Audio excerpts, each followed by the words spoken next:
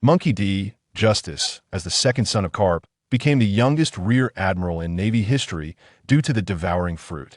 It wasn't until he punched through the Dragon People's vehicle in the Sabati archipelago that the entire naval system was shaken. After defecting, the devouring user quickly established a business empire that spanned both the underworld and the world of law. When the five elders were furious about the looted heavenly gold, this rebel son of the Karp family was using his awakened devouring abilities to send Kaido fleeing in defeat. Sengoku grabbed Karp by the collar and shouted, "Is your family specifically breeding world-class troublemakers?" Meanwhile, Dragon, far away at the Revolutionary Army headquarters, shed tears of joy upon receiving a weapons list sent by his younger brother. Finally, someone was better at causing headaches for the world government than he was. Chapter 1. Karp's Son, Rear Admiral Justas, Brain Storage. In the year 1510 of the Sea Circle calendar, East Sea, a dog-headed warship was sailing on the ocean. This warship belonged to Rear Admiral Monkey D. Karp. On the deck, two beach chairs were set up where Karp and a young man were lounging. The young man had black hair styled like a blue-dyed slick back, wore sunglasses, a black suit, and had his Navy Justice cape hanging beside him. At this moment, the young man took out a cigar from his suit pocket to light it, but Karp snatched it away. "Brat, aren't you going to pay some respect to your old man first?" Karp lit the cigar he snatched from the young man. "Old man." The young man could only helplessly take out another cigar to light for himself. "His name is Monkey D. Justas, the second son of Monkey D. Karp, and he is also a time traveler. In the original story, Justas did not exist. It was his time travel that led to Karp having an additional son. Justas's mother, Karp's wife, fell gravely ill shortly after giving birth to him and passed away. Since his birth, Karp has hoped that he would become an excellent Navy officer in the future, thus naming him Justas, Jungi. Later, Karp temporarily entrusted Justas to his friend, Callie Dayton, for upbringing. A few years later, Karp came to take Justas away, raising him beside him with a focus on a naval direction, and later enrolled him in the Marine Academy, where Zifa taught him. Carefully. Now, Justas has become a rear admiral at the Navy headquarters, owning his warship. During this vacation, Karp invited Justas to ride on his warship back to Windmill Village in the East Sea to visit his nephew, Karp's grandson, Monkey D. Luffy. Justas's physique is not as wide as Karp's, but rather proportionate and aesthetically pleasing, similar to Zoro during the New World period. "When are we eating?" "I'm starving," Justas said, holding the cigar and propping his leg up. "You brat, you eat more than that, Luffy kid. If you're hungry, just catch a sea king yourself. My salary will eventually get eaten up by you." Karp sat up, clenched his fist, and shouted at Justas. "TCH, Justas turned his head away. Karp was just joking. His little savings would certainly not be eaten up by Justas. Speaking of Justas's appetite, he used to eat a lot, but not as much as now. His appetite has increased significantly because he ate a devil fruit. The Zoan-type sheep fruit, mythical beast form, devouring form. Years ago, Justas led his subordinates to battle against a notorious pirate with a bounty of over 100 million. Later, the pirate called for help, and Justas and his subordinates found themselves in a desperate situation to ate tea that time. Justas's warship had a devil fruit stored on board, which Justas had seized from a group of pirates. Since he didn't know which fruit it was, he temporarily placed it in his office. When Justas found himself in a dire situation and needed to boost his combat power quickly, he disregarded the specific abilities of the devil fruit and ate it. Fortunately, fate favored Justas. That devil fruit was the mythical beast-type devouring fruit. Justas was able to devour the defeated pirates to regain stamina while fighting, successfully defeating the pirate crew. As a result, Justas, who was a colonel at the time, was promoted to rear admiral. The devouring fruit is powerful. It can devour all living beings to restore the user's stamina, and it can absorb attacks within a certain limit and store them inside the user's body, allowing for a single attack to be enhanced by consuming all stored energy. If the opponent's attack exceeds Justas's absorption limit, or if the stored attacks in Justas's body reach capacity, Justas can no longer absorb attacks, and absorbing attacks also consumes stamina. The greater the absorb attack's power, the more stamina is consumed. Moreover, if the absorb attacks are not used for a long time, they will gradually dissipate within the user. Such a powerful mythical beast-type devil fruit has a minor side effect. The user's appetite will greatly increase. Now Justas's stomach is like a bottomless pit. No matter how much he eats, he never feels full. Karp snuffed out the cigar and picked up some sanbei to enjoy. Karp was in a good mood, as he would soon see his lovely grandson Luffy again. However, Karp was furious that a year ago, the red-haired pirates came to Windmill Village, and his grandson Luffy was hanging out with that little brat from the red-haired crew at Makino's tavern every day, and after they left, he kept shouting about wanting to become a pirate. Later, Karp threw Luffy to Dayton, asking her to take care of him along with Ace. His eldest son Dragon had left the Navy to create some revolutionary army, and his grandson Luffy was shouting every day about wanting to become a pirate, which gave Karp a headache. Fortunately, he still had a second son, Justas, who had now become a rear admiral at the headquarters. Karp turned his gaze to Justas beside him. Both Justas and Dragon were talented kids, but unfortunately, Dragon was no longer in the Navy and stood on the opposite side of the world government and the Navy. In Karp's view, his second son Justas, with such great talent, would definitely become an admiral in the future. No, wait, being an admiral is too busy. It's much more work than being a rear admiral, and once he becomes an admiral, he would have to take orders from the celestial dragons at any time. Justas's temperament is like his own. He definitely wouldn't be able to stand those pigs. Now Karp just hopes that Justas can inherit his title as the strongest rear admiral in the future. Karp Rear Admiral. At that moment, a soldier came down from the lookout tower. Report to Rear Admiral Karp. A pirate fleet has been spotted ahead, consisting of one main ship and 3 subships. Oh, haha, looks like there's work to do. Karp laughed and set aside the senbei. What pirate crew is it? What's their bounty? Karp asked the soldier. Rear Admiral Karp, I'm sorry, but I've never seen this pirate crew before. The soldier scratched his head, embarrassed. That's fine. It doesn't matter whether you know or not. Karp dug his nose. Every time he returned to the East Sea on vacation, he had to plow through it as a pastime. Those promising pirates had all been dealt with by him in the East Sea. Now the active pirates were either not famous or avoiding Karp. Justas, you handle it. Karp lay back down on the beach chair and waved at Justas. This time he brought Justas along. He was too lazy to take action himself. It was better to watch Justas deal with the pirates while he lounged and ate sanbei, enjoying the show. Understood. Justas stood up and adjusted his sunglasses on his nose. Justas walked to the prow of the dog-headed ship and turned to the Navy soldiers behind him. Bring me the cannonballs. Chapter 2. Fistbone Meteor. Intentional Punch. As Karp's son, Justas naturally learned all of Karp's skills. Justas's fighting style is also like Karp's, relying solely on his fists to crush everything. Yes. Major Justas. The soldiers quickly went to move the cannonballs. Kapu often attacked pirates this way, and they had gotten used to it. Before long, the soldiers brought over the cannonballs. They placed the cannonballs at Justas's feet, all of them panting heavily. These cannonballs were still too heavy for them. At this moment, the warship was not far from the pirate fleet that on the main pirate ship. A pirate captain wearing a captain's hat and a black cloak stood at the bow, holding a curved sword. Boys, make sure to hit them hard later.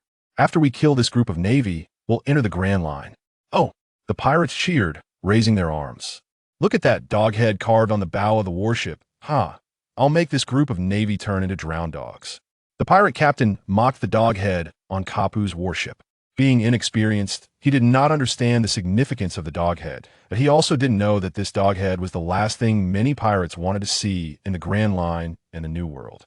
We found out this pirate crew is called the Heart Pirates, and the captain has a bounty of 12 million berries, known as Bloodblade Heart.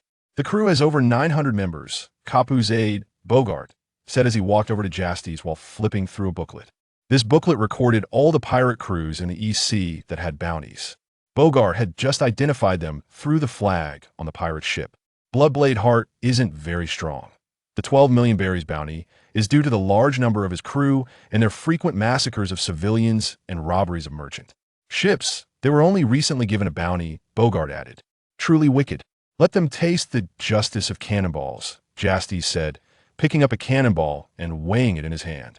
For an ordinary soldier, holding a cannonball with both hands would be strenuous, but in his hand, it felt weightless. Fistbone, meteorite. Justas threw the cannonball towards the pirate flagship. Huh, Captain Hart. A pirate next to Hart widened his eyes, his voice trembling. The pirates on the deck in front also opened their mouths wide, visibly frightened. What's wrong, panicking? Hart looked at his pirates with an unfriendly expression. He had been facing away from a warship while speaking to his subordinates and did not see the terrifying scene that had just occurred. That Navy threw a cannonball barehanded at us. What nonsense are you talking about? Hart turned around and saw a cannonball flying toward him. What? Hart hurriedly left the bow and ran backward. Boom! The cannonball hit the bow and exploded, directly blowing off the entire bow. The pirate who didn't manage to escape was also obliterated in the explosion. What kind of joke is this? The power of a cannonball can't be that strong. Hart stared wide-eyed at his damaged ship. Fire for me. Blow that warship to pieces. As Hart gave the order, the other 3 pirate ships opened fire on the dog-headed warship. The cannons at the front of the flagship had been destroyed, so the flagship could only fire by turning its body to the side and using its side cannons. Several cannonballs flew towards the dog-headed warship, but neither Kapu nor Bogart reacted at all. Because Justas would take action. Devour! Justas extended his hand, and a vortex formed in his palm, sucking in all the incoming cannonballs. The cannonballs exploded upon contact with the vortex, but the moment the firelight appeared, it was completely absorbed by the vortex.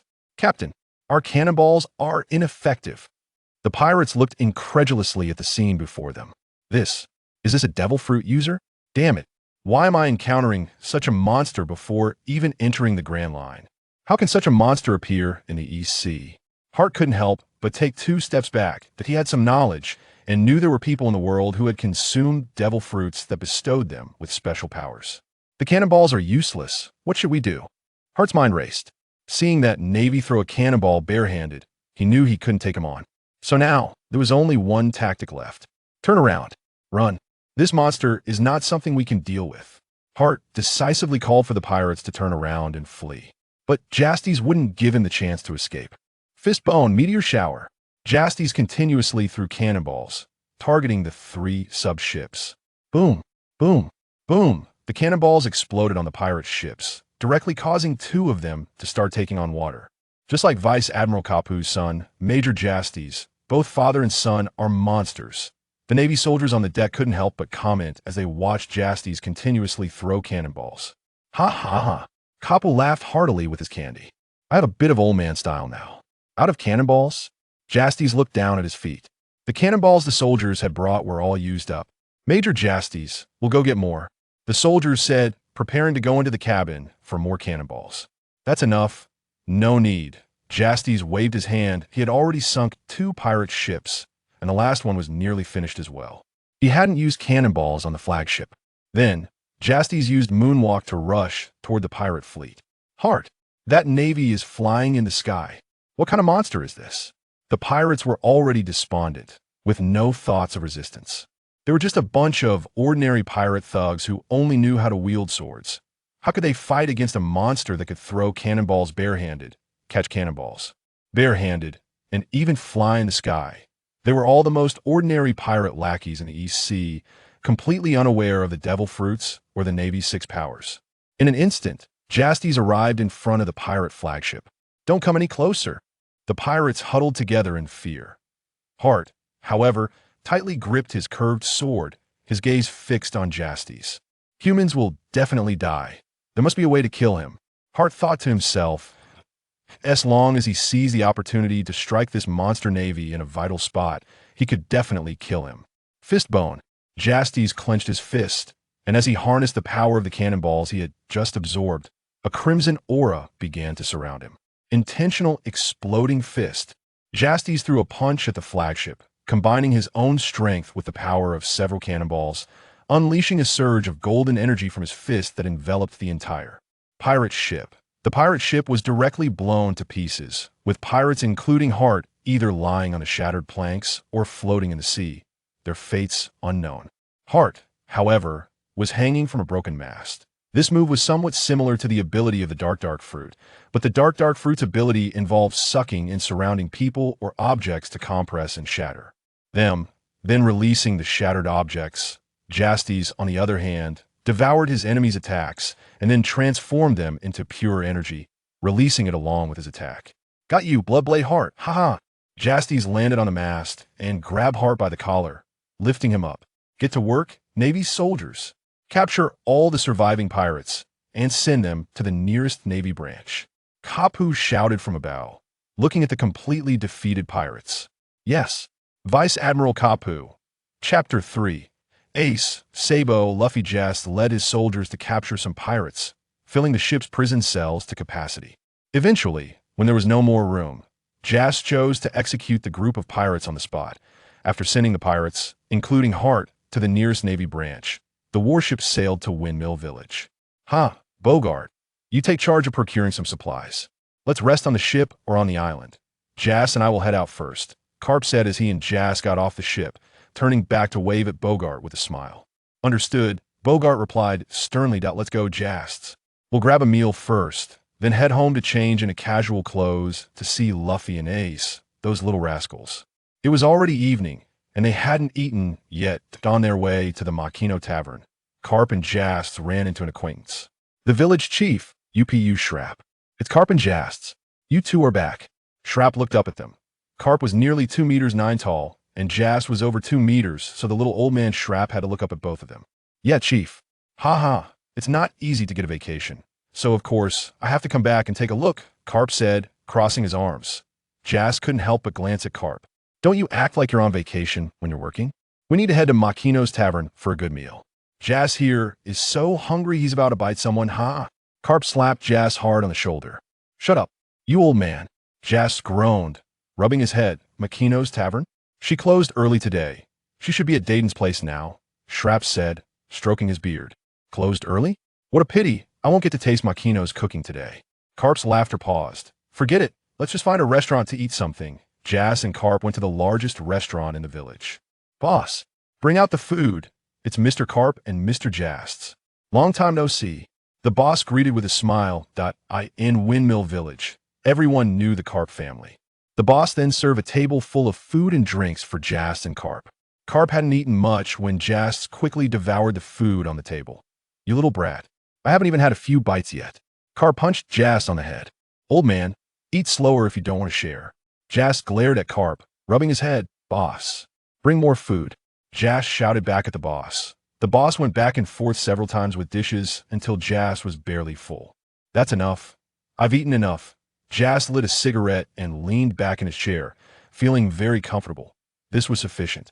If he kept eating, he could eat himself to death. Boss, check please. Mr. Jast, I've given you a discount. The total is 70,000 berries, the boss said with a beaming smile. Jast readily pulled out 70,000 berries and handed it to the boss, then prepared to leave with Karp. Mr. Karp, Mr. Jasts, please take care. The boss saw them off at the door. 70,000 berries for a meal? You really are a glutton, Jasts, Karp teased as they walked side by side. Didn't you eat? Jast snorted, mainly because he hadn't eaten much on the warship today. If he ate to his fill, the other soldiers would have gone hungry. Plus, after eliminating a group of pirates on the way, he was even hungrier. The two made their way home. Karp changed into black trousers and a floral shirt, while Jast couldn't be bothered to change clothes, only hanging his Navy Justas cloak at home. After Karp changed, they headed to Kolbo Mountain, where Dayton and the mountain bandits were. Yes, they reached the entrance of the bandits' hideout. Karp suddenly stepped into a hole and half his body was exposed. This wasn't a natural hole. There was thatch above just moments ago, so it was definitely a man-made trap. Karp. Jasts. The legendary Navy is caught in such a crude trap. Jast squatted beside Karp, chuckling softly. Karp, with a dark expression, climbed out of the trap, dusted himself off, and shot a fierce glare at Jasts. Jast suppressed his laughter and walked with Karp to the door of the house. I will be the first to become a pirate. Your plan is impossible. As soon as they lifted the curtain at the entrance, Karp and Jast heard this. That Karp's already dark face became even darker. Inside the house, Ace, Sabo, and Luffy were gathered around eating meat. Too cunning. I want to be the first pirate. Luffy pushed Ace lightly. At that moment, Dayton and the bandits suddenly widened their eyes, and the water they had just sipped sprayed out. Seeing Dayton and the others' reaction, Luffy and Ace realized something was wrong. The two slowly turned their heads and saw Karp standing at the door. Still talking like that? Karp looked at the two little brats with a half-smile. Don't you understand that you're going to become Navy someday? Karp raised his fist. Bang! Bang! Luffy and Ace each had a big bump on their heads as they fell to the ground. Makino, standing to the side, covered her mouth upon seeing Luffy and Ace with big bumps on their heads. Karp is... That old man is Ace and Luffy's grandfather? Sabo took a couple of steps back. Kid, didn't you also say something about going to sea? Karp's gaze turned to Sabo with a threatening look. He's not a kid. He's Sabo. We've sworn brotherhood to become pirates. Luffy stood in front of Sabo, facing Karp, and said, So, you're telling me the number of idiots I have to teach a lesson to has increased to 3? Karp cracked his knuckles as he looked at Luffy and Sabo. The three of them stood together, sweating profusely. Help me, uncle. Grandpa is going to kill someone. Luffy ran straight behind Justas, grabbing Justas' pants.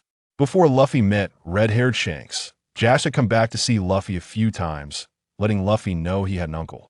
Ah, my big nephew. Your uncle doesn't want to bear the old man's wrath with you. Justas unhesitatingly betrayed Luffy, sitting down cross-legged on the ground.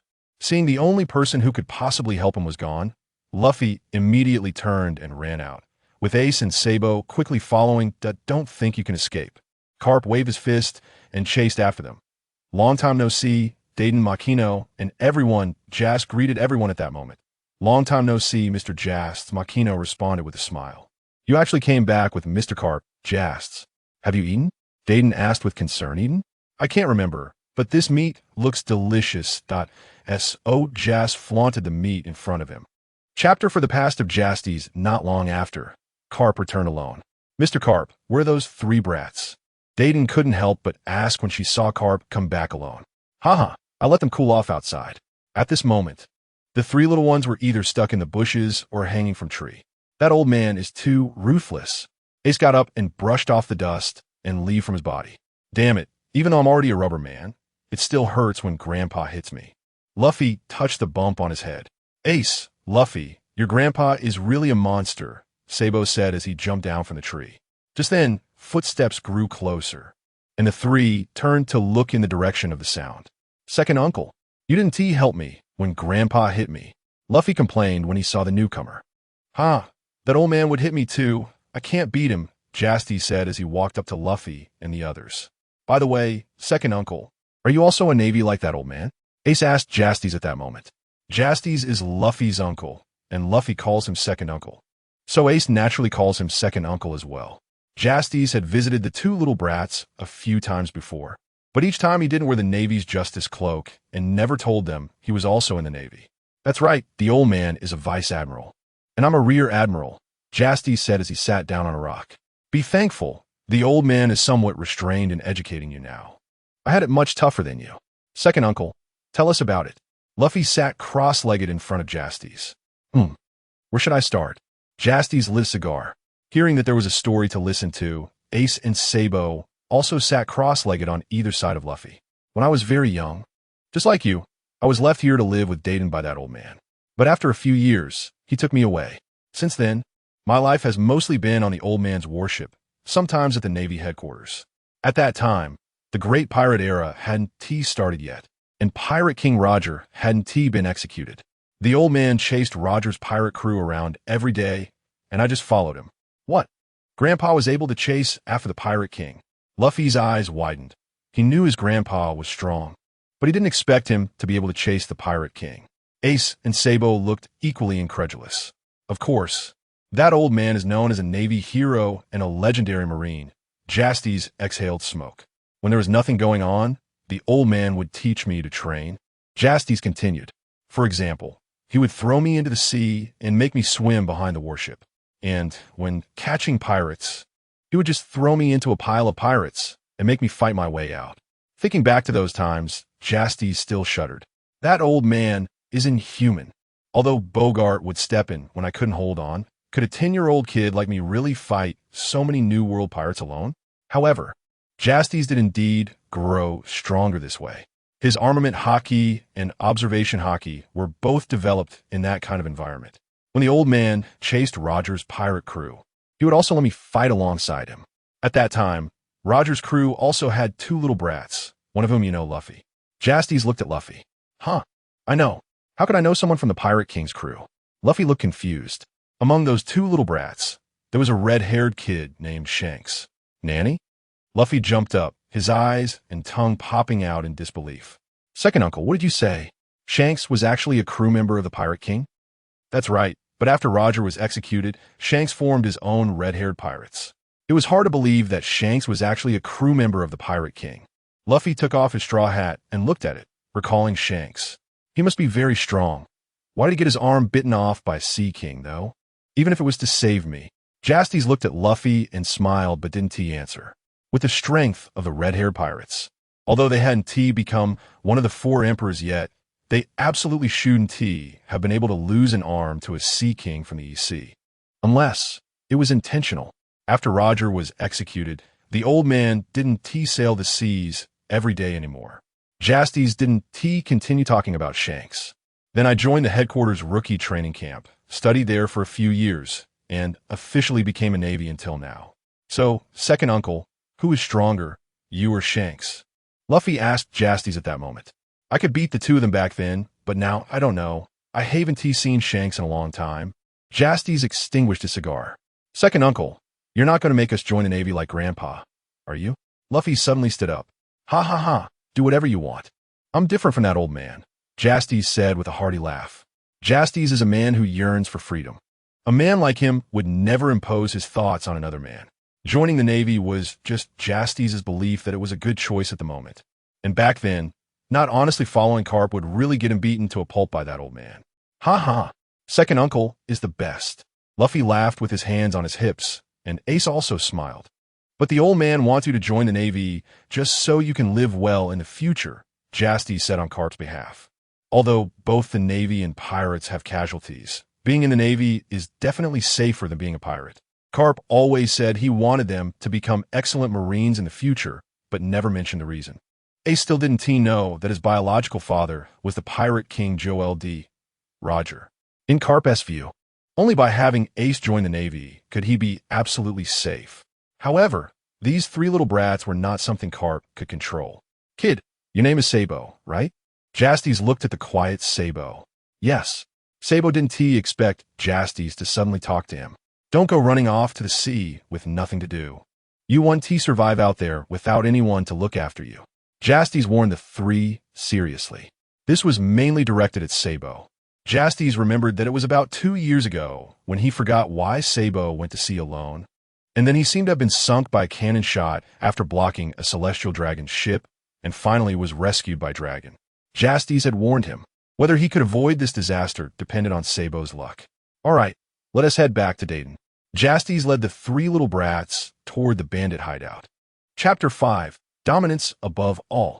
After spending a few days with Karp in Windmill Village, their vacation came to an end, and Justas returned to Marineford aboard Karp's warship. Justas went straight back to his office as a Rear Admiral. In the office, a beautiful and spirited pink-haired female Navy officer was sitting in Justas' seat. Oh, Tina, you're back so early. Justas smiled as he sat on the sofa and brewed some tea. Tina was Justas' aide, currently holding the rank of Major.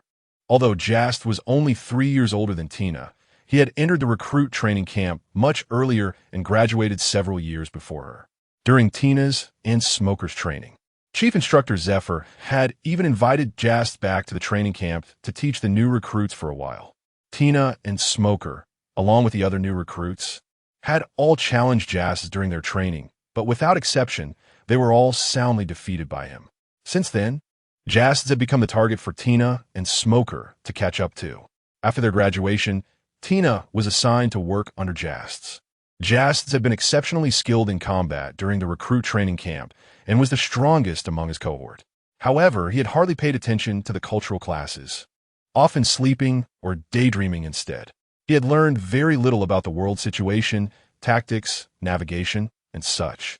In contrast, although Tina was not particularly outstanding in combat, she excelled in her academic subjects. So after Tina was assigned to Justas' ship, she had to take care of many matters on her own. We all returned to headquarters long ago, Rear Admiral Justas. You're the last one, Tina said with annoyance as she looked at Justas. Although Justas was also a Rear Admiral, there were some documents that needed his approval, and since he hadn't returned, Tina had to take care of them first. Originally, Justas held a very tall image in her mind, like an insurmountable mountain. However, after working under him, Tina found that her superiors seemed quite unreliable. Before she arrived, Justas had executed tasks by directly heading to the locations using maps or compasses and when encountering bad weather. He would just push through without understanding how to use navigation technique for prevention or detours. Many things on the warship also had to be managed by Tina, while Justas always charged into battle first. Haha, I came back on the same warship as the old man. There was nothing I could do, he was slow, so I had to be slow too. By the way, where's Bayers? Justas asked Tina at this moment. Bayers was the third in command on Justas' warship, stronger in combat than Tina, but not holding a rank as high as hers. He was currently just a lieutenant. Bayers was somewhat similar to Bogart, usually serious and loyal in carrying out all of Justas' orders. He's training the soldiers, Tina replied. I'll go check on the soldiers' training results. Can you take care of the documents for me? Tina? Ha, Justas said, standing up, smiling, and waving goodbye to Tina as he left the office. Tina sat at her desk, watching Justas' departing figure. Tina felt a headache coming on. Having such an unmotivated superior is bound to give anyone a headache. She muttered to herself while rubbing her forehead. Bayers could only fight and train soldiers and couldn't help Tina much with other matters. After Justas left the office, he did not go directly to see Bayers training the soldiers, but instead went to Admiral Kazan's office first. In the Navy factions, Admiral Akainu Sakazuki is the hawkish faction. Admiral Aki Kazan is the dovish faction, while Admiral Kazar Borsalino's stance is ambiguous. If forced to choose a faction, Borsalino would be considered neutral. Kazan had previously been on Karp's warship, so Justas had a good relationship with him. Justas also enjoyed slacking off occasionally, often spending time with Borsalino, where they would frequently drink tea and smoke in either Borsalino's or Justas' office. However, Justas was very ruthless when dealing with pirates in battle, which earned him Sakazuki's admiration. Overall, Justas had a good relationship with all three admirals. Karp, Fleet Admiral Sengoku, Vice Admiral Tsuru, and Chief Instructor Zephyr were all comrades who had fought together for decades. So these people treated Justas well. Additionally, given Justas' innate talent, he could be considered the prince of Marine headquarters, with strong backing. Arriving at the door of Kazan's office, Justas did not knock, but pushed the door open and walked in. Kazan was lying on the sofa with an eye patch, taking a nap. Hearing someone enter, Kazan lifted his eye patch. It's Justas. What brings you here? Kazan sat up and lazily yawned. I'm a bit bored, just came to hang out, Justas said as he sat on the sofa. Kazan, bring me a box of the Admiral's special cigars. Justas grinned at Kazan. The ranks of Colonel, Admiral, and Fleet Admiral all had special cigars, which were of much higher quality than the ordinary cigars on the market. Although Kazan didn't smoke, he would still receive these special cigars, which he usually gave away or used to entertain guests. Geez, you come over and immediately ask for my special cigars, Kazan said with a helpless smile as he went to the cabinet to get a box of cigars to toss to Justas. Justas opened the box and took out a cigar to light it. This truly is the special supply cigar. Justas exhaled a puff of smoke. Speaking of which, that guy Smoker challenged you again last time, right? You beat him again, didn't you? Kazan began, sitting next to Justas. Kazan and Smoker were also friends, and there was quite a significant age difference between them. Justas did not know how they became friends. That guy is just stubborn. Whenever he has time, he comes to challenge me. He can't win, yet he keeps coming back happily, Justas laughed. If he gave up after a few defeats, he wouldn't be called Smoker. Kazan chuckled. That guy relies too much on his devil fruit abilities. He needs to understand that hockey is above all, Justas said. In his training, he always prioritizes hockey over developing his fruit abilities. Old Man Karp, Zephyr, Roger, Rayleigh Jabba, these seasoned powerhouses all carved out their paths relying purely on hockey and physical strength.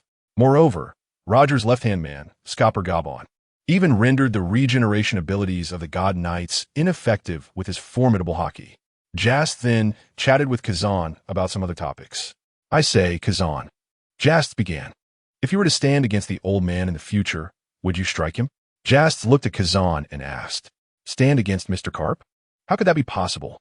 Justas, are you feeling feverish?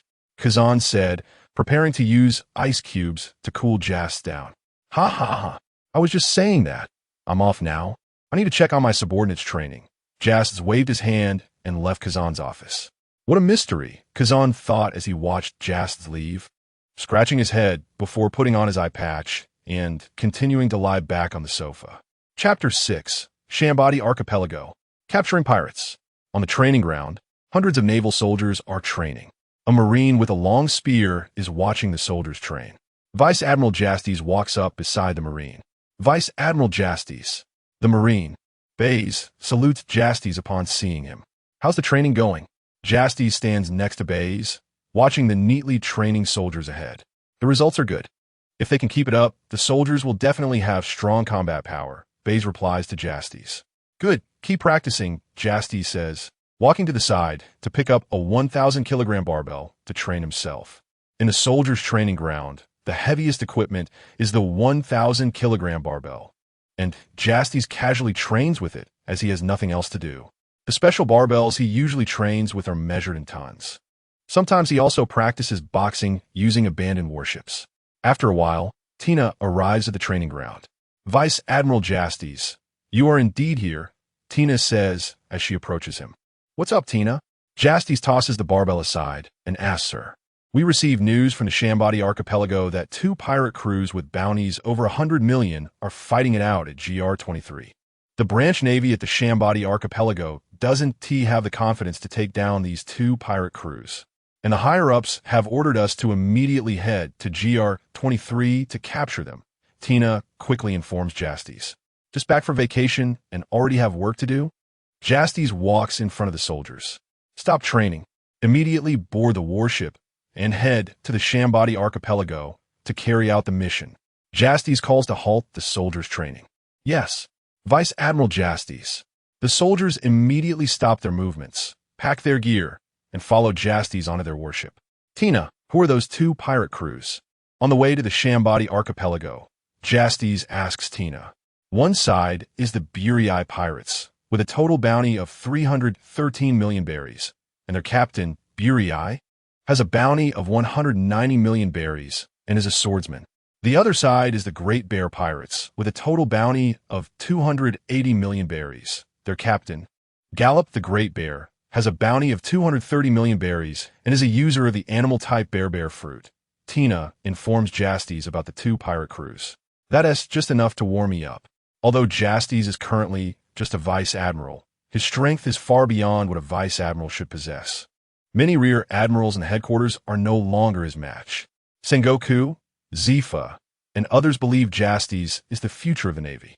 Marineford is very close to the Shambadi archipelago, and the warship sails much faster than ordinary ships, so Justas quickly arrives at the Shambadi archipelago, at GR-29's shore. The highest-ranking officer at the Shambadi archipelago's naval branch, Vice Admiral Dempis, is waiting for Justas. Justas disembarks with Tina, Baze, and others, and Dempis immediately greets them. Vice Admiral Justas. Dempis smiles and waves at Justas.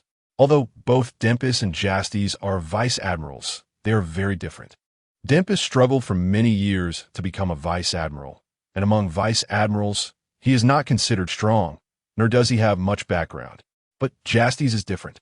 Almost everyone in the headquarters knows Justas, and many know he is Karp's son. Moreover, Justas' own strength is very strong. He has defeated several veteran rear admirals. Hello, Vice Admiral Dempis. Justas shakes hands with Dempis. What's the situation with the pirates? Justas asks while walking with Dempis. The 2 pirate crews are fighting fiercely. I've been sending people to keep an eye on them. Waiting for your arrival, Dempis replies as he walks beside Justas. Before long, Justas and Dempis arrive at the scene. The ground is littered with corpses, and both pirate crews have a considerable number of members. Gorosei and Gallop the Great Bear are in a stalemate, unable to gain the upper hand. Vice Admiral Justas, I can take on one of them. Dempis draws his sword. No, leave both captains to me. You and my lieutenant organize the soldiers to deal with the minions, Justas replies. As he finishes speaking, he suddenly exerts force with his legs, causing the ground to collapse. And Justas shoots toward Gorosei and Gallop like an arrow, knocking all the pirates in his path aside. What a joke. These 2 pirates aren't even enough for me to handle alone. How could I let him take one? Marine, Gorosei and Gallop stop simultaneously. Gallop, let's team up to take down this Marine. Gorosei says to Gallop in a deep voice. All right, Gallop responds, and they turn to face Justas. In midair, Justas' right hand forms a fist, and his armament hockey covers his fist, producing a dark sheen. You think you can compete with a bear in strength? Gallop, in beast form, clenches his fist and fearlessly strikes at Justas. Oh, not dodging, but charging straight at me. Justas grins and punches Gallop's fist. The moment Gallop's fist comes into contact with Justas's, his expression suddenly changes. In the next second, Gallop's entire arm explodes into a mist of blood. Ah! Gallop screams in pain, staggering back several steps. How is that possible? Burei breaks out in a cold sweat. After just having a scuffle with Gallop, he knows that Gallop's strength is on par with his own, if not stronger. Yet, Gallop's arm was blown apart by this Marine with a single punch. Gallop, I'm coming to help you. Burei knows that defeating this Marine is his only way out. So even though he senses the Marine's unfathomable strength, he must take the risk. Burei swings his sword at Justas, sending a visible slash toward him. This is my strongest slash. It can't possibly miss him, right? Burei thinks as he watches the slash fly toward Justas. However, something unexpected happens. Justas raises his hand, and a vortex appears in his palm, sucking in Burei's slash. Your slash provides too little nourishment, pirate, Justas states as the vortex in his palm disappears. Great bear charge. At this moment, Gallop fully transforms into a beast, his massive body charging at Justas. Marina, fully beastified, Gallop's eyes are blood red, resembling a frenzied beast. Seeing Justas distracted by Gallop, Burei gradually approaches Justas. This time, he aims for a close-range attack, looking for an opportunity to directly strike at the Marine's vital points. This time, I won't let him survive. Chapter 7, Bone Fist Impact. Absolute power suppression. Gallop roared as he charged towards Justas, and behind Justas, Bray also slashed at him. Major Justas. Dempsey was shocked. If Justas died here, although the headquarters wouldn't say anything, wouldn't Vice Admiral Karp come over and give him a punch to work in his field? Dempsey also noticed that the Navy members, including Tina and Byers, were watching Justas being besieged by the two, but showed no emotional change. Did they believe that Major Justas wouldn't get hurt? No, I can't take that bet. Dempsey decisively dashed towards Justas. Tina and Byers were momentarily stunned by Dempsey's action. Byers, what is he doing? Just as Dempsey was rushing at full speed, a shocking scene occurred. Justas blocked Gallop's full charge with one hand and reached out with his other hand, covered in hockey, to grab Bray's blade. Crack! In the next second, Bray's sword was crushed by Justas' grip. My sword! Bray's eyes turned red, and anger made him tremble all over, as if he was about to unleash Conqueror's hockey at any moment. A true swordsman might not love his wife, but he absolutely regards his sword as his life. Go down and accompany your sword. Justas' other hand, also wrapped in hockey, directly pierced into Gallop's flesh. Then, the massive Gallop was lifted by Justas with one hand and slammed down towards Bray. Bang! As Gallop's body fell, Bray completely disappeared from sight, and the ground was smashed into a large pit, stirring up a cloud of dust. What? Dempsey, who rushed over, was stunned in place. He then silently retreated to capture the pirate minions. It seems he was overthinking. The son of a monster is also a monster. He couldn't measure Justas with the strength of an ordinary major. On Justas' side, after smashing Gallop on a Bray, he leaped high into the air, bone fist. As Justas began to descend, his fist, wrapped in hockey, was dark and shiny. Impact. Justas quickly fell, landing a punch on Gallop, causing the ground to collapse once again, spreading outwards. In this circle, Justas simply wrapped his hockey without using Conqueror's hockey. This bounty of over 100 million small pirate didn't deserve him to use Conqueror's hockey. As the dust settled, Gallop's figure emerged. At this moment, Gallop had automatically reverted from his beast form to his human form, lying in the large pit, unconscious. And Bray, underneath Gallop's body, was definitely out of breath. This kind of battle didn't even get him warmed up. Justas sat on top of Gallop. As Karp's son, Justas inherited Karp's extraordinary talent, having already awakened Conqueror's hockey, and under Karp's gentle guidance, learned to wrap it. To learn Conqueror's hockey wrapping, Justas didn't know how many times he had been severely injured by his own father. Not to mention Conqueror's hockey wrapping, these two pirates hadn't even let him use his devil fruit abilities. At this time, the minions of both pirate crews had basically been captured by the Navy. Dempsey kept an eye on the situation with Justas while leading the Navy soldiers to capture the pirates. Justas' battle opened his eyes. There were no skills involved. It was purely absolute power suppression. Although he was also a major and had seen some grand scenes, it was the first time he had witnessed such a battle with his own eyes. After organizing the Navy to tie up the pirates, Dempsey walked up to Justas. "Major Justas, you are truly powerful." Dempsey couldn't help but praise. "The title of major really doesn't suit you. You will surely become an admiral in the future." Dempsey said sincerely. He wasn't flattering. He genuinely believed this. As a major, he could only contend with one of these two pirate captains and might even lose. Yet Justas, also a major, had managed to beat these two bounty over 100 million pirates into a state of near death with just a few punches and kicks. Is this really a major? The usual strength of a major is like Dempsey himself. Major Justas will become an admiral in the future. He must help the likes of me. Dempsey smiled and handed Justas a cigar. Being a vice admiral is just about right. Justas smiled, took the cigar, and Dempsey lit it for him. Justas thought like Karp. Being an admiral is too troublesome, with too many matters to deal with. And having to listen to the celestial dragons is not worth it. By the way, this Zoan-type ability user might still be alive, but that swordsman is definitely dead. Justas stood up, turned to look at Gallup. Zoan-type users have strong vitality, and since Justas didn't use his full strength in that punch, Gallup might still have a breath left. But Bray. Justas looked at Bray at the bottom of the pit. He had already been buried in the ground by Justas. "Haha, isn't this ginseng?" Justas pointed at Bray's body, stuck in the ground, and laughed. Dempsey also started laughing beside him. No wonder Major Justas is so formidable. He calls the over 100 million bounty pirate buried in the ground ginseng. The captured pirates around trembled as they watched Justas.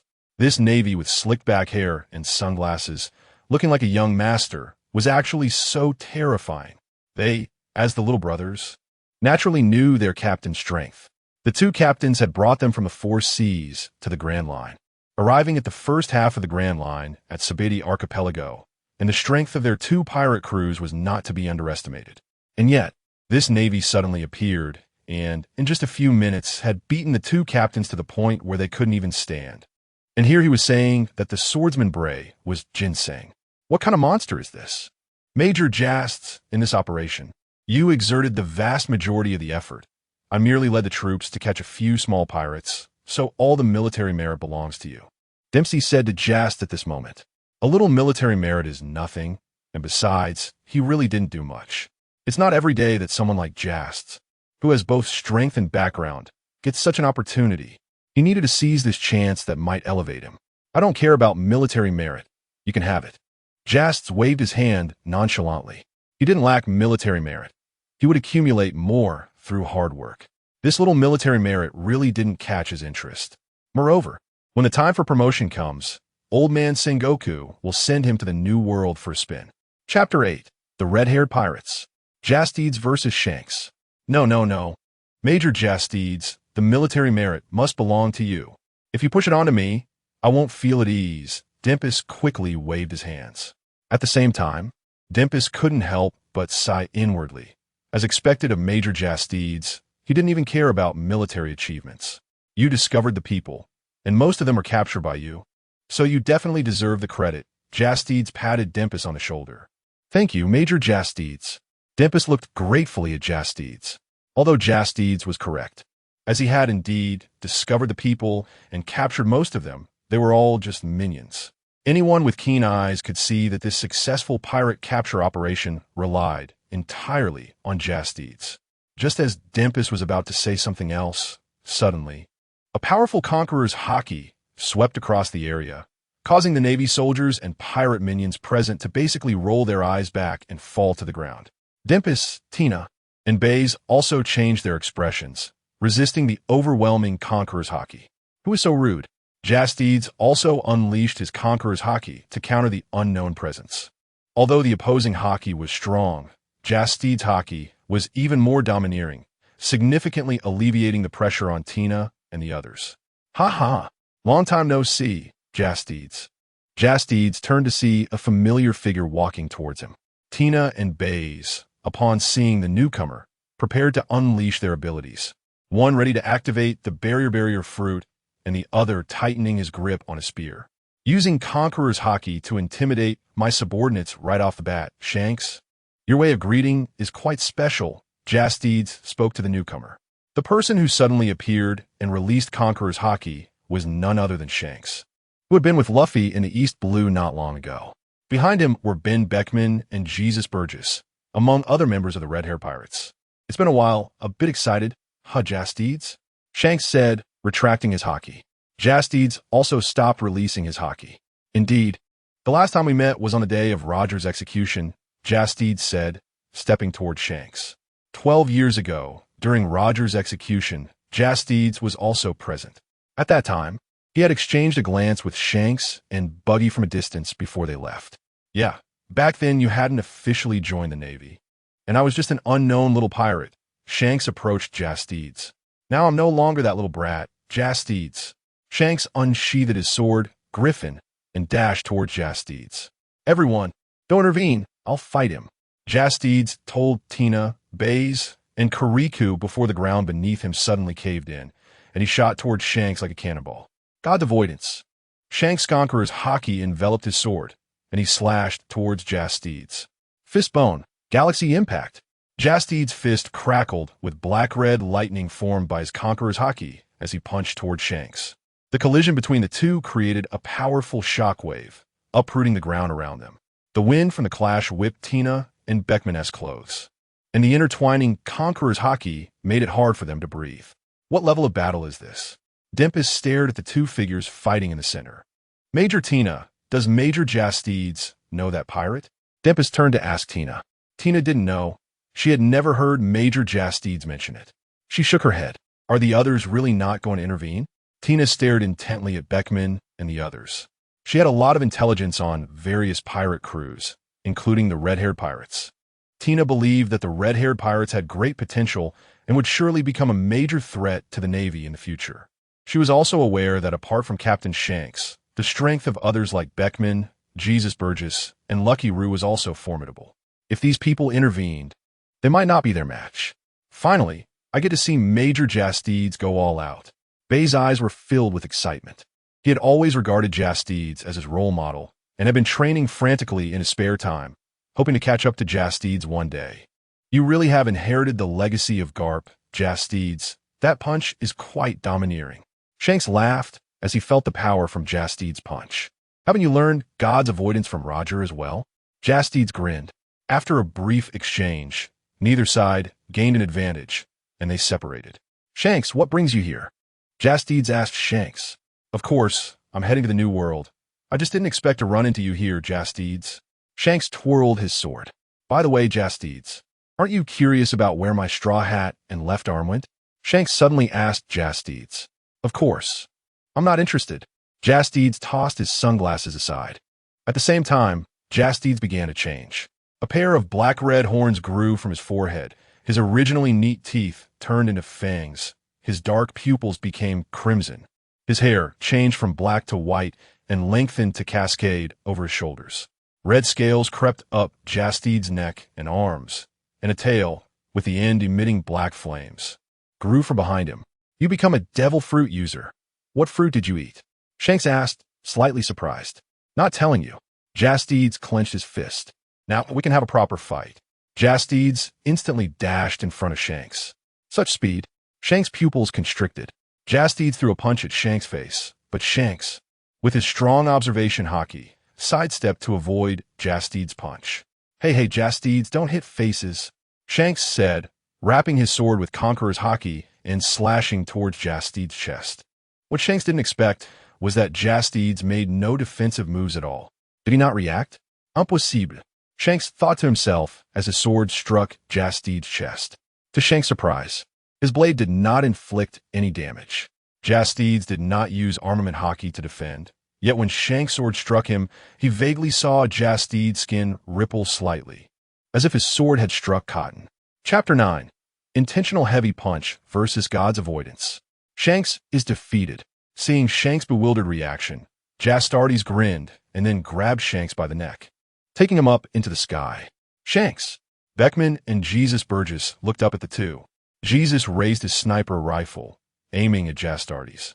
At that moment, Beckman pressed down on Jesus' gun barrel. "Trust Shanks. If you shoot now, he'll be angry," Beckman said, holding a cigarette. Hearing Beckman's words, Jesus lowered his sniper rifle. On the other side, Bayas also stopped his movements. When he saw Jesus raise his sniper rifle, he was about to rush over with his spear to stab Jesus. Seeing Beckman stop Jesus, Bayas also held back and did not advance. If he charged in, he would likely be beaten up by the red-haired pirates. And Tina and Dimpus wouldn't be much help. Justas would definitely be distracted, impacting his own fight. If not for these considerations, Bayas would have definitely stabbed Jesus a couple of times. Meanwhile, in the sky, Justas, what do you want to do? Why did my slash earlier have that kind of effect? Shanks struggled to ask Justas. Justas did not answer Shanks' question. His hand gripping Shanks' neck erupted with Conqueror's Haki. Fall to the seabed. Justas threw Shanks hard towards the ground, so fast that Beckman and the others didn't react in time, and Shanks had already crashed on the ground. Boom! The ground quickly collapsed, creating a deep pit from Justas' throw, and Shanks disappeared into the dark pit. Shanks! Now Beckman was also unsure if Shanks was all right. Justas' move was just too shocking. Beckman and Jesus looked into the deep pit. Justas then landed, confident he wouldn't lose to this move. As Justas walked towards the deep pit, a figure jumped out from it, surrounded by black-red lightning formed by Conqueror's Haki. That was brutal Justas. God's avoidance. Shanks concentrated his Conqueror's Haki onto his sword and slashed at Justas, sending a black-red slash flying toward him. At this moment, Shanks' forehead, nose, and mouth were bleeding, clearly injured from Justas' throw. Devour. Facing this terrifying slash, Justas raised his hand, and a black vortex appeared in his palm. Shanks' God's avoidance began to be absorbed by Justas' vortex. It can absorb my attack. Was that why my previous slash had no effect? Shanks looked at the slash being continuously absorbed in front of Justas. Such a special ability. A mythical zone? Justas, you really are lucky. Shanks wiped the blood from the corner of his mouth. Not sitting idly by, Shanks suddenly exerted force with his legs and charged at Justas, slashing towards his neck. He didn't believe Justas could continuously absorb his attacks. Such a powerful ability must have limitations. At this moment, Justas had completely absorbed God's avoidance. When facing Shanks' incoming slash, Justas raised his arm hardened with armament Haki to block the blade. After blocking several of Shanks' slashes, Justas seized the opportunity to punch out. But Shanks immediately retreated to avoid it. Your observation Haki has improved, Shanks, Justas said, unhesitatingly pursuing him with punches. Clang, clang, clang. Shanks used his sword to block Justas' punches. Your armament Haki hits harder and harder, Justas. Shanks responded. Compared to the observation Haki, Justas' armament Haki was much stronger. It wasn't that he looked down on observation Haki, but his talent in armament Haki was indeed superior. Then, Shanks, can you foresee this punch?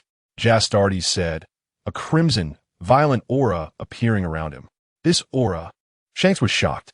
The figure standing in front of him seemed no longer human, but a bloodthirsty beast. Fistbone. Justas raised his fist, and Conqueror's Haki wrapped around it. This punch, no good. Shanks already felt the power of Justas' punch.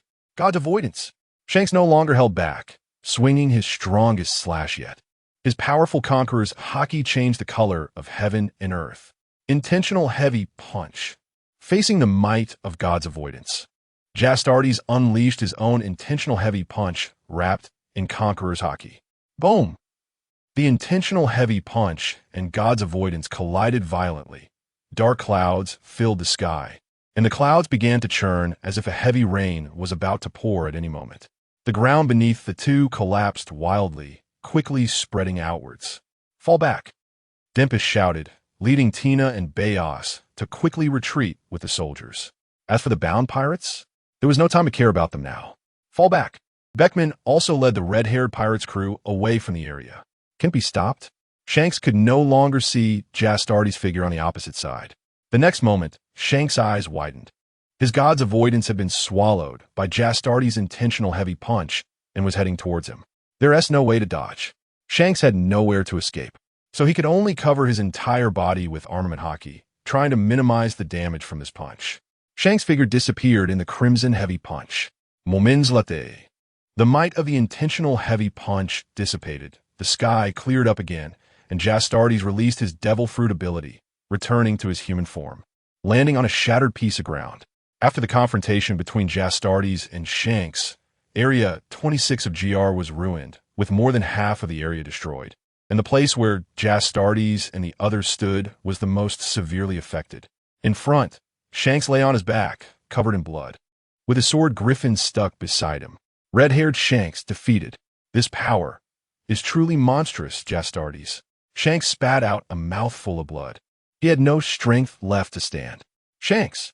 Beckman and the red-haired pirate's doctor, Hongo, quickly rushed to Shanks' side. Hongo carried Shanks on his back while Beckman retrieved Griffin from the side. Justas glanced at the severely injured Shanks before turning and heading towards the direction Tina and the others had left. Major Justas, are you okay? Tina was worried. Seeing Justas return, she walked up to him anxiously. I'm fine, just a bit drained of stamina. But that guy Shanks will need to lie in bed for a while. Justas said, smiling and shaking his head. Major Justas, since red-haired Shanks is severely injured, shouldn't we take the opportunity to capture the red-haired pirates? Dempus asked Justas at this time. The members of the red-haired pirates are very balanced in strength. Although others may not be as strong as Shanks, they definitely won't be much weaker, Justas replied. I can defeat one Shanks, but I can't defeat 9 Shanks. Unless those 9 Shanks stand together and take his intentional heavy punch. Sorry, Major Justas. It was my ignorance, Dempus said, feeling embarrassed. Then, Major Justas. With the sudden appearance of the red-haired pirates. How do we write the mission report? Dempus was now in a dilemma. Write about the red-haired pirates. If Shanks wasn't captured by Kid, I wonder if the headquarters will have any opinions on Kid. But maybe it's better not to write about it. It's just another false report, and if the headquarters finds out, he will be in trouble. It's better to report truthfully. With such a big commotion happening here, the headquarters will definitely be aware of it. Chapter 10. Justas. I'm going to mooch a meal. Blah blah. Not long after, Justas' phone bug started ringing. Old man? Justas answered the phone bug, speaking instinctively. Usually, only Karp would call this phone bug. But at that moment, the image displayed on the phone bug was not Karp, but a figure wearing glasses and a naval hat with a seagull perched on it. Justas, it's Sengoku, the phone bug spoke. It's Fleet Admiral Sengoku. How'd the old man's phone bug end up in your hands? Karp is just in my office. Karp, don't you dare steal my sunbae. Ha ha ha. You have so many, you can't finish them all anyway, so let me help you out. Sengoku's scolding voice and Karp's laughter came from the other side. Justas' companions, Dempsey, Tina, and Byers, exchanged glances. The image of Fleet Admiral Sengoku in their minds was very imposing. While Tina and Byers knew Karp was usually carefree, they didn't expect Sengoku to be like this too. Fleet Admiral Sengoku, there are people next to me. Justas couldn't help but remind him at that moment. Why didn't you say so earlier? The phone bug's eyes widened. Forget it. Let's get to the point. Sengoku sighed. Did you encounter red-haired Shanks and engage in battle at Sabaody Archipelago? Sengoku asked Justas. That's right, the battle just ended. Did you win? Yes, I knocked him down. But the other members of the red-haired pirates didn't intervene. Karp, in the office of the Fleet Admiral, couldn't help but smile at Justas' words. That bastard red-haired. You led my precious grandson onto the path of piracy, and now my son has beaten him to the ground, hasn't he? Exactly. Sengoku's satisfied voice came through. But I didn't capture red-haired. All members of the red-haired pirates are still there, Justas added. Your choice was correct. Even if you requested support from headquarters, there wouldn't be enough time. Polyasalino isn't in Marineford, and reinforcements would take time to arrive. Sengoku knew that the members of the red-haired pirates were all elite fighters, and the power levels among them were quite similar. If Justas had forcibly attempted to capture Shanks, the members of the red-haired pirates would likely swarm him, and even Justas wouldn't be able to withstand that. The first mate of the red-haired pirates, Ben Beckman. I can't see through that man, Sengoku thought. There are others too. Even roles like the ship's doctor and cook have impressive combat abilities. Although you couldn't capture red-haired, defeating him, a well-known new generation pirate, can suppress the arrogance of many pirates Sengoku continued. Haha, back in the day, Karp and Roger fought to a standstill multiple times, and now as Karp's son, you have defeated red-haired Shanks, who came from Roger's ship. That's a good outcome. Sengoku said again. What? That red-haired is actually a remnant of Roger's pirates. Justas' companions were shocked to hear Sengoku's words. If red-haired is a remnant of Roger's pirates, why hasn't the headquarters wiped them out earlier? Tina couldn't understand and muttered softly. Don't ask what you shouldn't ask. Justas moved the phone bug aside and gently flicked Tina on the forehead. The Navy hasn't targeted Shanks and allowed him to develop because the world government intervened. After all, Shanks is a celestial dragon, the biological son of the current commander of the God Knights, Figureland Garling, and the younger brother of the current leader of the God Knights, Figureland Shamrock. Major Justas. Don't treat Tina like a little girl, Tina complained. However, Justas, the 26GR was likely destroyed by your battle with red-haired, right? Sengoku's voice rang out again. What does that have to do with Justas? It was that inherently evil brat red-haired who destroyed the island. Karp's voice came through again. Karp, shut up. This matter isn't a big issue. You don't need to handle the follow-up. What about the original mission? Were the pirates captured? Sengoku asked again. They were initially captured. Don't tell me they escaped while you were fighting red-haired? Sengoku's eyes widened slightly. No, they were all killed by the aftermath of my battle with Shanks. Sengoku. Let them die. Saves us the trouble of escorting them. All right, your fight with red-haired made quite a commotion. Be aware that many people are likely watching, and this matter will probably spread throughout the world soon. Return to Marineford as soon as possible. Yes, Fleet Admiral. Sengoku then hung up the phone bug. Tina Byers. You take the soldiers back to the warship first. Major Dempsey, please handle the matters here in Sabaody and coordinate with headquarters, Justas said to Dempsey. It's my duty. Major Justas. I haven't done anything regarding capturing those 2 pirate crews or facing the red-haired pirates, Dempsey said with a wry smile, shaking his head. I'll handle the subsequent matters. Major Justas, we're heading back to the warship. Where are you going? Tina asked Justas at that moment. Me? I'm going to mooch a meal, Justas said, suddenly exerting force and disappearing from the spot, heading in a certain direction in the air. Watching their commander leave in such a carefree manner, Tina sighed helplessly and led Byers and their soldiers back to the warship. Shortly after, on the red fur ship of the red-haired pirates, Justas landed on the deck. Navy, get off our ship. Fighter Lime Jones tightly gripped his unique weapon. Jesus Burgess was also ready to fire. He's not here to cause trouble. Put down your weapons. Beckman spoke up. Hearing Beckman's words, Jesus Burgess and Lime Jones lowered their weapons but remained very alert towards Justas. Where's that guy Shanks? Justas raised his hand to take a cigar from his pocket, but he found he had none left. We don't have cigars on our ship, but if you don't mind, smoke this. Beckman offered a cigarette. Thank you. Justas took the cigarette and lit it. Shanks is receiving treatment. If you want to see him, please wait a moment. Beckman tried to be polite to Justas. Although Justas was a Navy officer and their adversary, Beckman could tell that his captain and Justas knew each other, and his intuition told him that Justas wouldn't strike at this moment. Then I'll wait a bit. After a while, Shanks walked out with the help of his crew. Justas, that punch of yours was quite brutal. Shanks turned to look at Justas leaning against the railing. Your sword either came from my neck or my heart. Couldn't I be a bit rougher? Justas smiled. Well, I had to go all out to match you. So, Justas, what do you want to do now? Are you going to capture me and take me to Impel Down? No, I'm not interested in capturing you. If I beat you, I won't capture you either. It would just waste my energy, and now I'm hungry. So, you have to treat me to a good meal. Justas pointed at Shanks. Since he couldn't capture Shanks, you might as well enjoy a good feast instead. Ha ha ha ha. Then, brothers. Shanks laughed heartily. Let's start the banquet.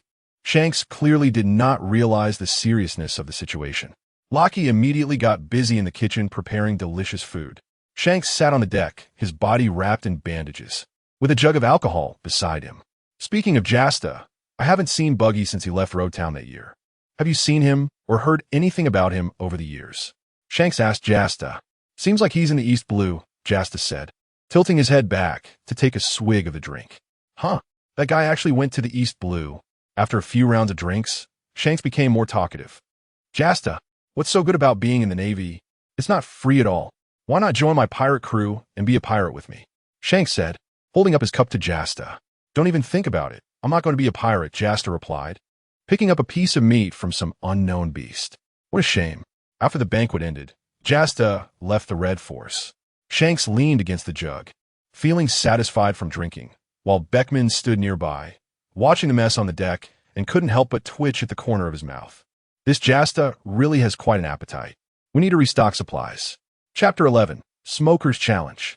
The day after the battle between Justas and Shanks, the newspaper published an article about yesterday's events. Red-haired Shanks battles Marine Rear Admiral Monkey D. Justas. Red-haired Shanks defeated. The fight nearly destroyed 26th GR. This was the headline, accompanied by a photo of Shanks covered in blood lying on the ground, and another of Justas standing on the other side. The Marine Justice cape fluttering in the wind. It was unclear who took those photos in such a dangerous place. Many people around the world who didn't know Justas were shocked that red-haired Shanks had lost to a Rear Admiral. This battle brought Justas into the public eye, and soon people began to connect him with the legendary Marine Karp. After all, they share the same surname. The fact that red-haired Shanks lost to a Rear Admiral. This is surprising, right? Although Justas is a Rear Admiral, he is the son of Marine hero Monkey D. Karp. What? He's actually the son of a Marine hero? They both have the surname Monkey. People were discussing this battle and the person of Justas. At this moment, at 13th GR of Sabati Archipelago, in Shaki's bar, you got beaten pretty badly by Garp-san Shanks. The Pirate King Roger's first mate, the Dark King Silver's Rayleigh, sat at the bar, holding a newspaper and looking at Shanks, who was wrapped in bandages. Over 10 years ago, when you were both young, you and Buggy were also beaten by Garp's son, right? Ha ha ha ha. Rayleigh put down the newspaper and picked up a nearby bottle of liquor. Ha ha. Mr. Rayleigh, stop teasing me. Shanks forced a couple of bitter laughs. That guy's indeed a bit terrifying. I saw Garp's shadow in him. Additionally, he ate a mythical Zoan-type devil fruit, and I speculate that its ability is likely to absorb my attacks and convert them into his own power. When he unleashed that deliberate punch, even with all my strength using my god-avoiding technique, I couldn't withstand it. Shanks recalled that punch from yesterday. When that deliberate punch came down, his eyes instantly became clear. Oh, there's actually such a devil fruit? Rayleigh raised his eyebrows, as he had never heard of such an ability. I've got some valuable intel now. Shaki, who was cleaning glasses behind the bar, also chimed in with a smile. Justas has another extremely terrifying point. Shanks spoke again. What? That guy. Can eat too much. Shanks' lips trembled. After we finished fighting yesterday, Justas came to my ship, saying that it was me who insisted on fighting, and he asked me to treat him to food and drinks. We ended up having a feast, and I drank quite a bit, not paying much attention at the time. Later, when I sobered up, I realized that Justas had basically eaten all the food supplies on our ship. I've never seen someone who can eat that much. Shanks gritted his teeth as he spoke. Rayleigh burst into tears from laughing at Shanks' words. He thought Shanks was going to say something serious, but it turned out to be this. It seems that although you and Justas are on opposing sides, your relationship is not bad. I feel that Justas doesn't have much sense of belonging to the Navy. Shanks said as he raised his glass. A man like him, how could he be bound in the Navy forever? At the Marine headquarters, after spending a night resting back at Marineford, Justas was greeted by a knock on the door the next day. After washing up, Justas opened the door to find Smoker standing in front of him. Smoker, you're not going to challenge me again, are you? It's early in the morning, Justas said helplessly as he looked at Smoker. What's what I look for you for? Smoker replied matter-of-factly. Fine, but I have a request. Justas then revealed a wicked smile. You, what do you want? Smoker felt that Justas was up to something. Treat me to breakfast, and I'll spar with you. Smoker nearly bit off the end of his cigar when he heard Justas' words. He had witnessed Justas' appetite before, having shared meals with him. In terms of appetite, Smoker would consider Justas the strongest. Fine, I agree, but Smoker still gritted his teeth and agreed. Defeating Justas had become an obsession for Smoker. A breakfast was nothing, even if Justas could eat as much as 10 people. Deal. Let me get dressed. Justas went back to his room to put on his suit and draped on his Marine Justice cape, then headed to the training ground with Smoker. That S, Rear Admiral Justas? Who was he bringing to the training ground? That S Colonel Smoker, the user of the smoke fruit, who often challenges Rear Admiral Justas. although he has never won. A smoke fruit user. Then this battle should be quite interesting. You'll find out soon. The soldiers who had just finished a round of training noticed Justas and Smoker walking over and began to whisper among themselves. Come on, Smoker, you go first, Justas said, beckoning Smoker as he arrived at an open area. Don't underestimate me, you bastard. White fist. Smoker launched a punch at Justas. His fist flew out like a cannonball, with smoke trailing from his arm. Justas raised his hand and easily caught Smoker's fist, then suddenly yanked him over. Smoker remained unfazed, and at the moment Justas pulled him, used his white jet to accelerate in front of Justas. With his other hand clenched into a fist and coated in hockey, he punched at Justas. So this is the real attack. Justas looked at Smoker's incoming fist. You got ideas and techniques, but no power, Smoker. Your hockey is too weak. Justas allowed Smoker's punch to land on him, and it felt like nothing to Justas. He did not use the devouring ability of the Tontata fruit, but simply blocked Smoker's punch with his hockey. White Gale. Seeing that this punch was ineffective, Smoker transformed his body below the head into smoke, surrounding Justas. Justas shook his head. Smoker not only lacked strength in hockey, but his fruit abilities were also underdeveloped. Chapter 12 Development of the Smoke Fruit. Faced with Smoker's control of the White Wind, Justas broke free with armament hockey. He then exerted force with his legs and jumped above Smoker, wrapping his fist in armament hockey and delivering a punch to Smoker. Bang! Smoker was knocked to the ground by Justas' punch. After Justas' punch released the sea, Smoker quickly transformed into smoke and stood up, drawing out his weapon, the jit. From behind, Smoker tightly gripped the jit and approached Justas again using White Blow, stabbing towards Justas with the tip of the jit, which was embedded with sea prism stone, intending to use it against Justas. Too slow, Smoker. Justas grabbed the jit and delivered another punch to Smoker's face, causing him to spit out blood. Then, using his immense strength, Justas forcibly took the jit from Smoker's hands, threw it aside, and swiftly grabbed Smoker by the neck. You've lost, Smoker. Just one squeeze, and I could snap your neck, Justas said while choking Smoker. In fact, Justas really wanted to finish Smoker off with a fall to the seafloor. However, it wasn't during a mission, and using such an attack would definitely damage the training ground, which he would have to pay for out of his own pocket. Yes, I've lost again, Smoker sighed. After Smoker admitted defeat, Justas released his grip on Smoker's neck and casually took a cigar from Smoker's clothes. Smoker picked up the jit and put it back on his back. Don't rely too much on the sea prism stone on the jit, Smoker. Your own strength is the most powerful, Justas advised Smoker. Smoker nodded. Let's go. Treat me to a meal. Justas hooked his arm around Smoker's neck and left the training ground, heading towards the town behind the Navy headquarters. Is that it? It's over? Some Navy soldiers who had never seen Smoker challenge Justas exchanged glances. Smoker was beaten too badly, right? This was completely Justas' one-sided dominance. Don't think Smoker is weak. Someone spoke up. With Smoker's strength, he could wipe out everyone present. It's not that Smoker is weak. It's that Justas is too strong. After resting, the soldiers began a new round of training, while Justas and Smoker arrived at the living area, where Smoker took Justas to a breakfast shop. This place has great breakfast. I come here often, Smoker said as he led Justas to a seat. Smoker, you're back again today. The owner quickly approached them with a smile. This is Justas, the Rear Admiral. The owner noticed Justas sitting across from Smoker. Oh, it's me. Hello, boss. Justas nodded at the owner. Hello, Rear Admiral Justas. I just saw a report about you this morning, and now here you are in person, the owner said with a smile. What would you two like to eat? I'll have the usual.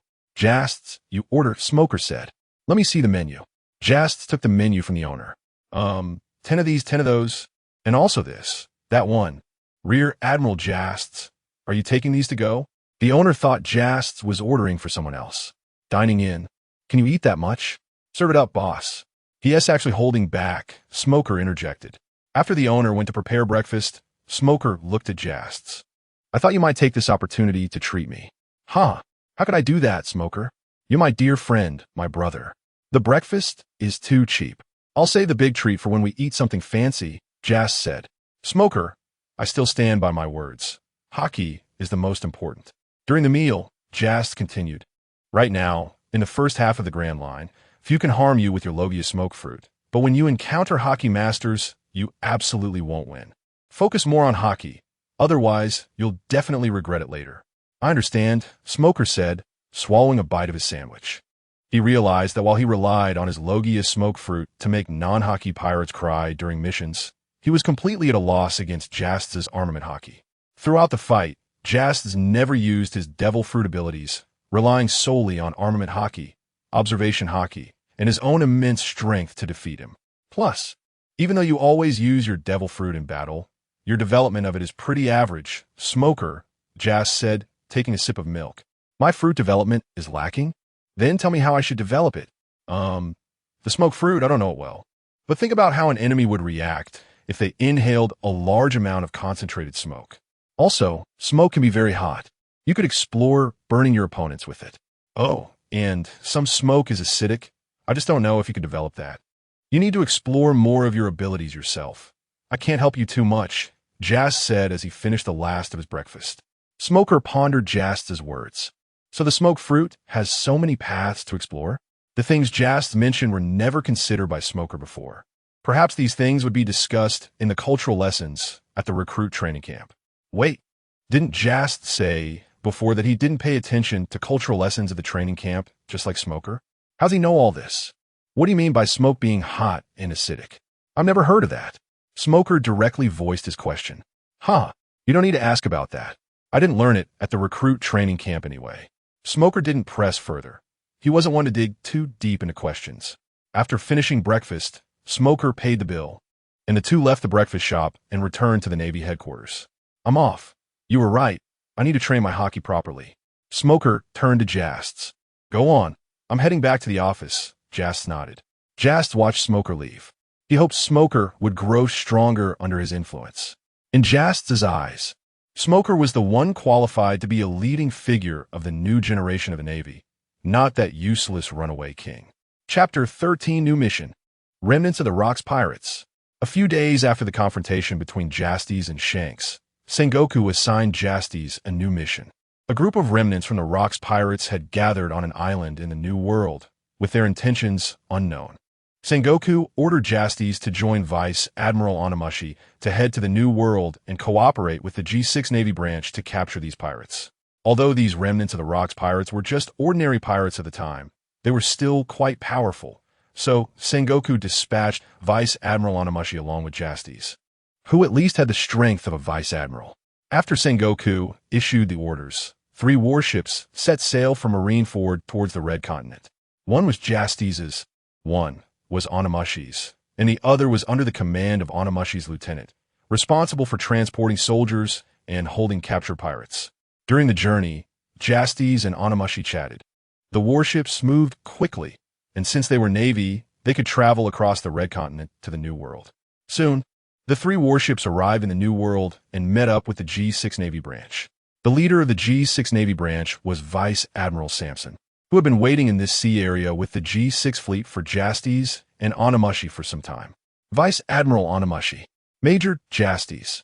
Samson approached the two and saluted them. Justas and Onimushi returned the salute. All pirate ships are docked on the East Coast. As long as we blow up their ships and surround the entire island, we can basically capture this group of pirates, Samson said to Justas and Onimushi. This island is uninhabited, with only pirates on it, so there's no need to worry about affecting civilians, Samson added. Although there were quite a few strong remnants of the Rocks Pirates, the Navy was not made up of ordinary soldiers. There were still many lieutenants. However, there would surely be some pirates who would jump into the sea to escape, which was unavoidable with so many pirates. There were bound to be a few that slipped through the cracks. But if they jumped into the sea and managed to escape, that would be considered lucky for them. Vice Admiral Samson, Vice Admiral Onimushi, I'll trouble you to command the soldiers to surround the island first. After the encirclement is formed, I'll take action, Justas said to Onimushi and Samson. Since there were only pirates on the island, he could act freely. All right, Onimushi and Samson nodded. They certainly would not underestimate Justas just because he was a major. Onimushi believed that he might not be able to defeat Justas if they fought.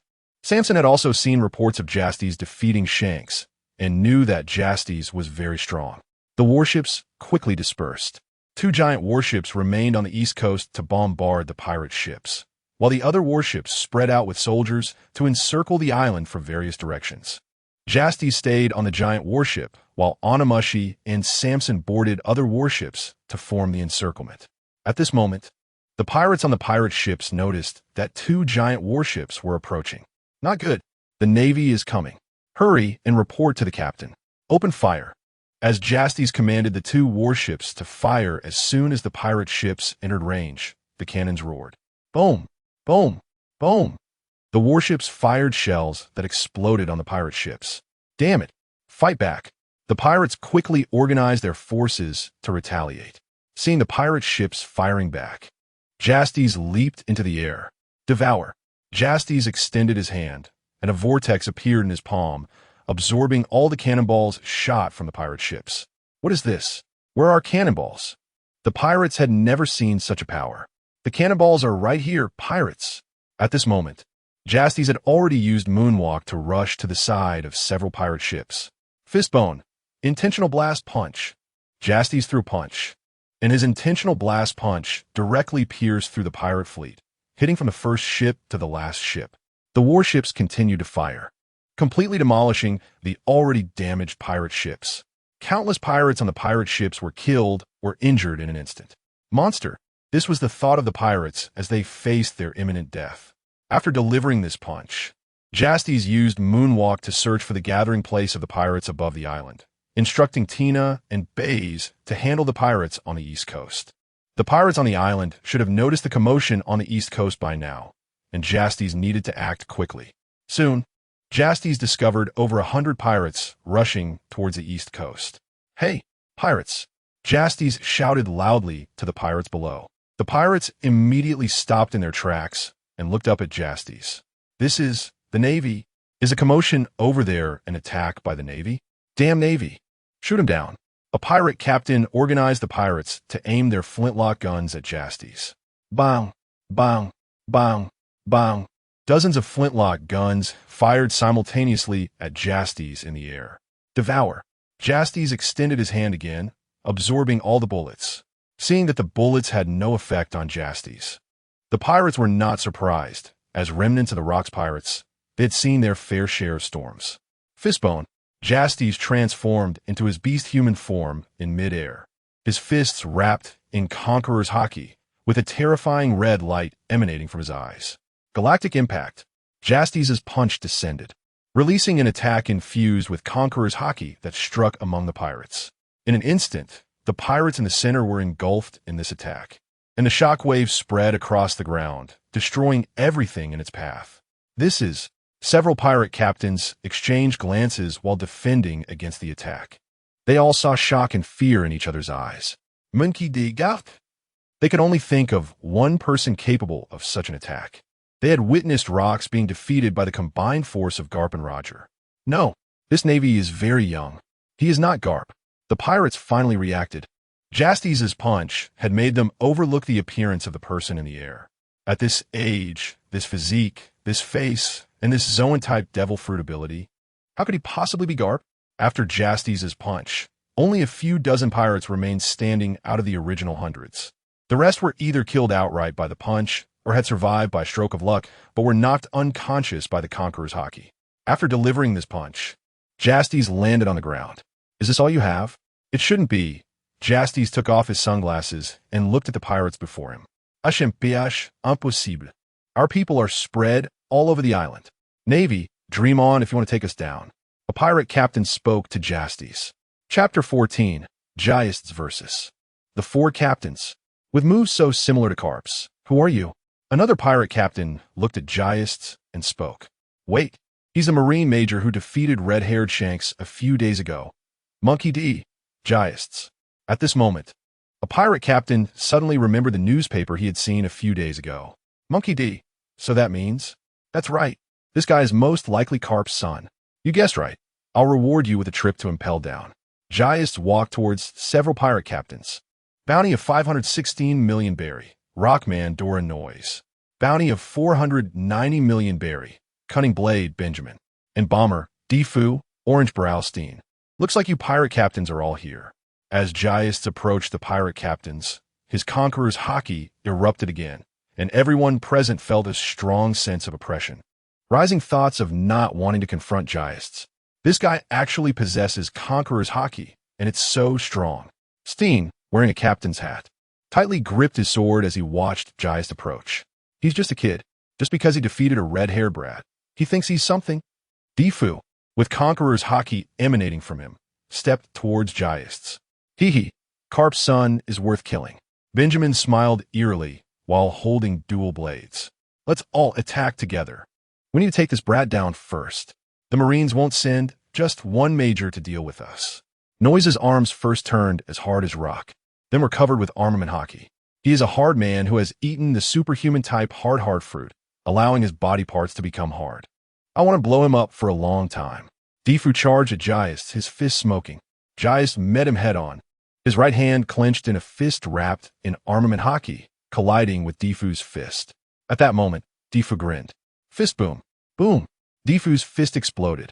The smoke from the explosion engulfing Giants entirely. Shatter into pieces. Defu's eyes were filled with madness.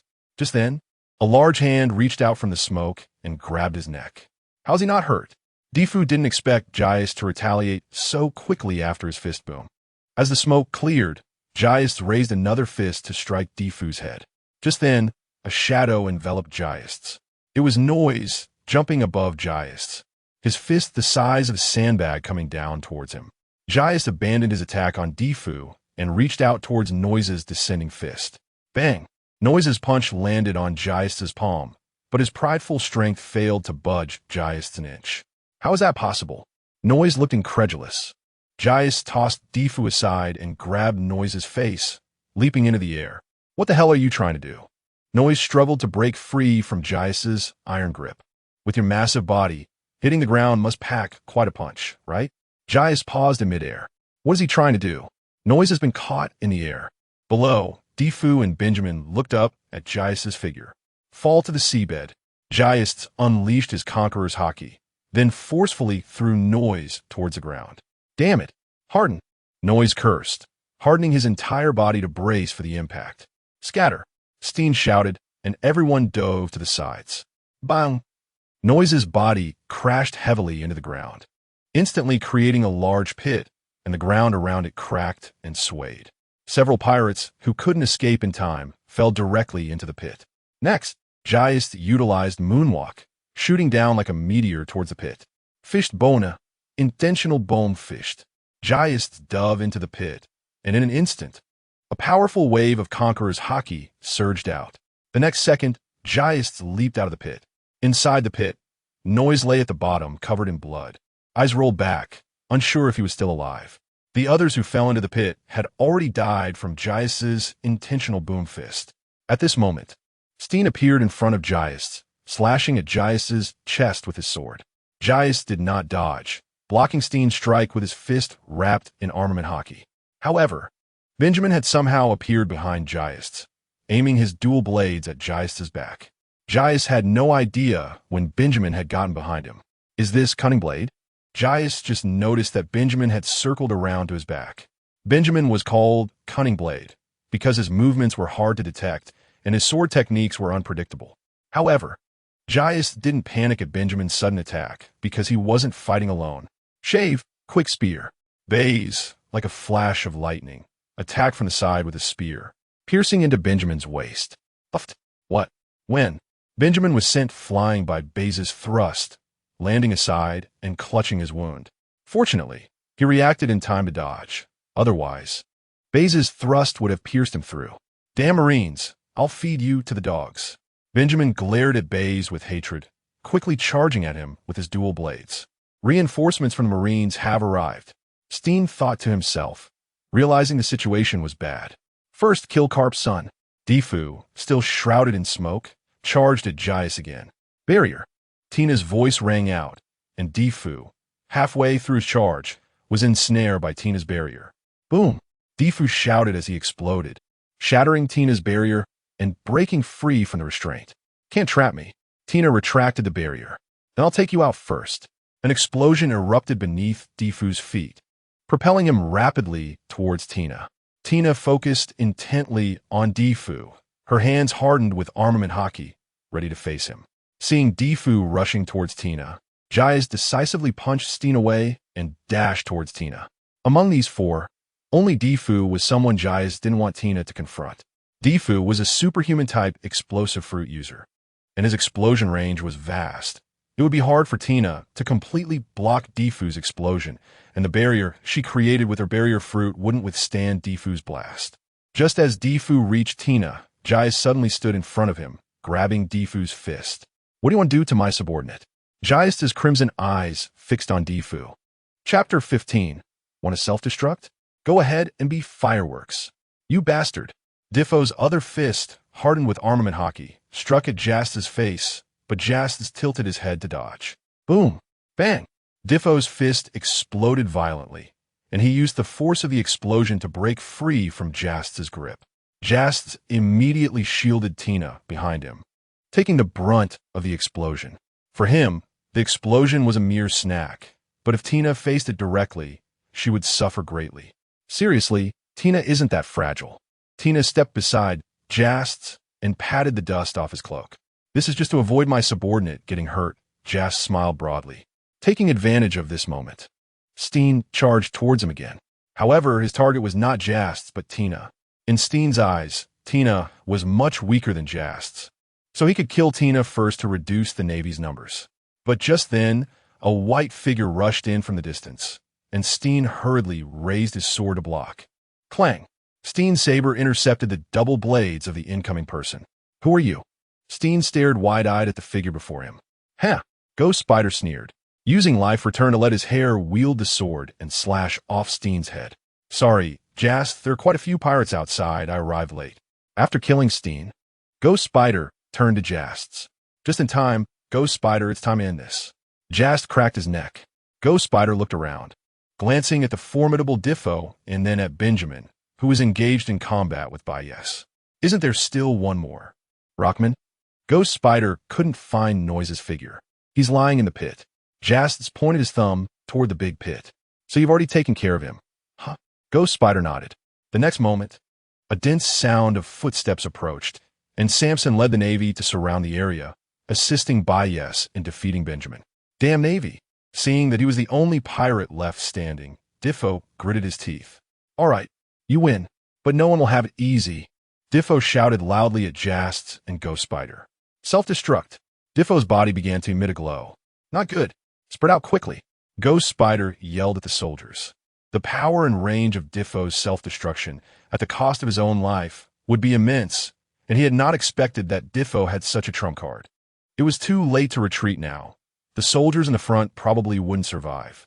The Navy soldiers hurriedly retreated, but there was one person who did not. It was Justas. He didn't fall back. Instead, he charged full speed toward Defu. Justas, what are you doing? Come back. Ghost Spider didn't expect Justas to rush toward Defu. If something happened to Justas, it would be a disaster. The entire Navy headquarters would tremble. Justas had grown up in the Navy headquarters since childhood, under the care of Karp, Sengoku, Tsuru, and Zephyr. Major Justas. Tina and Vice also stopped and turned to follow Justas. Justas was their commander, and no matter what he did, they would follow him. Since Justas chose to charge toward Defu, he must have his reasons. Hearing the shouts behind him, Justas shouted back without looking. Rest assured, I won't let anyone get hurt. Saying this, Justas grabbed Defu by the neck and soared into the sky. Want to self-destruct and perish together? Go ahead and be fireworks. Then Justas threw Defu higher into the air. Justas used all his strength for this move, and the Navy on the ground quickly lost sight of Defu. Justas, I curse you to die a miserable death. Defu shouted curses at Justas from high up in the air, having just heard Ghost Spider and the others call out Justas' name. Once the self-destruction was initiated, it could not be stopped. Defu could only accept the fact that he would die in the explosion without taking anyone with him. Boom! As expected, the power of Defu's self-destruction was tremendous. Even though Defu had been thrown into the air by Justas, the Navy on the ground could still feel the heat wave generated by the explosion. At this moment, the Navy soldiers felt a lingering fear. If Justas hadn't thrown Defu into the sky, many would have died in the explosion. Even Ghost Spider and Samson couldn't withstand such an explosion. As for Justas, who was in midair, he hadn't completely left the range of Diffo's self-destruction. Even though he had used Devour in time, the Navy Justas cloak draped over his back had disappeared, and the suit on his upper body was torn apart, showing clear signs of explosion injury. After all, Diffo used self-destruction at the cost of his own life, and Justas' Devour had reached its limit and couldn't fully absorb the explosion's damage. Fortunately, the Zoan-type Devil Fruit, the Gluttony Fruit, also granted Justas powerful physical qualities and vitality, so this explosion wasn't too much for him. The impact of the explosion knocked Justas down to the ground, but he managed to adjust his posture mid-fall and landed steadily on the ground. Bang! The ground where Justas fell was smashed into a big pit, kicking up a cloud of dust. After Justas landed, Tina, Bias, Ghost Spider, and Samson rushed over to check on his injuries. Major Justas, are you okay? Tina was very worried. Seeing Justas' injured back from the explosion, Tina quickly took out her medical supplies to treat his wounds. Then, Tina draped her Navy Justas cloak over Justas, only to find that her cloak was a bit small for him. Use mine. Ghost Spider took off his cloak and draped it over Justas. You really went too far, Justas. Ghost Spider seemed to be scolding Justas verbally, but his eyes were filled with admiration. If it weren't for Justas, they didn't know how heavy the casualties would have been. It's just a small injury. Justas grinned and waved to Bias beside him. Bias instantly understood Justas' meaning and handed him a cigar. Justas' cigar had been blown away during the explosion. On the other side, Samson personally lit a cigarette for Justas. Major Justas, I admire you. Samson gave a thumbs up. You saved the lives of the soldiers present. As Samson's voice fell, the Navy soldiers also surrounded them. Long live Major Justas. Major Justas, you are simply my idol. For this major who risked his safety to save their lives, they expressed their heartfelt admiration and respect. All right, mission accomplished. Justas, you should go back and receive treatment. Chapter 16, task completed. Promoted to Rear Admiral. After completing the mission, Ghost Spider was responsible for escorting the captured pirates to Impel Down. The 4 pirate captains. Rockman Noyce died under Justas' deliberate punch. Orange Brow. Stern was beheaded by Ghost Spider. Bomber Defo was set off like fireworks by Justas. And Cunning Blade. Benjamin surrendered and was captured. Samson sent 2 warships from his branch to escort the pirates along with Ghost Spider, while he returned to the G6 branch with the remaining troops. Justas was called back to Marineford by Sengoku, and during the journey, he received treatment and quickly recovered with the enhancement of his Zoan-type abilities. After boarding the warship, Justas kept eating, regaining his strength and accelerating his self-healing. Upon returning to Marineford, Justas was called into Sengoku's office. Justas, Ghost Spider told me about the process of this mission, and you did exceptionally well. Sengoku praised Justas. Not only did you hold off 4 major pirates by yourself, but you also saved the lives of over 1,000 Navy personnel. Before you returned, I held a meeting with Vice Admiral Tsuru and decided to promote you to Rear Admiral. Sengoku continued. Justas, you're the youngest Rear Admiral in history. A smile appeared on Sengoku's face. Justas was 25 this year, while the current 3 admirals, Sengoku, Karp, and Zephyr all became Rear Admirals around the age of 30. Justas was the first to reach Rear Admiral at the age of 25. Additionally, I will give you 2 promotion slots. You could decide who to use them on. Thank you, Admiral Sengoku.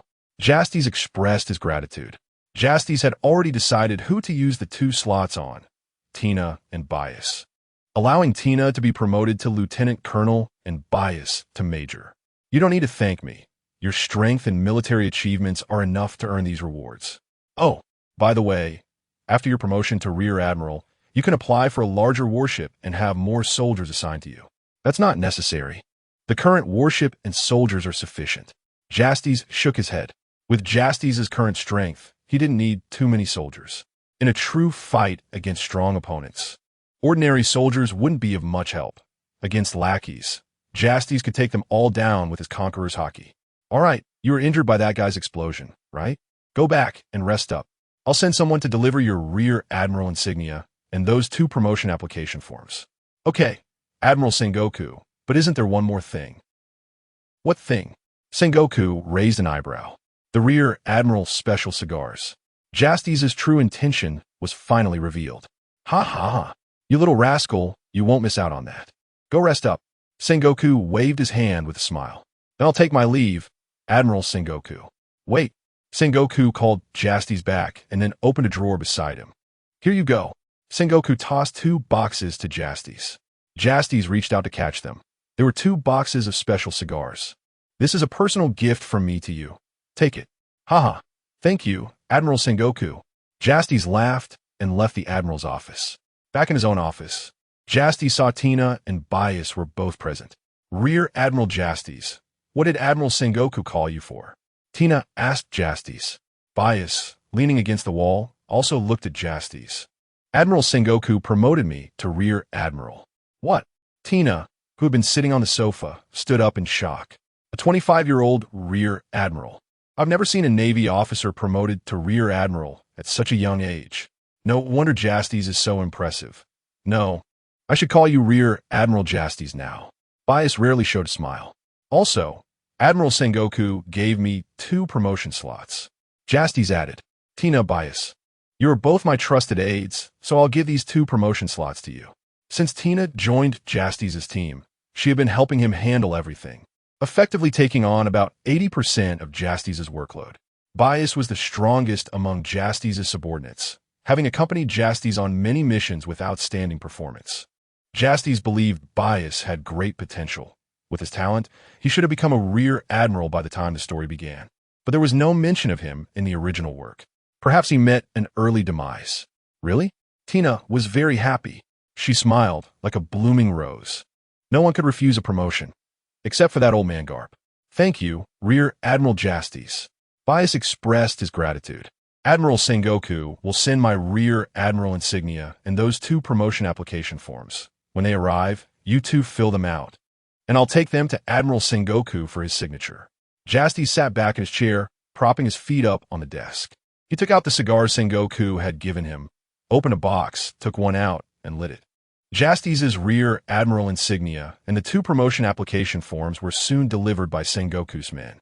Justas put on the Rear Admiral insignia, and Tina and Bias filled out the promotion application forms, which Justas then took to Sengoku. When Justas arrived at Sengoku's office, there was another person in the office. Zifa-sensei, Justas said, looking at the purple-haired middle-aged man sitting on the sofa. Long time no see, Justas.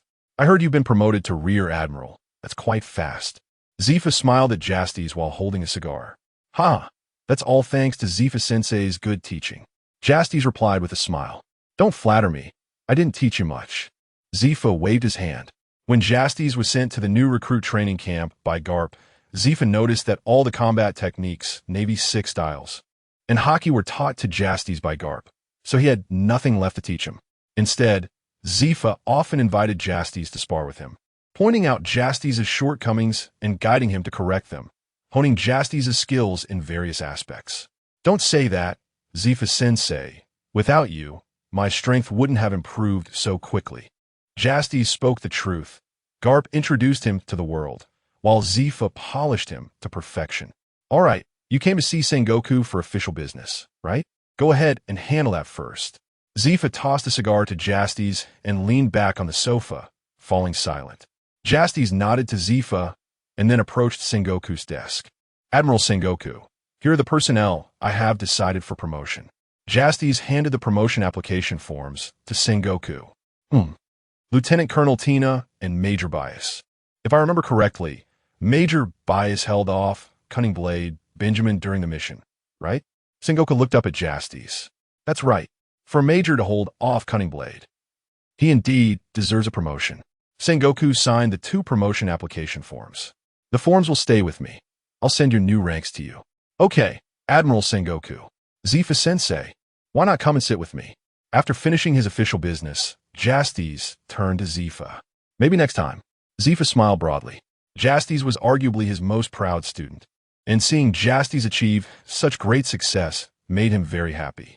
You're always welcome to visit me, Zifa-sensei. Justas waved his hand and left the office. Chapter 17. Back to the Sabaody Archipelago. The news of Admiral Monchi D. Jade's promotion quickly reached the World Economic News Agency and made it to the newspapers. The headline read, "The youngest admiral in history. Machi D. Jades." This Morgans really has his ears to the ground. Jades lay on a deck chair on the warship, reading the newspaper in his hands. Just promoted to admiral, Sengoku had already assigned him a new mission. A group of pirates had gathered on the Sabati archipelago, and the residents were suffering at their hands. Sengoku dispatched Jades to cooperate with Rear Admiral Dempus of the Sabati Archipelago Navy Branch to capture the pirates. Oh wait, this time it was Dempus who would cooperate with Jades. "Admiral Jades, we are about to dock at Sabati Archipelago 68. At this moment, a Navy soldier approached Jades respectfully. 68 is the island where the Sabati Archipelago Navy Branch is located.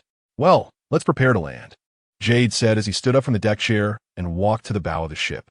The Navy branch came into view, and Jade saw many Navy personnel standing at the port. Soon, Jade's warship entered the port, and he disembarked. "Good to see you again, Admiral Jades."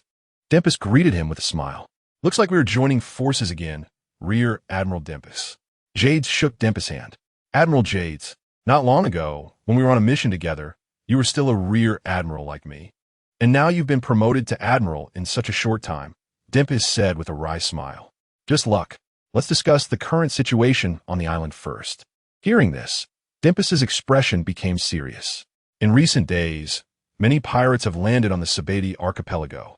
They don't have particularly strong leaders, but their numbers are large, outnumbering the branch's soldiers by quite a bit. Almost every island from 60 to 69 has a pirate presence, with the most on islands 1 to 29. There are a total of 23 pirate crews on the island, with a total number exceeding 10,000. 16 of these crews are on islands 1 to 29. Islands 1 to 29 are mainly populated with human trafficking shops, human auctions, and lawless areas, where pirates prefer to gather. Meanwhile, islands 60 to 69 are where the Navy branch is located and the exit for the world government, so no pirate dares to come here looking for trouble. I'll take care of the 16 pirate crews in the lawless area. How about you handle the others?" Jades asked Dempus after listening. "Admiral Jades, you..." Dempus's mouth twitched involuntarily. "Should I send you more troops?" Dempus had noticed that although Jades had become an admiral, the number of soldiers on the warship didn't seem to have increased. "No need. The pirates in other areas are very scattered. You should keep more troops to hunt down the pirates." Jades decisively refused. He didn't need reinforcements. "As you say, Admiral Jades." Dempus agreed, finding Jade's reasoning sound. Moreover, with Admiral Jades being so strong, those 16 pirate crews should be nothing but easy pickings for him. "Let's act quickly then. I'll head straight to the lawless area with my troops." Jades didn't want to delay at all. This mission was utterly meaningless. The targets were just small fry who couldn't withstand a few punches from Jades. He might as well find a deserted island to train. "Yes, Admiral Jades." After that, Jades returned to the warship and ordered the helmsman to head towards Islands 1 to 29. Soon, the warship docked at Island 1, and Jades led his troops ashore. "Admiral Jades, according to Rear Admiral Dempus's intelligence, 7 pirate captains are currently gathered at the largest auction house on Island 1, Tina said to Jades at this time. "Oh, with so many people gathered there, is there something valuable being auctioned?" Jades asked. "The highlight of this auction is a devil fruit," Tina replied. "You two take your troops to capture the other pirates. I'll go to the auction house. I want both this group of pirates and their treasures." Jades grinned and headed towards the auction house with over 100 Navy soldiers. The purpose of these 100 soldiers was to surround the pirates. Tina looked at Jade's departing figure with helplessness. Clearly, he was an admiral of the Navy headquarters, yet he acted like a bandit. "Let's split up, Baze," Tina said, turning to Baze beside her. Baze nodded and led his soldiers in another direction, while Tina took the remaining soldiers in the opposite direction. When Jades arrived at the entrance of the auction house, a large number of pirates were just exiting. "Looks like the auction has already ended," Jades noted, seeing the first pirate coming out with a box in his arms, while many other pirates were casting greedy glances at him. "It seems this guy got the devil fruit." Jades approached the pirates, and his soldiers quietly formed a surrounding circle. "Navy! Damn it, why are the Navy here?" "Wait, he is." One pirate recognized Jades and trembled as he pointed at him. "What's wrong? Who is he that scares you so much?" "The one who defeated red-haired Shanks." the youngest admiral of the Navy. Moshi Dijad. What? An admiral? Why is an admiral appearing here for no reason? Most of the pirates panicked. They had never encountered an admiral before. Of course, it's because there are too many of you trash, Jade said, clenching his fists as he walked towards the group of pirates. Surround these pirates for me. Anyone who dares to run, shoot them in the head. Jades shouted loudly to his soldiers. The soldiers under Jades had undergone his rigorous training, making them stronger than the average Navy headquarters soldiers. Under their encirclement, the pirates found it not easy to escape. The surrounding area had already become Jade's arena. Let's fight. The pirate captain who obtained the devil fruit gritted his teeth, took the devil fruit out of the box, and was about to swallow it to enhance his power to resist Jade's. Not so fast, pirate. That's my thing. Jades unleashed his conqueror's haki, locking onto this pirate captain alone. What is this? The pirate captain holding the devil fruit froze, trembling all over, devoid of any thoughts of resistance. In his eyes, Jades appeared like a terrifying beast, radiating a dangerous aura. He felt dizzy. At this moment, Jades was already in front of him, snatching the devil fruit from his hands and exploding his head with a single punch. Chapter 18. The Pirate Empress. Boa Hancock. The headless corpse lay stiff on the ground. Captain. His crew looked at his headless body in fear. Meanwhile, the other pirates greedily stared at the devil fruit in Justas' hand. Kill him and take the fruit. Can he really fight against so many of us? After we take out this group of Marines, whoever gets the devil fruit will do so on their own merit. The pirates quickly unified their target. Justas vanished from his spot and appeared next to a Marine soldier. Frederick, take good care of this devil fruit. Justas tossed the devil fruit to the Marine soldier. Justas, you know my name. Frederick was taken aback. I remember each of your names. Justas smiled at Frederick and then walked towards the group of pirates. Justas. Frederick's face was filled with emotion. At this point, Justas had charged in front of the pirates, and they began to attack, just as Justas was dealing with the pirates. His observation, haki, suddenly sensed danger approaching from the side. Justas ducked back, and a pink bullet whizzed past in front of him. Who? Justas turned to look. He saw a stunningly tall figure walking towards him, followed by a snake, with two unusually tall women beside her. The Marine soldiers behind them had already turned to stone. The pirate empress, Boa Hancock. Justas recognized the identity of the newcomer. I am quite interested in these treasures. Why not just give them all to me? Hancock stopped, glanced at everyone present, and then slightly raised her head to speak. That's the pirate empress. So beautiful. If I could have her, I would be willing to give my life. The pirates had forgotten they were still fighting Justas, all captivated by Hancock. Boa Hancock, as a warlord of the sea, are you aware of the consequences of attacking the Marines? Justas turned to face Hancock. No matter what I do, I will be forgiven because I am just too beautiful. Hancock chuckled lightly. Yes, that's right. The pirate empress is right. The pirates around her all had stars in their eyes, nodding vigorously. I want both that devil fruit and the treasures you brought. If you are unwilling to give them to me, then I will turn you to stone. Hancock formed a heart shape with her hands, aimed at Justas. Sweet, sweet wind. Pink hearts spread from Hancock's hands, passing through Justas and the surrounding pirates. The pirates immediately turned to stone. What surprised Hancock, however, was that Justas was not petrified. Why aren't you turned to stone? Could it be that you have no feelings for me at all? Hancock placed one hand on her hip, staring at Justas. She had absolute confidence in her beauty. Throughout her life, apart from Rayleigh, every man she encountered had feelings for her, and those men had all been turned to stone without exception. And now, for the first time, her beauty had no effect. Not everyone is interested in your looks. As Justas spoke, his conqueror's haki surged forth, darkening the sky with clouds.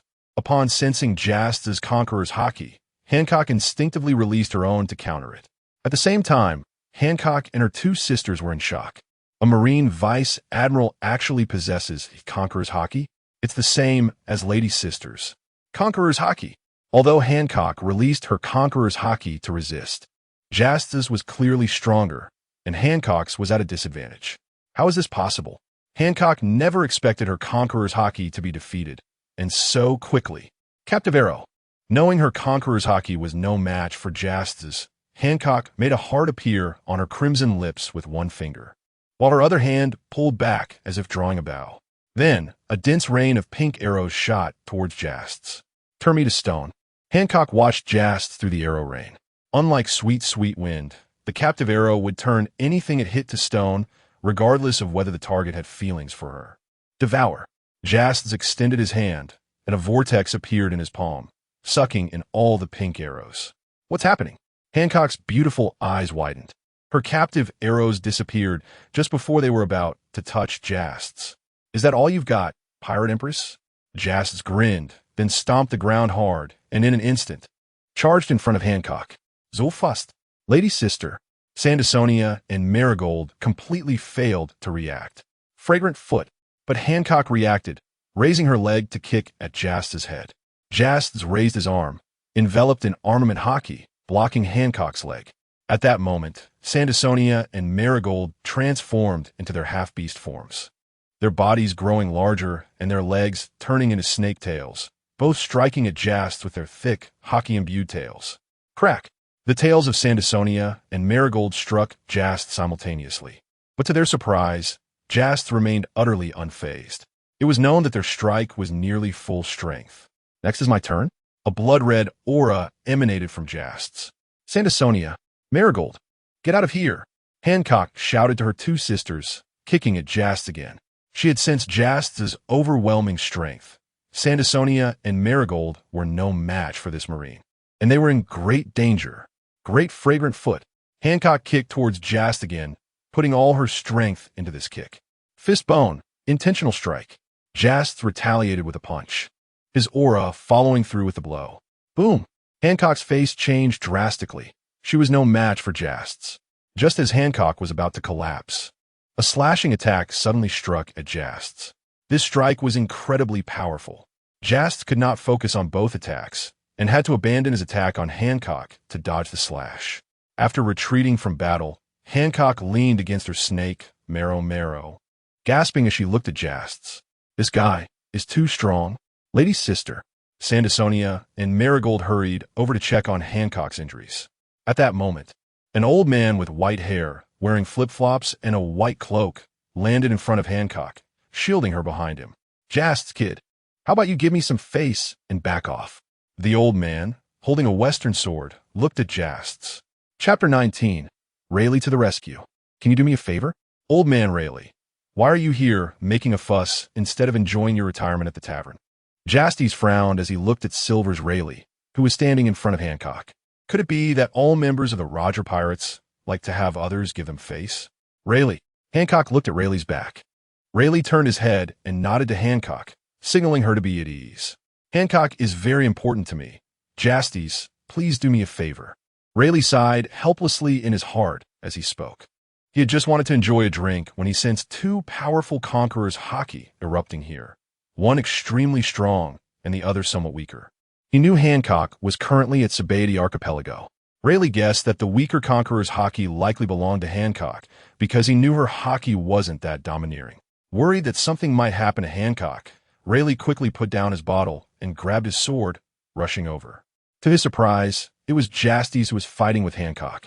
Back when Karp and Roger were fighting, Rayleigh often ran into Justas. Each time, Justas would use his inherited iron fist from Karp to beat Shanks and Buggy up. After beating them, he even wanted to spar with Rayleigh. Of course, the result was that Rayleigh took him out in one move, but Rayleigh naturally went easy on him, and Justas only suffered some minor injuries. Moreover, Rayleigh had given Justas a few pointers. Although they were on different sides, Rayleigh didn't mind. After arriving, Rayleigh quickly figured out why Justas and Hancock were fighting. Hancock had gained the attention of the world government after her first expedition as the Empress of Amazon Lily and was invited to become a warlord of the sea. To protect Amazon Lily, Hancock agreed to join the warlords. However, even though Hancock became a warlord, she would still fight against the Navy when she encountered them. She just wouldn't kill anyone, but would instead take supplies from their warships. The Navy Hancock had encountered before were all weak and of low rank. So the world government deemed it unnecessary to take action against a warlord over such supplies, thus leaving it unresolved. But today, Hancock had kicked a hardboard. Although Hancock was quite strong, Justas was far beyond what she could handle. All right, I'll give you this face. Justas' frown relaxed. but you have to let my subordinates out of their petrification. Justas pointed at Hancock behind Rayleigh. Hancock's petrification, if she doesn't tee it herself. Even if she is killed, it would be of no use. Even if Hancock were killed, the next user of the sweet fruit wouldn't be able to her petrification. Now that Rayleigh showed up, it made things much easier for Justas. Their petrification, Hancock. Rayleigh sheathed his sword and turned to Hancock. Justas and I are old acquaintances. He will keep his promise. Rayleigh continued. He was right. Justas and Rayleigh had known each other for over a decade, but back then, Justas was only about 10 years old. Okay, Hancock agreed, and the petrification of the Navy soldiers. What has happened? It's the pirate Empress Boa Hancock. She just petrified us. Damn, why did a warlord of the sea attack us? Wait, that's the pirate King Roger's right-hand man. Dark King Silver's Rayleigh. After the soldiers regained consciousness, they noticed Rayleigh. All right, boys, get those stupid pirates turned to stone aboard the warship. Justas shouted to the soldiers. This counts as a successful capture.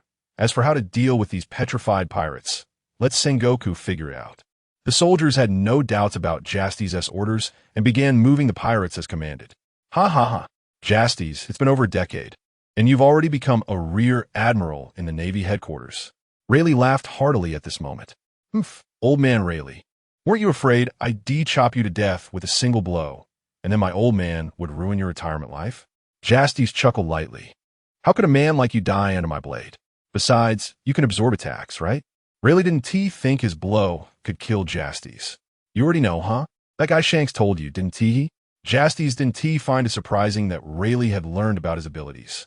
Rayleigh had a partner, Shaki, who possessed a wealth of information, and Shanks was one of the few who survived after facing Justas. With his intelligence, he could definitely guess Justas' abilities, and since Shanks was close to Rayleigh, it was normal for him to inform Rayleigh. You're not just tough, you're also quite clever, huh? Rayleigh joked. All right, Justas. Thanks for giving this old man face. I'll treat you to a drink when I get the chance. Let us go, Hancock, Sonda, and Mary. After waving goodbye to Justas, Rayleigh left with the three women. Justas watched Rayleigh's departing figure, wondering if his current strength could defeat Rayleigh.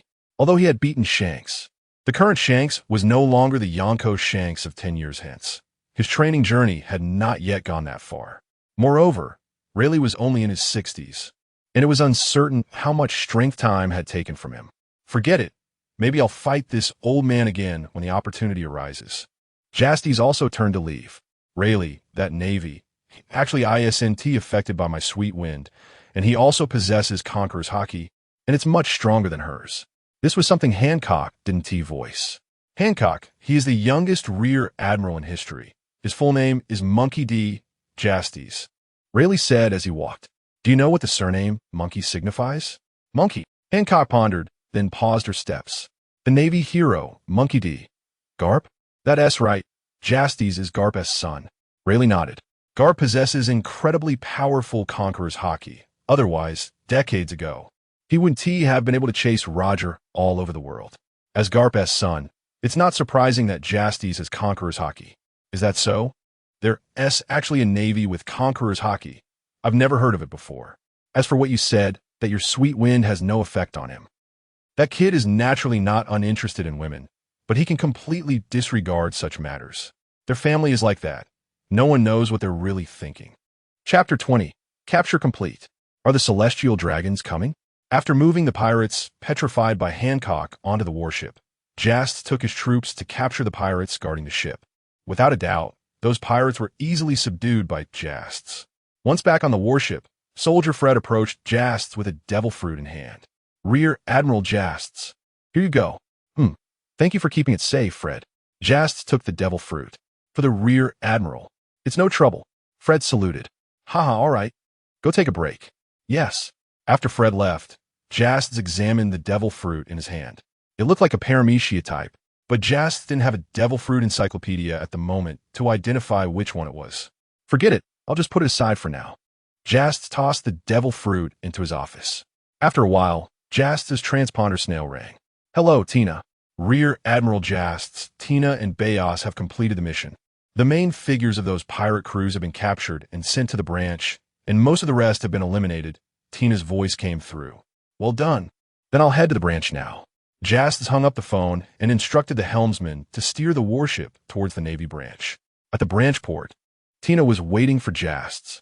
Justas disembarked and directed the soldiers to take the captured pirates and the stone statues to the prison in the branch. There is no need for Justas to worry about escorting the pirates to impel down. Rear Admiral Justas, what's going on with these stones? Tina looked curiously at the stone sculptures being moved by the soldiers. They were petrified by the pirate empress. The warlord of the sea, Pirate Empress Boa Hancock? She actually assisted in our mission? I suppose so. Justas shrugged. How's Major Dumpless doing? Justas asked Tina. Major Dumpless also successfully captured pirates from other areas and is busy over at the prison now. Bayos is helping him, Tina replied. Let's go take a look. Justas and Tina went to the prison and met Dumpless and Bayos. Dumpless had just finished handling the matters in the prison. Rear Admiral Justas. Dumpless saluted Justas upon seeing him. All right, no need for so much formality. Justas waved his hand with a smile. I'm a bit hungry. I plan to find a restaurant on the island to eat. You three come with me. It's on me. Justas said to the three of them. Tina had no objections. Aren't we eating in the branch cafeteria? Rear Admiral Justas? Dumpless asked. I want to take a stroll as well. All right, but I'm sorry, Rear Admiral Justas. I can't leave right now. Next time you come to Sabati Archipelago, I'll treat you to a meal, Dumpless said apologetically. Seeing Dumpless like this, Tina couldn't help but find a bit funny. What are you being shy about? People who dare to invite Rear Admiral Justas to a meal. Tina thought they were all quite brave. I'm not going either, Rear Admiral Justas. I'm not hungry. Bayos also decided not to go. Then it will just be the two of us, Tina. Justas and Tina wandered around Sabati Archipelago for a while and found a restaurant. Rear Admiral Justas. Welcome. After they sat down, the restaurant owner rushed over personally. The others in the restaurant noticed Justas as well. Some recognized his identity, while others were unaware that he was the youngest Rear Admiral. You know me? Justas asked the owner. Of course. I've seen your heroic figure in the newspaper, and with so many pirates causing trouble on the island these days. It was you who captured them and brought us back to a peaceful life. The owner said with a smile. Many people had seen Justas leading the capture of pirates, and the owner had heard that all the pirates on the island had been captured by Justas. Rear Admiral Justas, please order. This meal is on me and this Navy lady. The owner respectfully handed the menu to Justas. I still have to pay. If you insist on treating me, then I'll just change places. Justas took the menu. Capturing pirates was his duty as a Navy officer, and he wouldn't take any benefits from civilians for it. The owner scratched his head. Just treat me like an ordinary guest. Justas ordered some dishes and then handed the menu to Tina. Then I'll leave it to you. Rear Admiral Justas. The owner smiled helplessly. Tina also ordered a few dishes and returned the menu to the owner. By the way, let's make it 10 servings of everything we ordered. Justas said to the owner at this time. 10 servings? Haha, I have a big appetite. Justas said with a smile. All right, Rear Admiral Justas. The owner immediately went to prepare. I didn't expect your reputation to be this big already, Tina said enviously. She was sitting across from Justas, resting her chin on her hand. Justas, being the youngest Rear Admiral in history, was well known, while she, as a little colonel, was hardly noticed. Being a 22-year-old colonel is pretty good. Tina, take your time, Justas said with a smile. Tina smiled, but didn't speak. If it weren't for Justas, she would still be a major now. After a while, a girl who looked to be in her teens came over with the dishes. Rear Admiral Justas. Navy sister. Here are your dishes. The girl placed the dishes on the table. The owner soon followed with several more dishes. Is this your daughter? She's really beautiful. Yes. Rear Admiral Justas. The owner was very pleased to hear Justas compliment his daughter. Rear Admiral Justas. I want to be a Navy officer like you in the future. The girl looked up at Justas with admiration. Then you must work hard, Justas said with a smile. However, he didn't take the girl's words to heart. At her age, she hadn't started training yet, and there weren't any strong individuals around her. Unless she was exceptionally talented, it would be hard for her to achieve much. This girl was only a few years younger than Pirate Empress Hancock, who is already the Empress of Amazon Lily and a warlord of the sea. In a few years, I'll join the Navy branch in Sabati Archipelago. The girl said earnestly. Good luck. Hope you succeed. If he really saw this girl join the Navy in a few years, Jast wouldn't mind helping her out a bit. The girl smiled at Jasts and then went to the door to attend to other matters. The food is quite good. Jasts tasted the dishes and couldn't help but say, as long as it suits your taste. Just then, someone rushed in at the door. The Celestial Dragons are coming. Chapter 21. Taking action against the Celestial Dragons. As soon as the voice rang out, the people in the restaurant visibly panicked and quietly looked towards Jastides. It is well known that the Navy has a duty to protect the Celestial Dragons. Would this Vice Admiral kill them if they inadvertently did something disrespectful to the Celestial Dragons? What they didn't expect was that this Vice Admiral would look at them with confusion and say, "What are you all looking at me for? Eat, everyone. Shouldn't you be driving us out to kneel before the Celestial Dragons at a time like this?" Seeing Jastides like this, Tina couldn't help but sigh and rub her forehead. This superior is really worrisome. Vice Admiral Jastides, when the Celestial Dragons appear, commoners who do not kneel before them will be executed. While we may not have to kneel, we still need to pay our respects to the Celestial Dragons, Tina said to Jastides. Pay respects. Jastides scoffed. Those trash don't deserve it. Just eat your meal. As Jastides finished speaking, everyone's jaws dropped to the floor and beads of sweat began to form on their foreheads. Is this something that can be said? Moreover, you are in the Navy. When has a Navy officer ever insulted the Celestial Dragons? Especially in front of so many people. Vice Admiral Jastides, please don't say whatever comes to mind. Tina sighed helplessly. We should hurry outside to kneel. The civilians dining in the restaurant began to exit, preparing to kneel by the street for the Celestial Dragons. They could see into the restaurant from the outside, and if they didn't go out to kneel and were seen by the Celestial Dragons, they would definitely be killed. Vice Admiral Jastides, we should go outside, Tina said again. Go outside for what? There's no need, Jastides said, deeply despising this group of trash. Even if the Celestial Dragons sought trouble with Jastides because of this, he wouldn't be afraid. The 5 elders would not offend Jastides over a mere Celestial Dragon. Jastides has great talent and is sure to become an admiral in the future. The 5 elders are well aware of this. Moreover, his father is the Navy hero, Karp. Would they be willing to offend Jastides, knowing they would also be offending Karp? Definitely not. At this time, the civilians outside had already knelt. In the middle of the road, a Celestial Dragon wearing a glass dome sat atop a robust slave, followed by 4 bodyguards. Not far away, in an alley, 3 pairs of eyes were intently watching this Celestial Dragon. Sister, Marigold placed her hand on the trembling shoulder of Hancock. Damn Celestial Dragon. Hancock's tone was filled with hatred. The 3 sisters had left Rayleigh and were looking for something worth buying when they encountered the Celestial Dragon. The figure in the middle of the road plunged the 3 sisters into painful memories. The Celestial Dragon on the slave now looked toward the restaurant. Why aren't those 2 Navy officers coming out to see me? The Celestial Dragon spotted Jastides and Tina in the restaurant. Wait. His gaze shifted to the girl kneeling on the ground, the daughter of the restaurant owner. I want her as my new pet. Ignoring Jastides and Tina in the restaurant, the Celestial Dragon pointed at the girl and spoke. 2 of the bodyguards behind him prepared to grab the girl upon hearing this. The girl visibly panicked, her face filled with despair. No, sir. She's my only daughter, and she's only 13 years old. The restaurant owner hurriedly stood up, blocking the girl. You lowly commoner, do you dare defy me? The Celestial Dragon's expression darkened as he drew his gun, aiming it at the owner. It is her honor to become my pet. As soon as the Celestial Dragon finished speaking, he pulled the trigger. Bang! The gunshot rang out, and the owner's shoulder was hit by the bullet, blood oozing out. Father! The girl cried out with tears streaming down her face. Missed? Then let us have another shot. Just then, a tall figure appeared in front of the owner. His face darkened. It's that Navy Vice Admiral. Sonda Sonia in the alley exclaimed. Is the Celestial Dragon's lackey trying to please his master? Hancock sneered. She believed Jastides was going to help the Celestial Dragon capture the girl. Vice Admiral Jastides. Tina rushed into the restaurant, looking at Jastides as he suddenly disappeared. Navy? Get lost. I'll settle your account later. The Celestial Dragon waved his gun, signaling Jastides to step aside.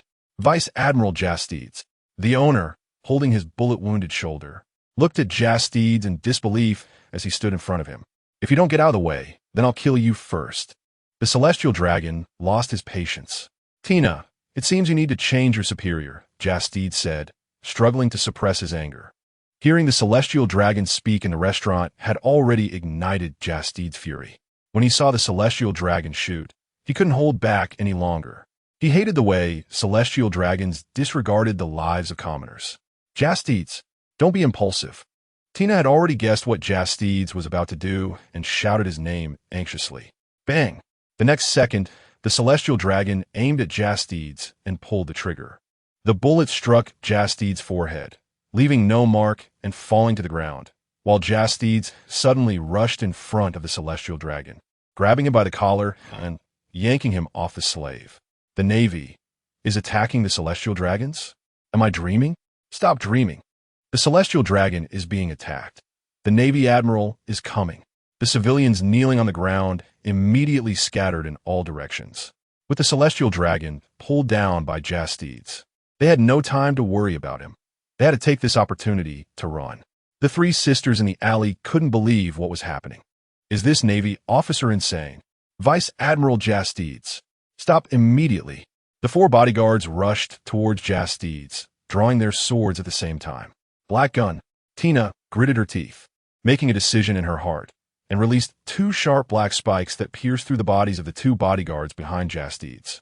Tina knew that Justas could absorb attacks, but she wasn't sure of the strength of these bodyguards, and she wasn't certain if Justas, in his rage, would notice the two behind him, whose speed was also quite fast.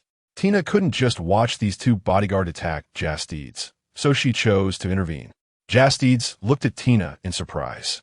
He didn't expect her to help him in such a situation. Then, Justas unleashed a powerful conqueror's haki, locking onto the two bodyguards in front of him. The two bodyguards were directly knocked out by Justas' conqueror's haki. Stop!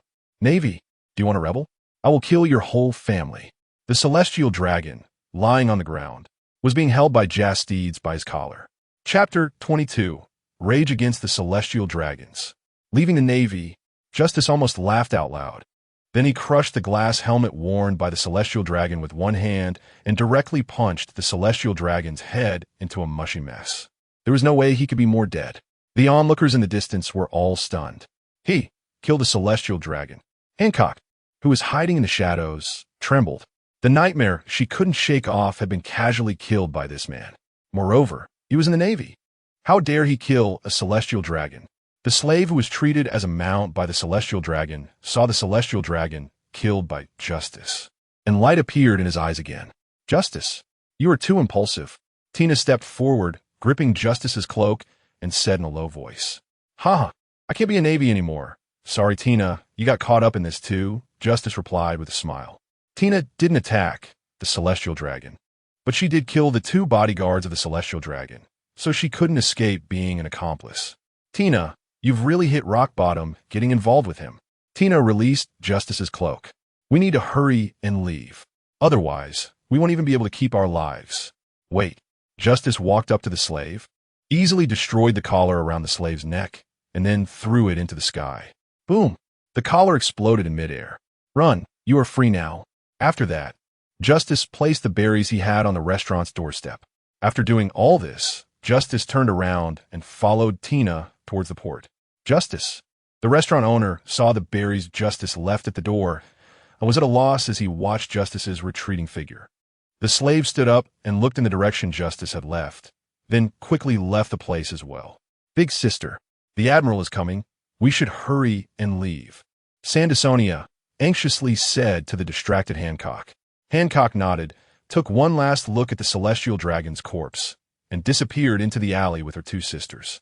On the way to the port with Tina, Justas dialed Bayas's snail phone. Bayas, get the warship to port 21 GR immediately. Yes, Admiral Justas. Bayas responded immediately. Then Justas hung up the snail phone. Justas had originally planned to go alone, but Tina unexpectedly helped him, and she definitely couldn't stay in the Navy now. Justas decided to take Bayas with him as well. Admiral Justas, why not just endure a little? You never consider the consequences of your actions. On the way, Tina said to Justas, Endure? I can't endure. I can't stand watching those trash act recklessly. But you, Tina, if you hadn't killed those two bodyguards, there wouldn't be any problem. Hearing Justas's words, Tina really wanted to stab him with a railing. If it weren't for you, would Tina have acted? At the same time, in Marineford, in the marshal's office, Sengoku hung up the snail phone with a grim expression. Then he dialed another number. Garp, where are you? Sunbathing on the deck. What's up? Hurry over here. Justas has gotten into trouble. I'll be right there. Soon, Garp arrived at the marshal's office, crashing through the door. Sengoku, what happened to Justas? Garp rushed to Sengoku and grabbed his shoulders. Justas killed a celestial dragon in Sabaody Archipelago. Killed a celestial dragon. So that's what happened. Garp sighed in relief. Garp, this is not a small matter. The 5 elders demand that the Navy must capture Justas and Tina. Sengoku said loudly, spitting everywhere. If Justas had only hit a celestial dragon, we could have handled it. But he took a celestial dragon's life. That celestial dragon's head has been smashed by him. Tina also helped him kill 2 of the celestial dragon's bodyguards. Now, they not only have no future, but they will also face a bounty from the world government and be hunted by CP. Sengoku was very anxious. As Garp's best friend, Sengoku regarded Justas as a godson. Now that Justas was in such trouble, how could he not be worried? Indeed, impulsive Justas. Garp sighed. He didn't care about the life or death of the celestial dragon. He was worried that Justas could no longer be in the Navy. As for the bounty and the pursuit by CP, Garp didn't take it seriously.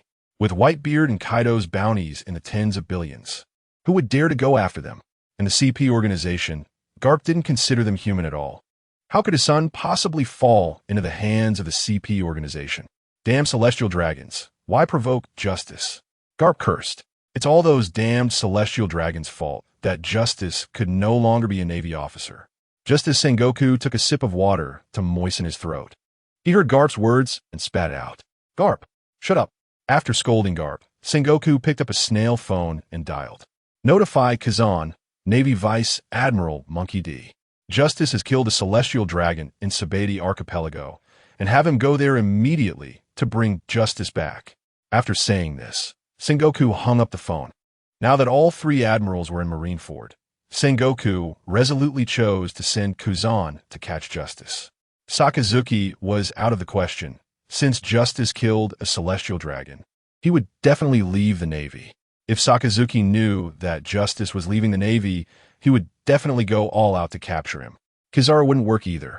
His speed was too fast, and he could reach Sabaody Archipelago in no time. If he couldn't catch Justas at that speed, it would be hard to explain to the 5 elders. Kazan was just right. In Sabaody Archipelago, at port 21GR, Justas's warship was docked. Everyone with family, disembark. Under Justas's command, more than half of the people disembarked from the warship, leaving only about 400 people on board. Everyone listen. I killed a celestial dragon. I can only leave the Navy. You all definitely can't follow me. Those of you who want to stay on the ship, including you Bayos, stay. Those who don't want to go, get off the ship now. Hurry. Hearing Justas's words, everyone was dumbfounded. In fact, the news that Justas killed a celestial dragon had already reached the Navy branch, but that was after Bayos brought people over.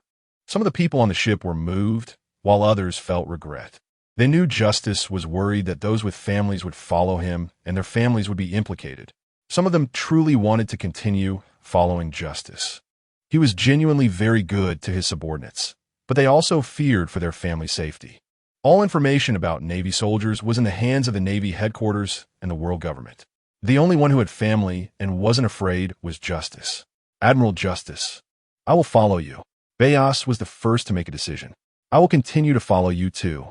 The one who helped Justas guard the devil fruit, Fred, also expressed his intention. Soon, everyone made their decisions. Only a few people disembarked. At that moment, a robust figure rushed over. Justas focused and saw that it was the slave he had saved.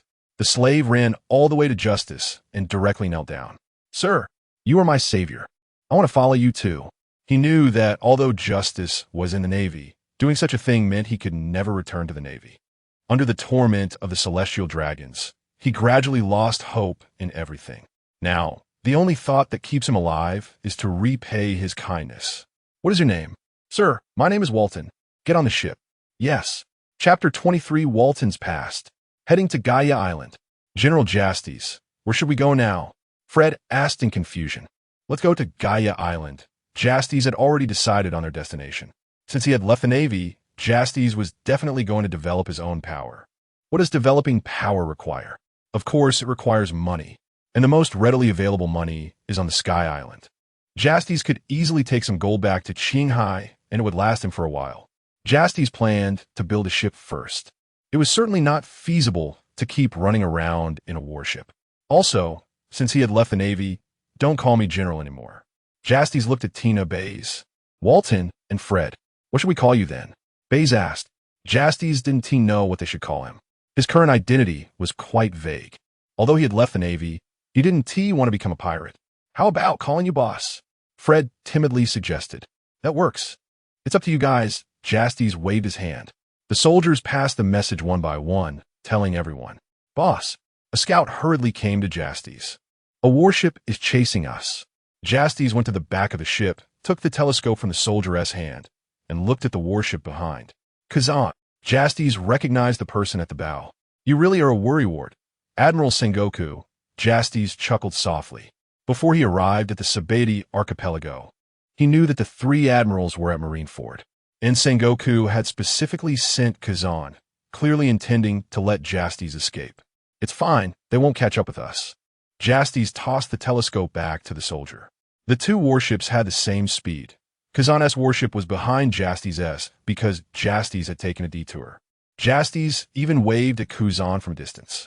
That guy. Kazan put down the telescope and sighed helplessly.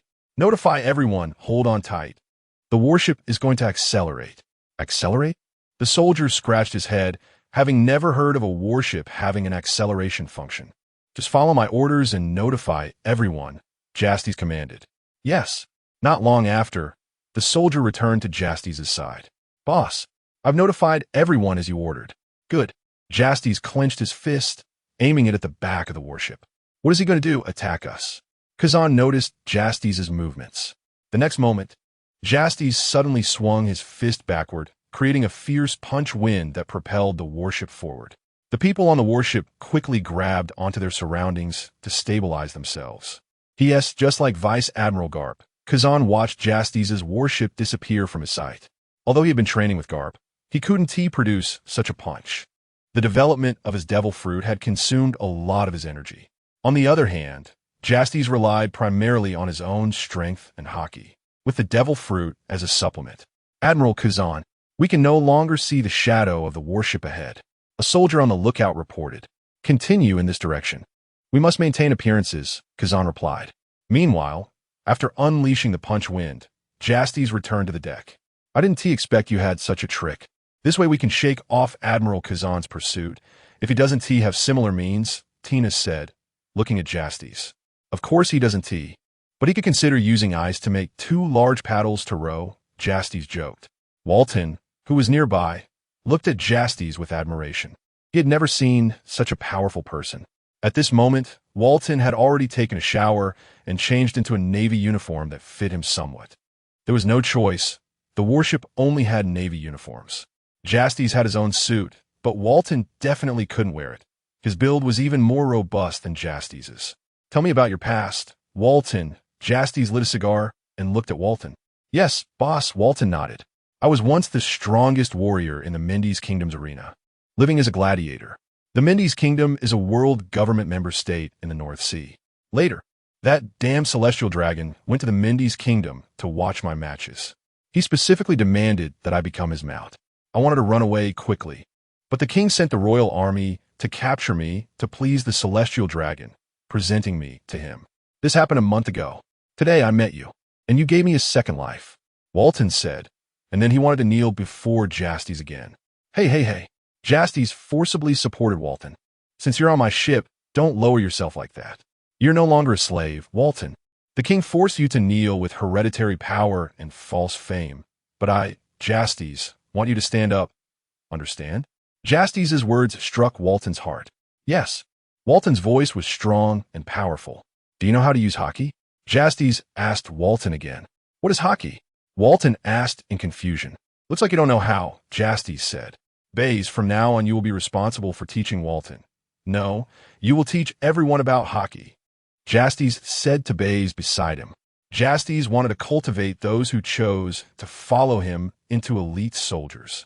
Soldiers that could be effective in any war. Yes, Justas. Boss. Baze had no dissatisfaction with Justas' command. Thank you for your hard work. Justas patted Baze on the shoulder. For you, I would do anything. Baze looked at Justas with determination. Justas had shown him kindness. Without Justas, he would just be a small pawn in a branch of the East Sea. A few years ago, while Justas was on his way back to Windmill Village, he received a request for support. When he arrived, Baze was fighting alone against dozens of pirates. The warship Baze was on had been ambushed by a relatively large pirate group in the East Sea, and the navy on board was in imminent danger. Justas stepped in and wiped out the pirate group, while also recognizing Baze's potential, believing he should have a larger stage. Justas directly transferred him over. Such a small matter was nothing to him. After that, Baze walked aside with Walton and began explaining to Walton what hockey was. The king forced you to kneel with hereditary power and false fame. Tina unexpectedly said, leaning against the mast and speaking to Justas. Do you see me as a mere illiterate who only knows how to fight? Justas' mouth twitched. Tina chuckled softly at his words. Why are we going to Gaia Island? Tina then asked Justas. Because the Sky Island really exists, Justas replied. Chapter 24. Ascending to the Sky Island. Kazan kept chasing in the direction where the warship of Justas disappeared, but he found no trace of the ship. After pursuing for half a day, Kazan returned to Marineford. Then the world government issued a bounty. The traitorous Marine Vice Admiral, Fist Hero, Monkey D. Justas. Bounty, 1 billion berries. The world government only announced that Justas had betrayed the Navy, without explaining the reason. However, the newspapers published the true reason for Justas' departure from Navy. The youngest Vice Admiral in history, Monkey D. Justas, kills a celestial dragon in rage. The truth behind leaving the Navy, accompanied by a photo of Justas smashing a celestial dragon's head with his fist. The 5 elders were furious and sent CP0 to trouble Morgans, the president of the World Economic News Agency, but Morgans had anticipated this and moved the headquarters to another location, evading CP0's attack. East Blue, Windmill Village. Village Chief Shroup tightly clutched the newspaper in his hands at Makino's tavern. That kid Justas. How could he kill a celestial dragon? Makino beside him was also shocked, covering her mouth. If that's the case, Justas not only can't be part of the Navy anymore, but he also faces the pursuit of the government and the Navy. Shroup sighed as he put down the newspaper. What would Karp do? Meanwhile, in a certain sea area of the New World, did he really kill a celestial dragon in the Sabaody archipelago? Justas really doesn't consider the consequences of his actions. Shanks put down the newspaper and sat at the table, with Beckman sitting across from him, smoking a cigarette. I said long ago that Justas wouldn't be bound by the Navy, but I didn't expect this day to come so quickly. In the undisclosed location of Baldy, Monkey D. Dragon, wearing a dark green cloak, held the newspaper and stood on the balcony. Justas, have you finally reached this step? While the outside world was paying close attention to the matter, the protagonist Justas had already led his crew to Sky Island. Justas found a descendant of Mont Blanc Noland, Mont Blanc Correja. This man dedicated his entire life to finding the land of gold to clear his ancestors' name. Unfortunately, without others, he would never find it because he believed that the land of gold, Shandora, had sunk to the bottom of the sea, while in reality, Shandora had been swept up by a massive sea current and became part of the Sky Island. When Justas found Correja noticed the Marine Justas cloak draped over Justas and Tina, and saw the Navy uniforms worn by Bayas and others behind them. Correja was puzzled as to why the Navy would come here to search for the Sky Island. Then Correja suddenly realized that this person in front of him was the Vice Admiral who killed the celestial dragon in the newspaper. Justas informed Nolan that the Sky Island truly exists and that the land of gold, Shandora, is also on the Sky Island. He wanted to ask Correja for help to allow Justas and his crew to ride the upward current to the Sky Island. Correja was surprised that Justas's thoughts coincided with his own.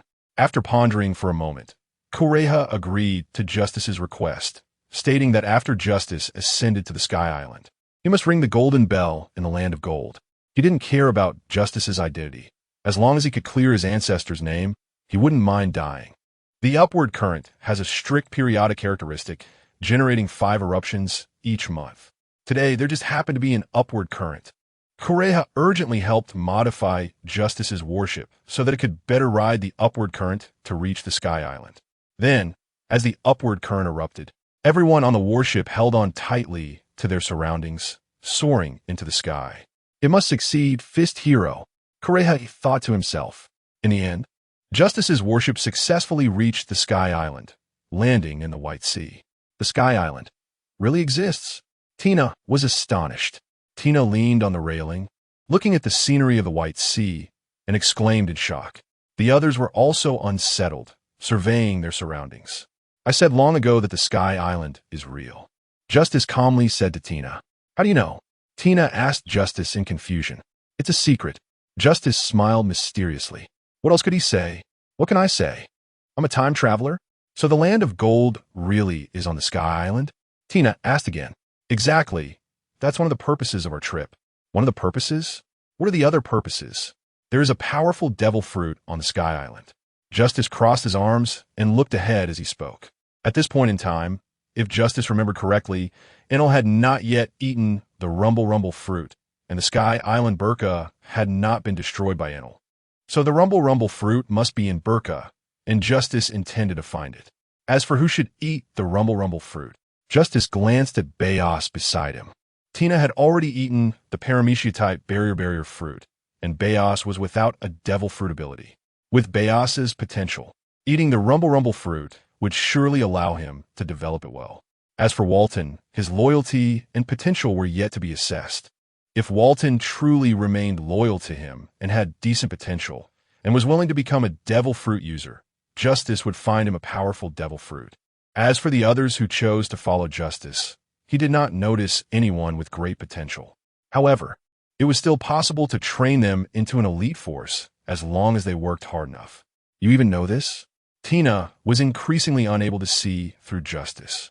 Justas did not speak, only chuckled lightly. Subsequently, Justas's warship smoothly entered the Sky Island. Currently, the god of the Sky Island is gone fall, and there was no old woman collecting tolls at the entrance.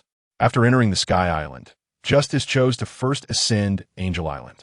Because Justas did not know where the Gaia Island and Burka, which were swept up by the upward current, were located, he needed to ask for directions. Moreover, Justas wanted to meet the current administrator of the Sky Island, Gonfall. After ascending to Angel Island, the members of Gonfall's God Squad quickly received the news and rushed over. Sea Dwellers, state your purpose for coming here. The God Squad members looked at Justas and the others with some tension. This group of Sea Dwellers was not small in number, and they all wore the same uniform. A certain type of sea army? They wouldn't dare to attack the Sky Island, would they? Call Gonfall to see me. Justas looked down at the members of the God Squad. You dare to call the name of the god directly. The God Squad members showed anger. Moreover, this Sea Dweller actually knew the true name of the god. Do as I say. After Justas finished speaking, his Conqueror's Haki pressed down on the God Squad members. However, Justas only used a little bit of Conqueror's Haki, not enough to make them faint. He just wanted them to know his strength. This group of God Squad members felt that the Sea Dweller in front of them was incredibly terrifying, causing them to tremble all over, fear rising from their hearts. They were already drenched in sweat. Chapter 25. Thunderfruit User Buyers. Soon, Gonfur arrived with his men. People from Qinghai. I am Gonfur, the manager here. May I ask what brings you to see me? Gonfur sensed that this group of Qinghai people did not come with good intentions. I came to the Sky Island to find two places, but I don't know the way. How about you help me with directions? Jast crossed his arms and looked at Gonfur. Where does your excellency wish to go? Gonfur was somewhat confused. Was this guy scaring his subordinates just for this? One is Baika, and the other is an island that looks completely different from your Sky Island. Jast forgot what the people of the Sky Island called Gaia Island and could only describe it this way. You mean Appiato, right? Gonfur understood Jast's meaning. At the same time, he was surprised. Could it be that Jast had been to the Sky Island before? How did he know about these two places? That's right. Please help me with directions. Jast fixed his gaze on Gonfur. Although Jast did not threaten Gonfur, Gonfur felt that if he refused, this Qinghai person would kill him. All right, I will guide you. Gonfur chose to compromise. He did not want to provoke Jast's. He was unclear about Jast's strength and did not have the confidence to oppose him. Let's go to Baika first. Subsequently, Gonfur rode on his bird, which had eaten the horse fruit, leading the way, while Justas and his subordinates followed him on a warship. This is Baika. Gonfur brought the warship to a sky island. People from Qinghai, please promise me not to harm the residents, Gonfur said to Justas. Don't worry. As long as they don't provoke me, I won't take action. Justas waved his hand. He then summoned everyone to gather in front of him. Everyone searched this island for a devil fruit that is golden with lightning patterns. After Justas issued the order, hundreds of people began a thorough search for the thunder fruit in Baika. A few hours later, buyers came before Justas. Boss, I found it. Buyers handed the devil fruit he was holding to Justas. Justas looked at the devil fruit in Buyers' hands and confirmed by its appearance that it was indeed the thunder fruit. You eat it, Buyers. Justas did not take it. Me? Buyers was taken aback. I was planning to give it to you. I didn't expect you to be the one to find it. It seems this devil fruit has chosen you. This is your destiny. Buyers, Justas chuckled lightly. It chose me? Buyers lowered his head, staring at the thunder fruit in his hands. Boss, do you know what kind of devil fruit this is? It's a top-tier Logia type, the thunder fruit, Justas answered. The thunder fruit. Buyers gasped. The thunder fruit is one of the top devil fruits in the Logia category. He never expected it to be on the Sky Island. Moreover, it had come into his hands. Eat it, Buyers. This devil fruit will bring a qualitative change to your strength. Okay. Buyers nodded heavily and then took a big bite. As the flesh went down his throat, Buyers' expression twisted. Ha ha ha. Just a bite is enough. You've already gained the power of the thunder fruit. Justas laughed heartily. Upon hearing Justas' words, Buyers discarded the remaining thunder fruit. Let's test its abilities. Then, Buyers reached out his hand towards a tree, and violent lightning surged from his palm, shattering the tree before him. Buyers looked at the shattered, charred tree, feeling extremely excited. He could clearly sense the power's strength. The thunder fruit can also enhance your observation haki, Justas reminded at this moment. Hearing Justas' reminder, Buyers quickly released his observation haki. Sure enough, the range of his observation haki increased significantly, and what he sensed became clearer. He could see the soldiers searching for the thunder fruit all over Baika. At this moment, Justas pulled out a flare gun from his waist and fired a shot into the sky. He had mentioned when sending everyone to search for the thunder fruit that seeing the signal meant the fruit had been found, and everyone should return to the warship. Before long, everyone had gathered. Did you find it? Tina asked Justas. Yes, it's the Logia thunder fruit, and Buyers has already eaten it. Justas nodded. What? The thunder fruit? Tina did not expect that the devil fruit Justas was looking for would be such a powerful Logia type. Indeed, after all, other fruits might not even catch Justas' eye. Are we going to look for the Golden Country next? Tina asked again. That's right, it's time to get her startup funds. Having obtained the thunder fruit, Justas had gone for take them to Gaia Island. People from Qinghai, I must remind you in advance, the inhabitants living on Appiato are not our Sky Island people. If you land on the island, they will definitely attack you, Gonfur said to Justas. He mainly wanted to distinguish between the Sky Island people and the indigenous people of Gaia Island, fearing that if these guys attacked Justas, he would blame the entire Sky Island. I understand. Justas nodded. Now I'll take my leave for now. If you need to leave the Sky Island later, you can come to Angel Island to find me. I will help you descend to Qinghai, Gonfur added. Thank you very much. Wait for me a moment. Justas walked into the cabin and quickly came out again. If the Sky Island needs help in the future, use this to contact me. Justas threw a snail phone to Gonfur. Justas intended to develop the Sky Island into his own outpost. The Sky Island was almost isolated from the world, and the chances of being attacked by enemies were low. Moreover, he would not be able to transport all the gold from Gaia Island in just 1 or 2 trips. Is that so? Thank you. Gonfur examined the snail phone in his hand. Justas then explained to Gonfur how to use the snail phone. Oh right, Your Excellency. I still don't know your name. Gonfur now realized that Justas had no ill intentions towards the Sky Island. Monkey de Justas. Mr. Justas. Then I will take my leave. I have some matters to attend to. All right, thank you. Gonfur rode away on his bird. As the manager of the Sky Island, he was usually quite busy. Everyone disembark. The warship docked at the shore of Gaia Island, and Justas led everyone off the warship, heading into the interior of Gaia Island. Chapter 26. Return to Qinghai. Summer Cheese Bar. The imagined conflict did not occur. Upon discovering Justas and the others, Justas simply said, "I'm here to ring the golden bell," and no battle took place. However, the Sandia people remained skeptical of Justas. Later, when Justas climbed up the vines and rang the golden bell with a punch, the Sandia people became excited. Meanwhile, on Gaia Island, 10,000 meters below, Kulike heard the sound of the bell from the horizon. The boxing master had really found the land of gold. Kulike stood on the shore, looking up at the sky. "My ancestors are not liars." After ringing the golden bell, Justas informed the Sandia people that they would be taking the gold away. The Sandia people readily agreed, as ringing the golden bell and defending their land were the most important to them. The gold held no value for them. Justas led his men to move billions of berries worth of gold, and had buyers use the Thunder Fruit's ability to refine all the gold into bars stacked in a ship's hold. After completing all this, Justas saw no further reason to stay on Sky Island. He headed to Angel Island and found Gon 4, who helped him successfully land back in Qinghai. The warship was sturdier than ordinary ships, so landing in Qinghai did not cause significant damage to it. The first thing Justas did upon returning to Qinghai was to exchange the gold bars for berries. They ran around to many places before completing this task. Subsequently, everyone changed their outfits since they were no longer part of the Navy.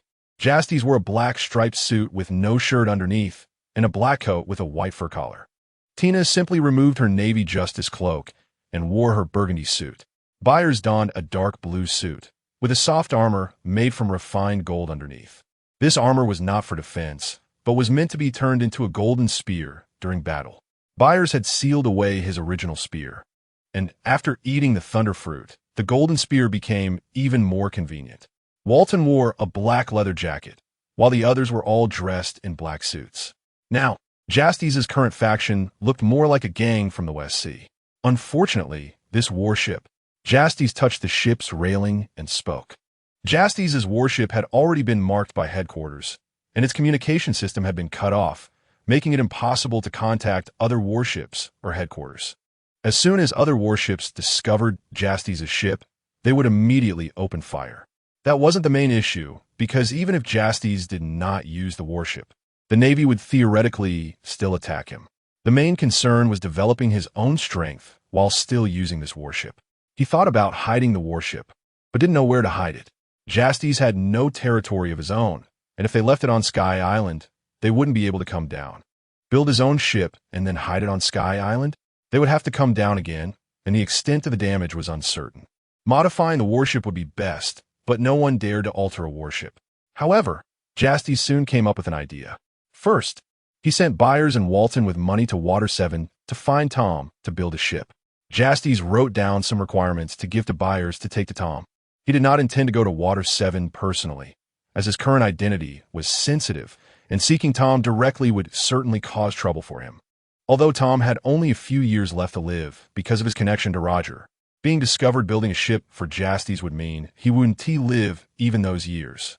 After sending Byers and Walton, Justas took the warship to an uninhabited island near the Sabati archipelago and instructed Tina and the others to wait for him there.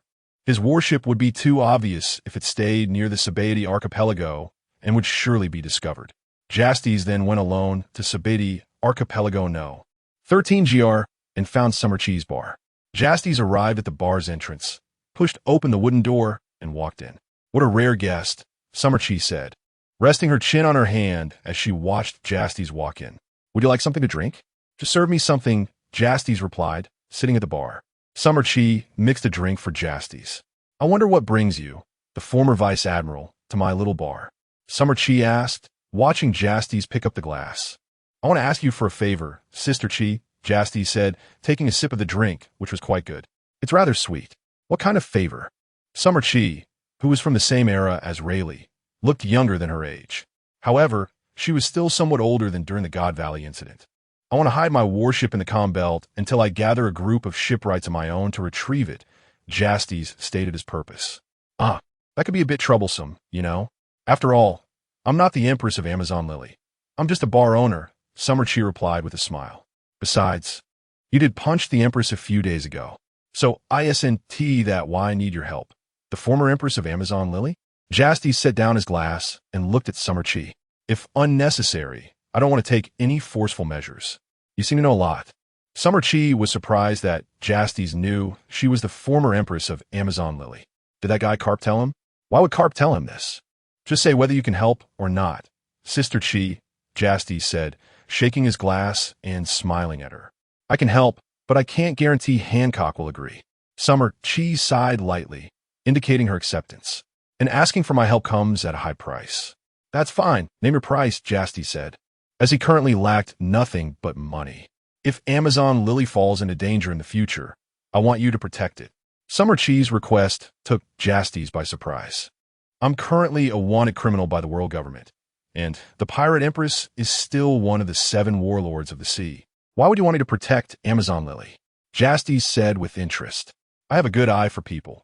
Your future is definitely limitless. Summer Chi handed Justas a cigarette and lit one for herself. Moreover, I think the 7 warlords of the sea are unreliable. Being associated with the world government is not a good thing. Summer Chi harbored deep resentment towards the world government.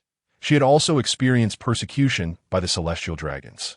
So, Justas, how about this deal? Chapter 27. Karp's Call. Heading to Amazon Lily. All right, I agree. Justas nodded. At this moment, the wooden door of the bar was pushed open again. A guest has arrived? A familiar voice sounded behind Justas. Oh, it's Justas. You're still in the Sabati archipelago. Rayleigh approached and, upon seeing Justas, sat down beside him. I was away for a while and just got back. Justas said as he finished his drink and set the glass down. You just wrapped things up and left, and now the pirates on the island are suffering. Rayleigh said with a smile. Akiji didn't catch you, and he came back to capture all the pirates in the Sabati archipelago. That's their bad luck. Ha ha ha. I said I'd treat you to a drink when there's a chance, so I guess today is the day. Rayleigh laughed heartily. Shaki, bring us more drinks. Shaki didn't say anything, nodded, and pushed open the door behind her to go inside. Just as Rayleigh was about to speak, Justas' din mushy rang. Justas took out the din mushy and answered it. Old man, Justas said as he connected the call.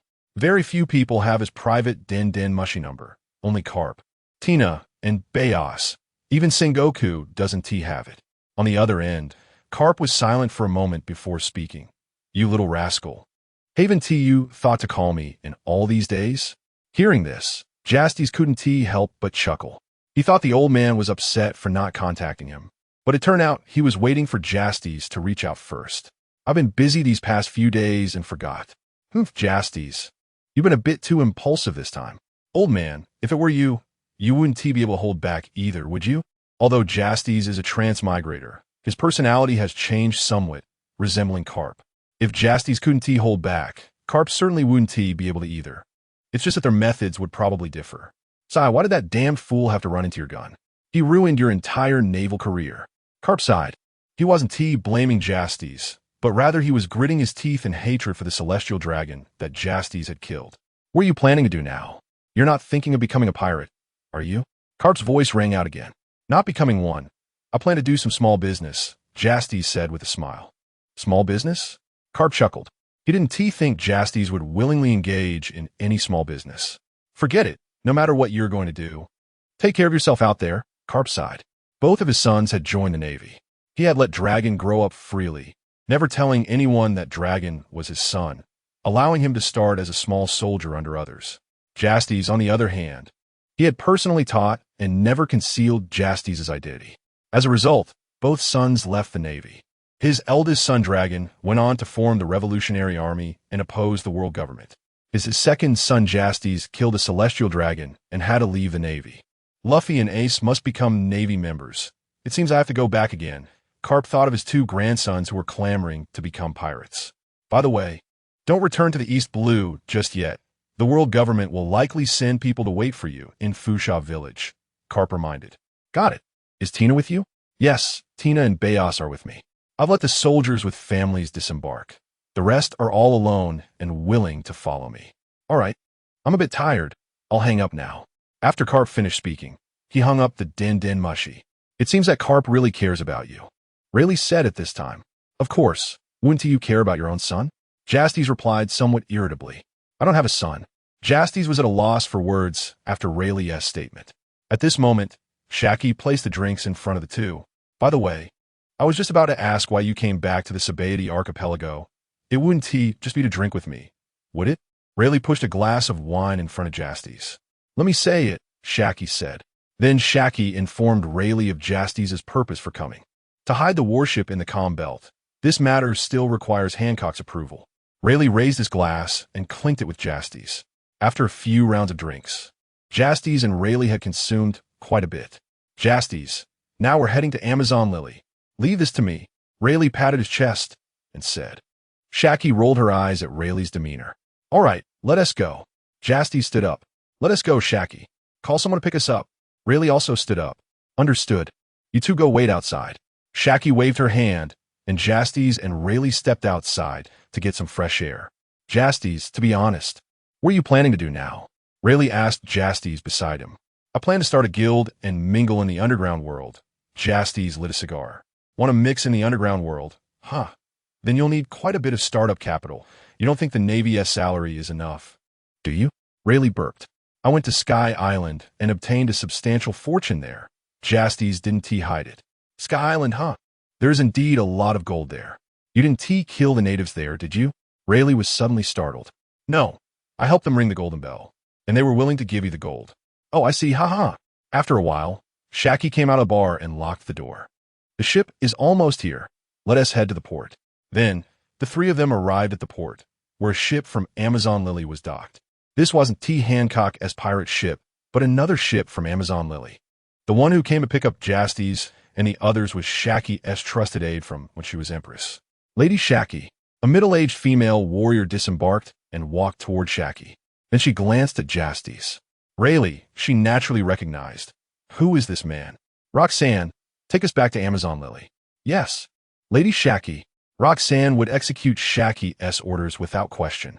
Justas, if Hancock doesn't agree, what will you do? On the way, Rayleigh looked at Justas and asked. We'll see then, Justas shrugged. If she agrees, that's best. If she doesn't, Justas will forcibly sail the warship into the calm belt. If Hancock acts against the warship, then she can't blame him for fighting back. He is a big man, and his strikes 1 TB light. Chapter 28, Talking with the Empress. Dawn Guild. Windless Zone, 9 Snake Island. Justas and Rayleigh squatted by the shore, bored, watching the calm sea. Men were not allowed to enter 9 Snake Island. Not even Rayleigh. Shaki had already gone in to find Hancock, and Justas and Rayleigh were just waiting for news outside. Haha, it seems like it doesn't matter whether I come or not. Rayleigh suddenly laughed a couple of times. Justas. Rayleigh, have you considered coming back to the scene? Justas suddenly had an idea. Huh? What do you mean? How about coming to work with me? No. My retirement life is good. I don't want to break it. Rayleigh refused without hesitation. You'll be drinking for the rest of your life. Still not going. Justas didn't insist.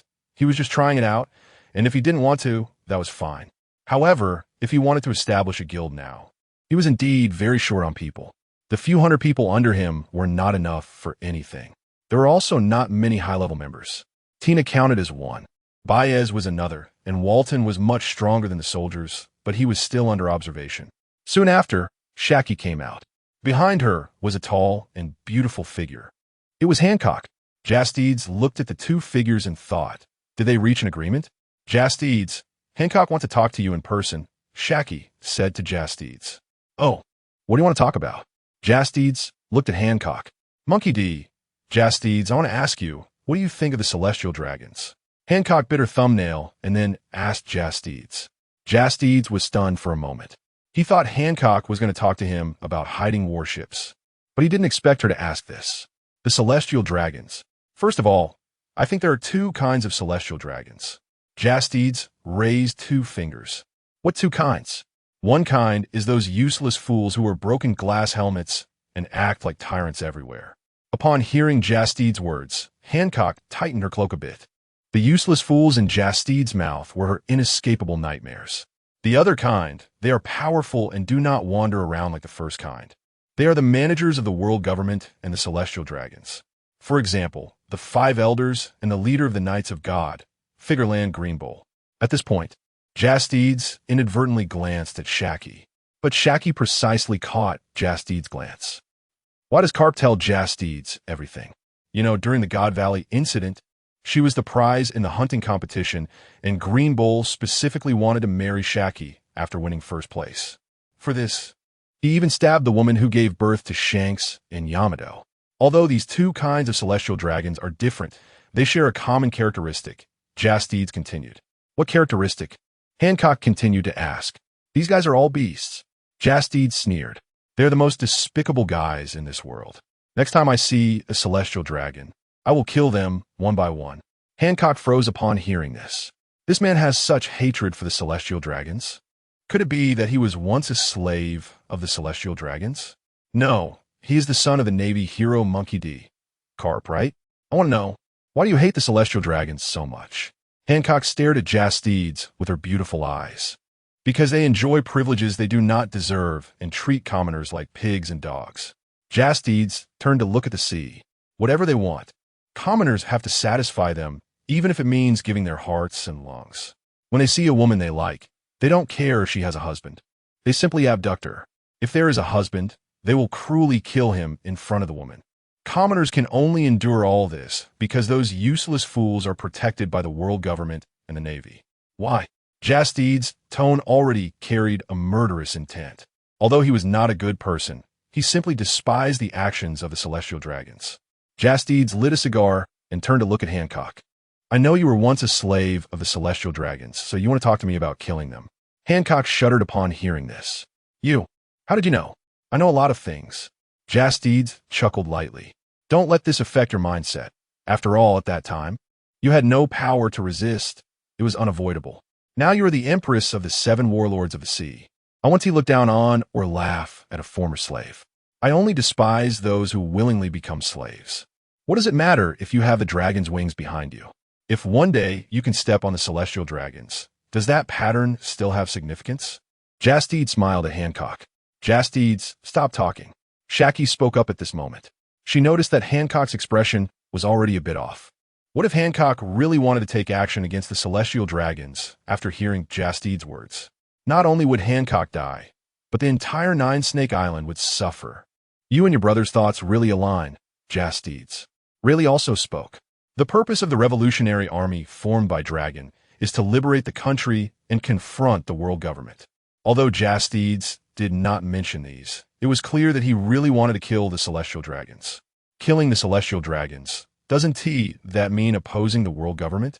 So, after you leave the Navy, are you going to join the revolutionary army to fight against the world government? Hancock asked Justas at this time. I will not join the revolutionary army. Justas shook his head. What kind of joke is that? Let him work under Dragon? He won't go. Then you're going to. I want to establish a guild, and the name will be Dawn. As for the purpose of this guild, we will talk about it later. Justas said with a half-smile. Hancock stared at Justas in silence. She believed that Justas' purpose in establishing a guild was to confront the world government, just like the revolutionary army, but just taking a different path. I want to join your guild. Hancock said something astonishing, shocking both Rayleigh and Shaki. Of course, I welcome you, but you're the empress of the 7 warlords of the sea now. Justas spread his hands. Snake Princess, don't be silly. At this moment, a short old woman walked over from behind Hancock. She was the former emperor of Nine Snake Island, Gorosei. She was a beauty in her youth. Why has she shrunk like this when she got old? Shaki hasn't changed in height either. Gorosei, you also came. Shaki looked at Gorosei. Gorosei nodded at Shaki. Snake Princess, if it weren't for your identity as one of the 7 warlords of the sea, Amazon Lily would not be as peaceful as it is now. Gorosei said sternly to Hancock. Hancock said nothing, just bowed her head and clenched her fists, her nails almost piercing her palms. After talking with Justas, she desperately wanted to fight against the celestial dragons and take revenge for herself. But she also knew that Amazon Lily needed the identity of the 7 warlords of the sea to protect it right now. If you can't join now, maybe you can in the future. Justas spoke at this time. Oh, by the way, I might have a way to eliminate the dragon's wings. Justas' words made Hancock suddenly raise her head, staring intently at Justas. About the warships, I agree. Hancock did not hesitate at all. Compared to the hoof of the heavenly dragon, this little matter is nothing.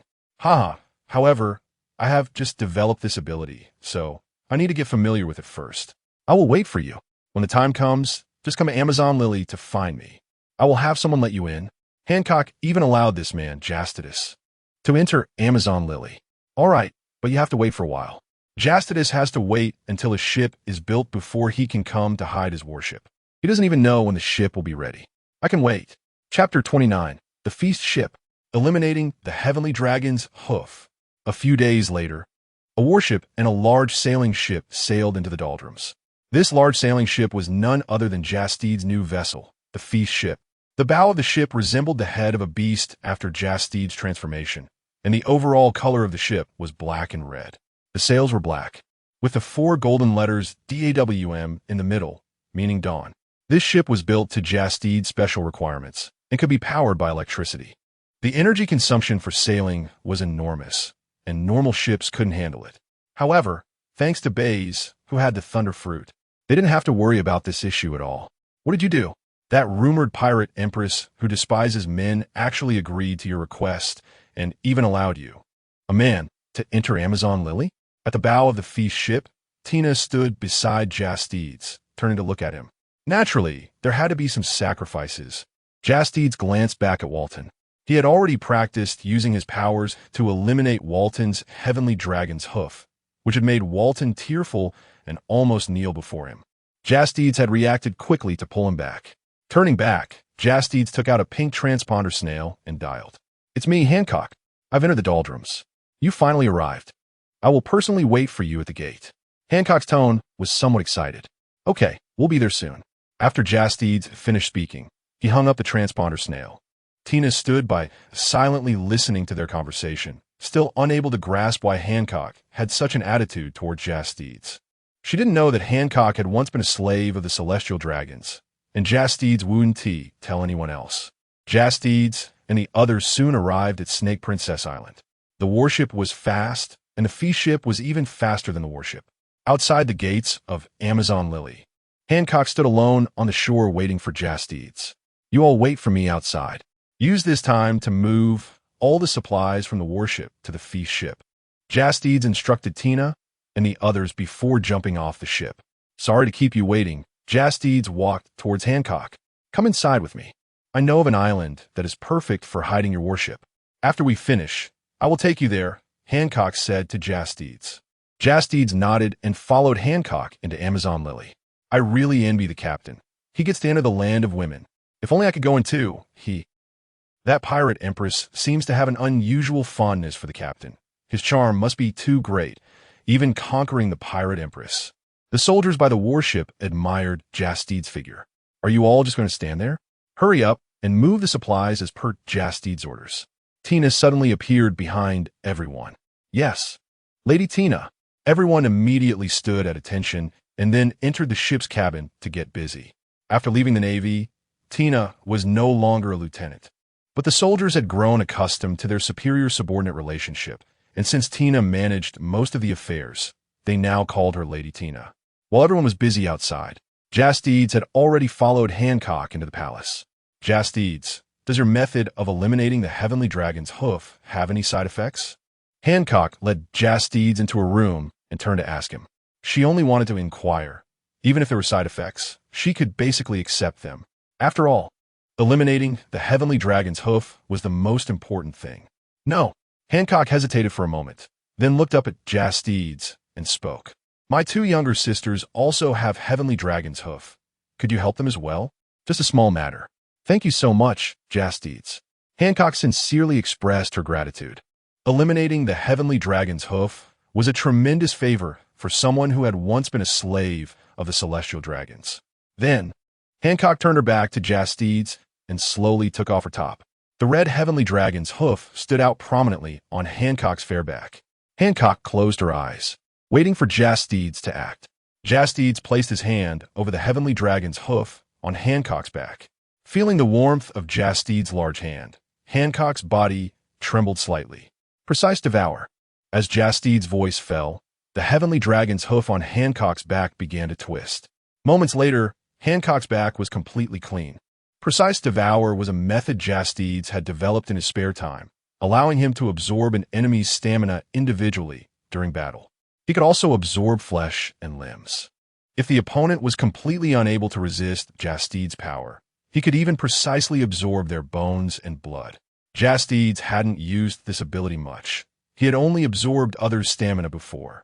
Directly absorbing an enemy would leave them dead without a complete corpse and replenish Justas' stamina, while precise devouring would not harm the opponent's life. Justas had also not used the ability to absorb enemies to replenish stamina many times. Those instances were during wheel battles against strong opponents. A few days ago, Justas suddenly thought that precise devouring might perfectly eliminate the heavenly dragon's hoof, and he began to practice. Later, he successfully absorbed Walton's heavenly dragon's hoof and rushed over the next day. "It has been eliminated," Justas said as he lowered his hand. "Really?" Hancock, not caring about her upper body being exposed, rushed to the mirror and turned around to see her back through the reflection. As a result, her front was completely exposed to Justas' view. Justas turned away, awkwardly whistling. He was a gentleman. How could he take advantage of someone in such a situation? "Justas, thank you." A voice came from behind Justas, and then Hancock wrapped her arms around his waist from behind. After hugging Justas excitedly, tears began to flow uncontrollably from her eyes. "It's okay, it's all in the past. You will have the chance to make them pay in the future." Justas' heart softened at her tears, and he turned to gently stroke Hancock's hair. "Put your clothes on first." Hancock then came back to her senses, her cheeks slightly flushed, and she quickly put on her clothes. At the same time, Hancock felt puzzled. She had indeed been so excited that she lost herself, but she had still noticed Justas' turning motion. Shouldn't men take this opportunity to peek? "Okay, call your 2 younger sisters over. I will help them eliminate it. And then you quickly take us to that island where we can hide the warship." Chapter 30 Future Plans. The goal is the West Sea. After Justas helped Sansonia and Marigold eliminate the Dragon of Heaven's hoof, the Snake Princess pirate ship, the Perfumed Snake, set sail from Amazon Lily, guiding the Gourmand and the warships. However, Hancock did not board the Perfumed Snake, but instead told Sansonia the destination and boarded the Gourmand with Justas. "Huh? How did you come aboard our ship?" Justas turned around to find Hancock following him. "I just wanted to take a look at your ship." Hancock dodged Justas' gaze and flipped her hair. "You think my new ship is nice too, right?" "Ha ha." Justas was quite pleased with the Gourmand. "It's much bigger than my Perfumed Snake." Hancock glanced around. The soldiers on the Gourmand, upon seeing Hancock board, seemed spellbound, their eyes filled with hearts. No wonder she's the world's most beautiful woman. "If I could, what am I thinking? Haven't you seen the pirate empress next to the captain?" Tina was also watching Hancock from aside. Why is it that even though both she and Hancock are women, Tina's heart races? Tina was confused. Even Tina was drawn to Hancock's beauty. "Justas, when can I join your guild?" Hancock asked, standing next to Justas. "It's too early to fight against the world government. Let me first develop Dawn." Justas lit a cigar. "Next, it's time for a mad expansion of power. By then, all of Amazon Lily can join the Dawn Guild. Whether you want to or not depends on you. Many of the female warriors in the Amazon Lily Kingdom are strong. If they join the Dawn Guild, it would be a significant fighting force. However, this process is likely to be very difficult, as the rules of Amazon Lily restrict the female warriors. If only I hadn't agreed to join the 7 warlords of the sea, otherwise I could join the Dawn Guild now."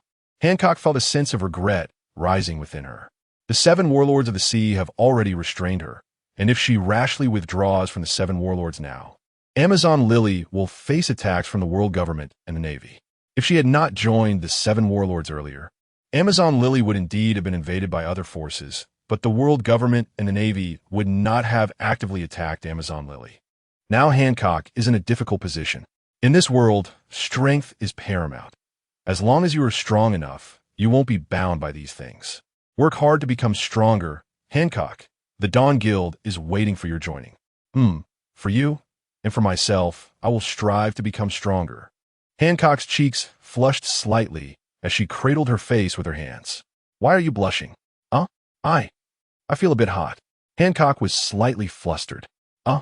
Indeed, there is no sea breeze in the doldrums. It's a bit hot." It was uncomfortable for Justas not to feel the sea breeze on the ship. "Tina, give me a beach chair." Justas turned and waved to Tina. He wanted to lie down and think about some things. You have to move it yourself, Justas. Tina is already very tired. Tina grimaced, hands on her hips, grinding her teeth at Justas. Justas, where's the beach chair? I'll help you carry it. Hancock suddenly spoke up from his side. Forget it, let Tina go. Tina glanced at Hancock and turned to walk into the cabin. In a short while, Tina placed the beach chair on the deck. Justas lay down and closed his eyes, while Hancock stood beside the beach chair, watching Justas. Justas was thinking about how to expand the Dawn Guild next. The Dawn Guild was still just a shell, with only a name and Justas and his group of founders. There were no industries and no more manpower. To expand quickly, robbing the achievements of other forces would undoubtedly be the fastest route. Justas planned to do just that, but he was considering where to start. The most influential in the underground world are undoubtedly the 6 kings of the underworld.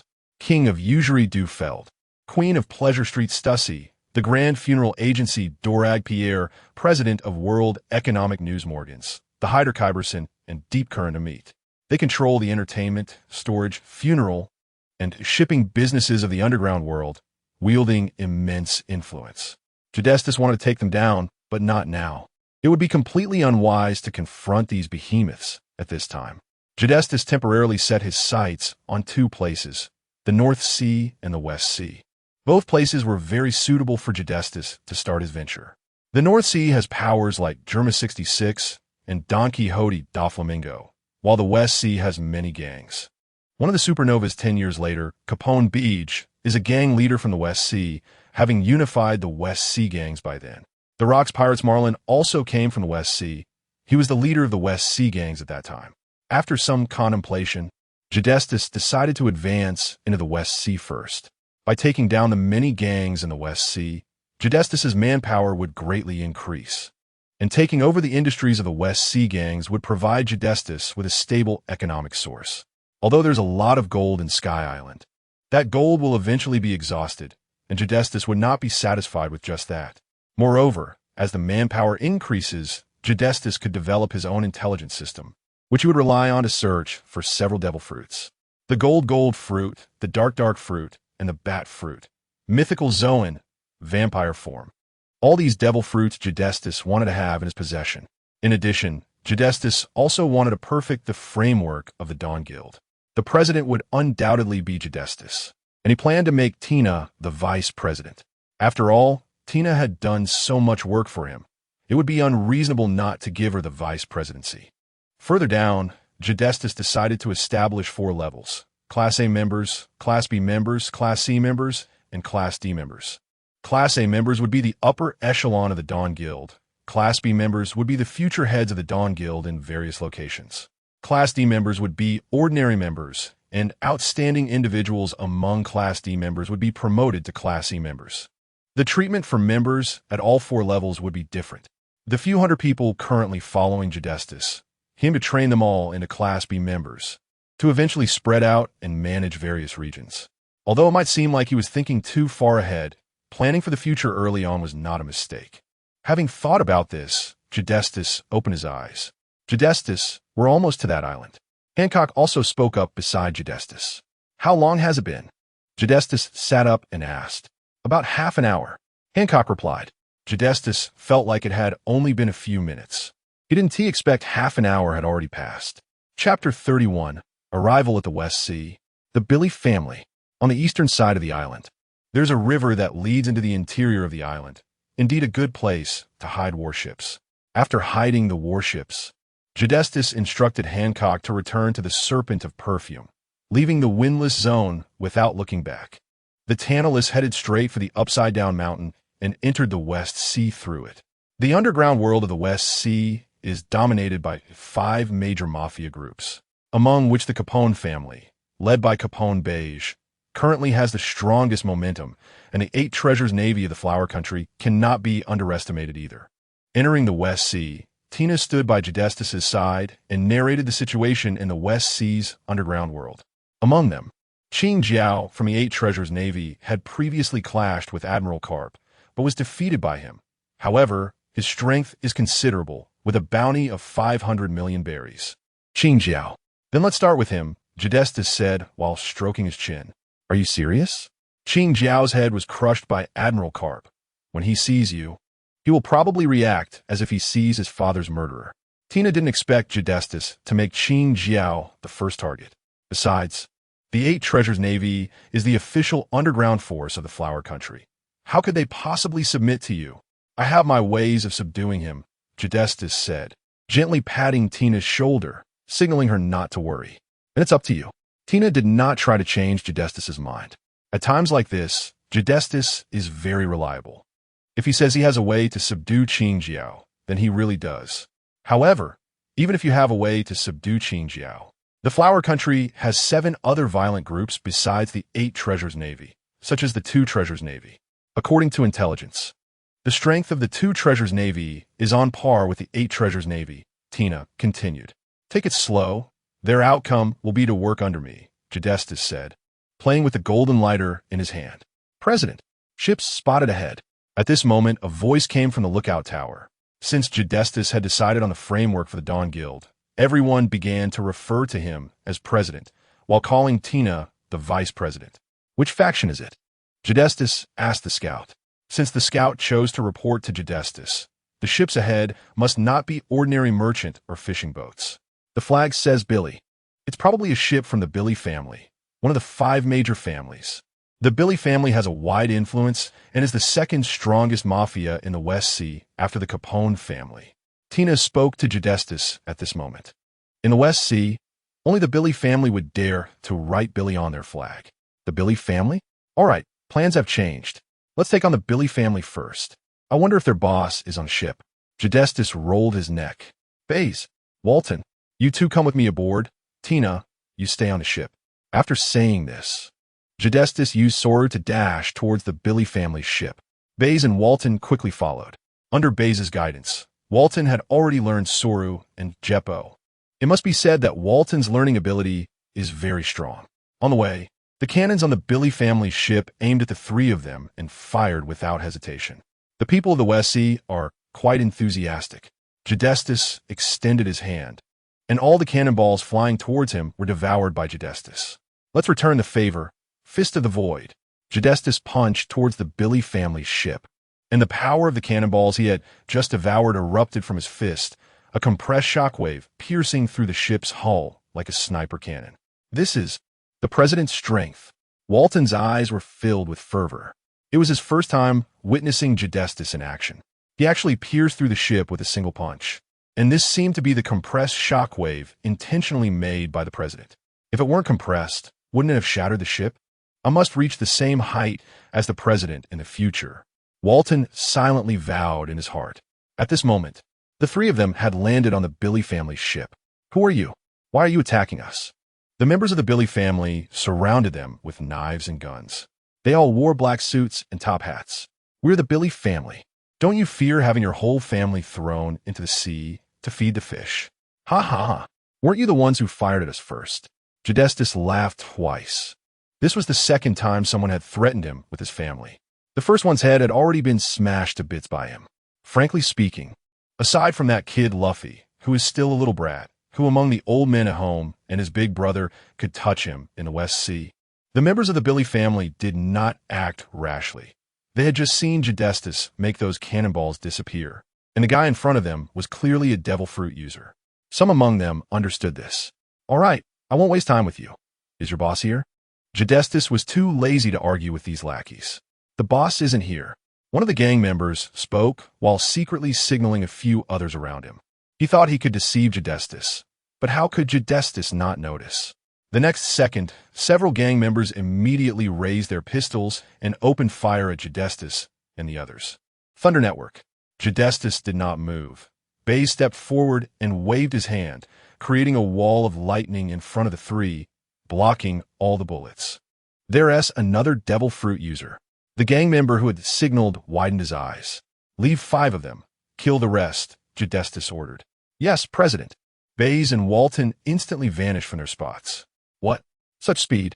The others could not react in time. Zizizizi. A flash of lightning passed, and dozens were struck down by lightning, with Baze materializing from a bolt of lightning, thrusting a golden spear into one gang member's chest. Walton swung his fists, and with each punch, a gang member would fall to the ground, rolling their eyes and spitting blood. In no time, the ship was filled with blood and corpses, and 5 disheveled gang members kneeled before Justas. "Where's your boss?" Justas walked up to the first person, looking down at him.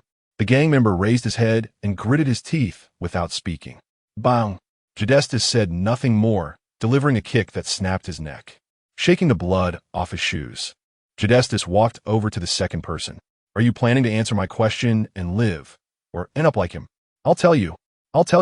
Please, don't kill me." The second person immediately surrendered. "Luke, you bastard. How can you face Boss Kenbo?" The 3 others glared at Luke. But the next second, the 3 of them were pierced through the heart by Baze's lightning. "Our Billy family's headquarters is on Hillary Island. Our boss is there right now." "Very good. Take me there." Justas grinned, looking like a demon in Luke's eyes. Chapter 32, Billy Kenpo. "Which faction are you from?" "Shihai, Hillary Island. Here is a large town where the Billy family, one of the 5 major families of Shihai, has established its roots. The family leader, Billy Kenpo, can be considered the local emperor of Hillary Island. At this moment, a huge ship is docked at the port of Hillary Island, and the crowd is gathered to watch. Even Billy Kenpo's exclusive ride isn't as large as this ship, so naturally, they want to take a look. On the ship, the Baze sits on the deck with his eyes closed, resting. He is guarding the ship under the orders of Justas. Justas, along with Tina and Walton and 200 men, is heading straight for Billy Kenpo's lair. However, on the way, Justas and his group are intercepted by dozens of gang members. After all, this is the Billy family stronghold, and any disturbance on the island is difficult to hide from Billy Kenpo's eyes. "Luke, didn't you go to deliver goods? Who are these guys?" One of the gang members recognized Luke. Luke stands beside Justas, keeping his head down and silent. "Kill these guys." Justas orders directly. A group of only a few dozen, daring to block 200? Who gave them the courage? The members behind Justas immediately spring into action, rushing at the gang members with incredible speed. A bunch of ordinary gangsters from Shihai have no power to fight against Justas' elite troops. In less than a minute, the gang members are completely wiped out. Someone is coming to smash Billy Kenpo's territory. "We must go home." The civilians see this situation and hurriedly return to their homes, fearing being caught up in it. "How many people does Billy Kenpo have?" Justas glances at Luke beside him. "And Master, there are about 500 official members of the Billy family, and over 40 have just died. Although there are only 500 official members, there are thousands working for the Billy family. Billy Kenpo also has a few strong enforcers, who are fiercely loyal to him," Luke replies. Justas nods, but remains silent. The current dilemma is not about taking down Billy Kenpo, but how to take over the Billy family's assets and people afterward. Then Justas and the others continue to the Billy Kenpo mansion. Along the way, they encounter no one blocking their path until they reach the mansion's gate. "Master, this is Billy Kenpo's mansion." "Well done. So, can I leave now, Master?" Luke awkwardly smiles from the side. Although he has witnessed Justas and his subordinate strength, he has spent so many years under Billy Kenpo, who has always been a symbol of terror in his heart, and he is not sure who will ultimately win. He just wants to leave Hillary Island quickly and find a remote island to survive. "How can that be? I don't know Billy Kenpo, and I'll need your help to identify him later." Justas looks at Luke with a friendly smile. Luke's anxious heart finally calms down. Just as Justas is about to punch open the mansion door, numerous gang members suddenly emerge from the walls, raising their guns to shoot at Justas and the others. Baze uses a lightning net to block all the bullets. Fist impact. After Baze intercepts the bullets, Justas throws a punch, shattering the door and the surrounding wall, sending the gang members with flintlock guns flying. Then, Justas leads his men into Billy Kenpo's mansion. At this time, Billy Kenpo also steps out with dozens of people. Billy Kenpo, wearing a black coat over his suit, is very conspicuous in the crowd. It is clear that he is the boss of the Billy family, Billy Kenpo. "And Master, the one in the coat is Billy Kenpo."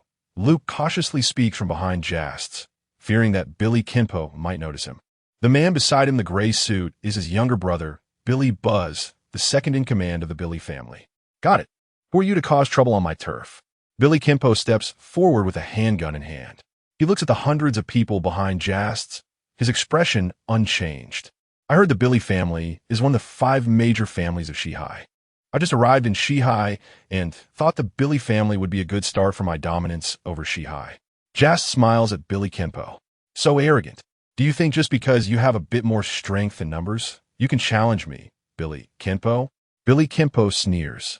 At this moment, there are sounds of footsteps behind Jas, and when he turns to look, hundreds of Navy officers have surrounded them. Now, who has more people? Billy Kenpo grins, raising his gun at Jas.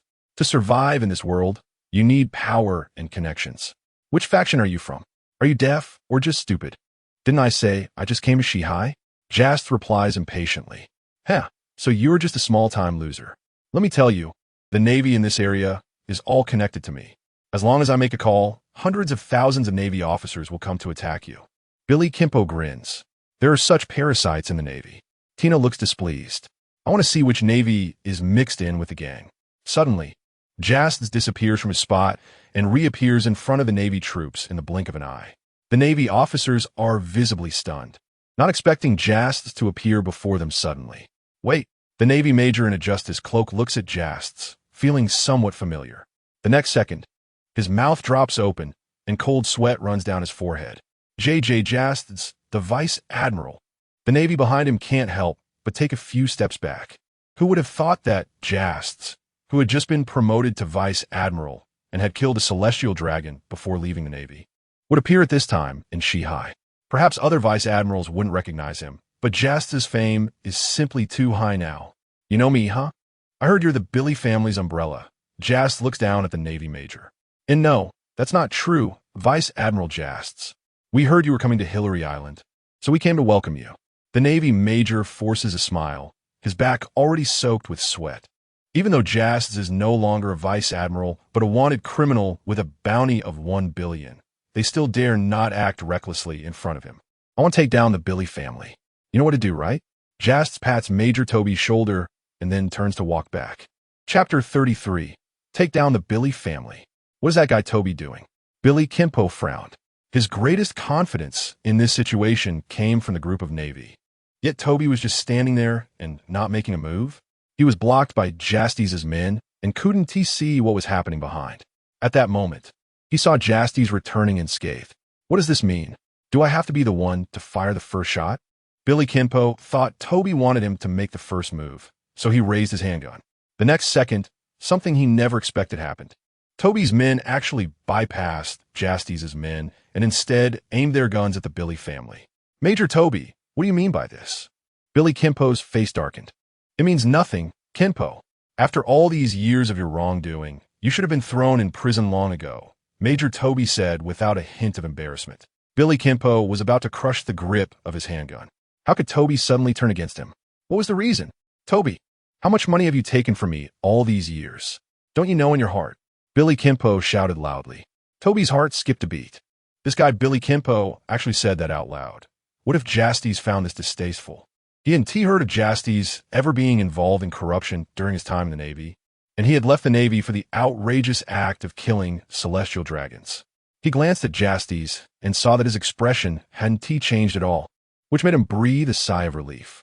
Billy Kenpo's gaze shifted back and forth between Justas and Toby, finally settling on Justas. It was certain that Toby was now on Justas' side. The person responsible for all this should die. Billy Kenpo suddenly aimed the trigger at Justas. Bang!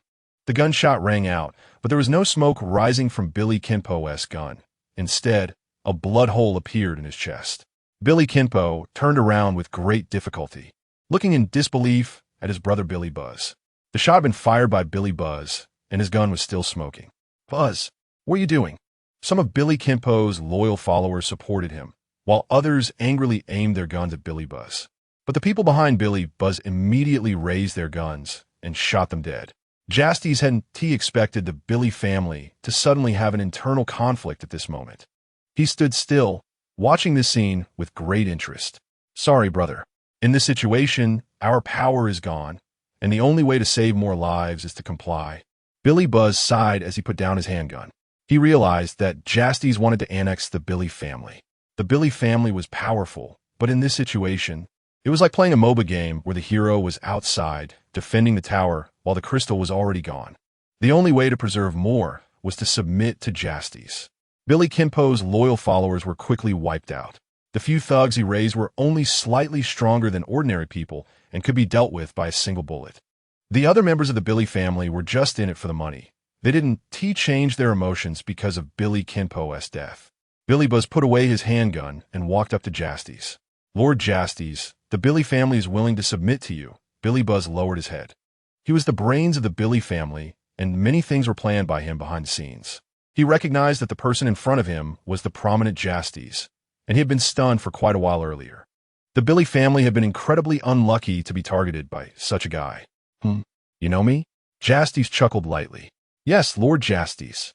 I have always kept track of your reports. If you lead the Billy family, it will surely become even stronger, Billy Buzz said, taking a deep breath. You're very smart. The Billy family's businesses will continue to be managed by you. But if I find out you engage in any improper actions, I will make you wish you were dead. Justas said, his conqueror's haki pressing down on Billy Buzz. He controlled the strength of the haki, so that Billy Buzz wouldn't faint. When the haki was retracted, Billy Buzz was already soaked in sweat. He didn't know how he had gotten through that moment. He knew Justas was powerful and terrifying, but he had just experienced Justas' terror firsthand. He also understood that the person in front of him was completely unassailable. Yes, Lord Justas. Billy Buzz bent his waist completely. From now on, you, including the original members of the Billy family, will all be part of the Dawn Guild, and the name Billy family will disappear forever, Justas continued. Dawn Guild? Billy Buzz showed a look of confusion. As for the disappearance of the Billy family, he was already mentally prepared. The Dawn Guild is my power, a force that will dominate the world in the future, and I am the president of the Dawn Guild. The Billy family is just the beginning. Next, I will gradually take control of the entire West Sea and then advance to other places.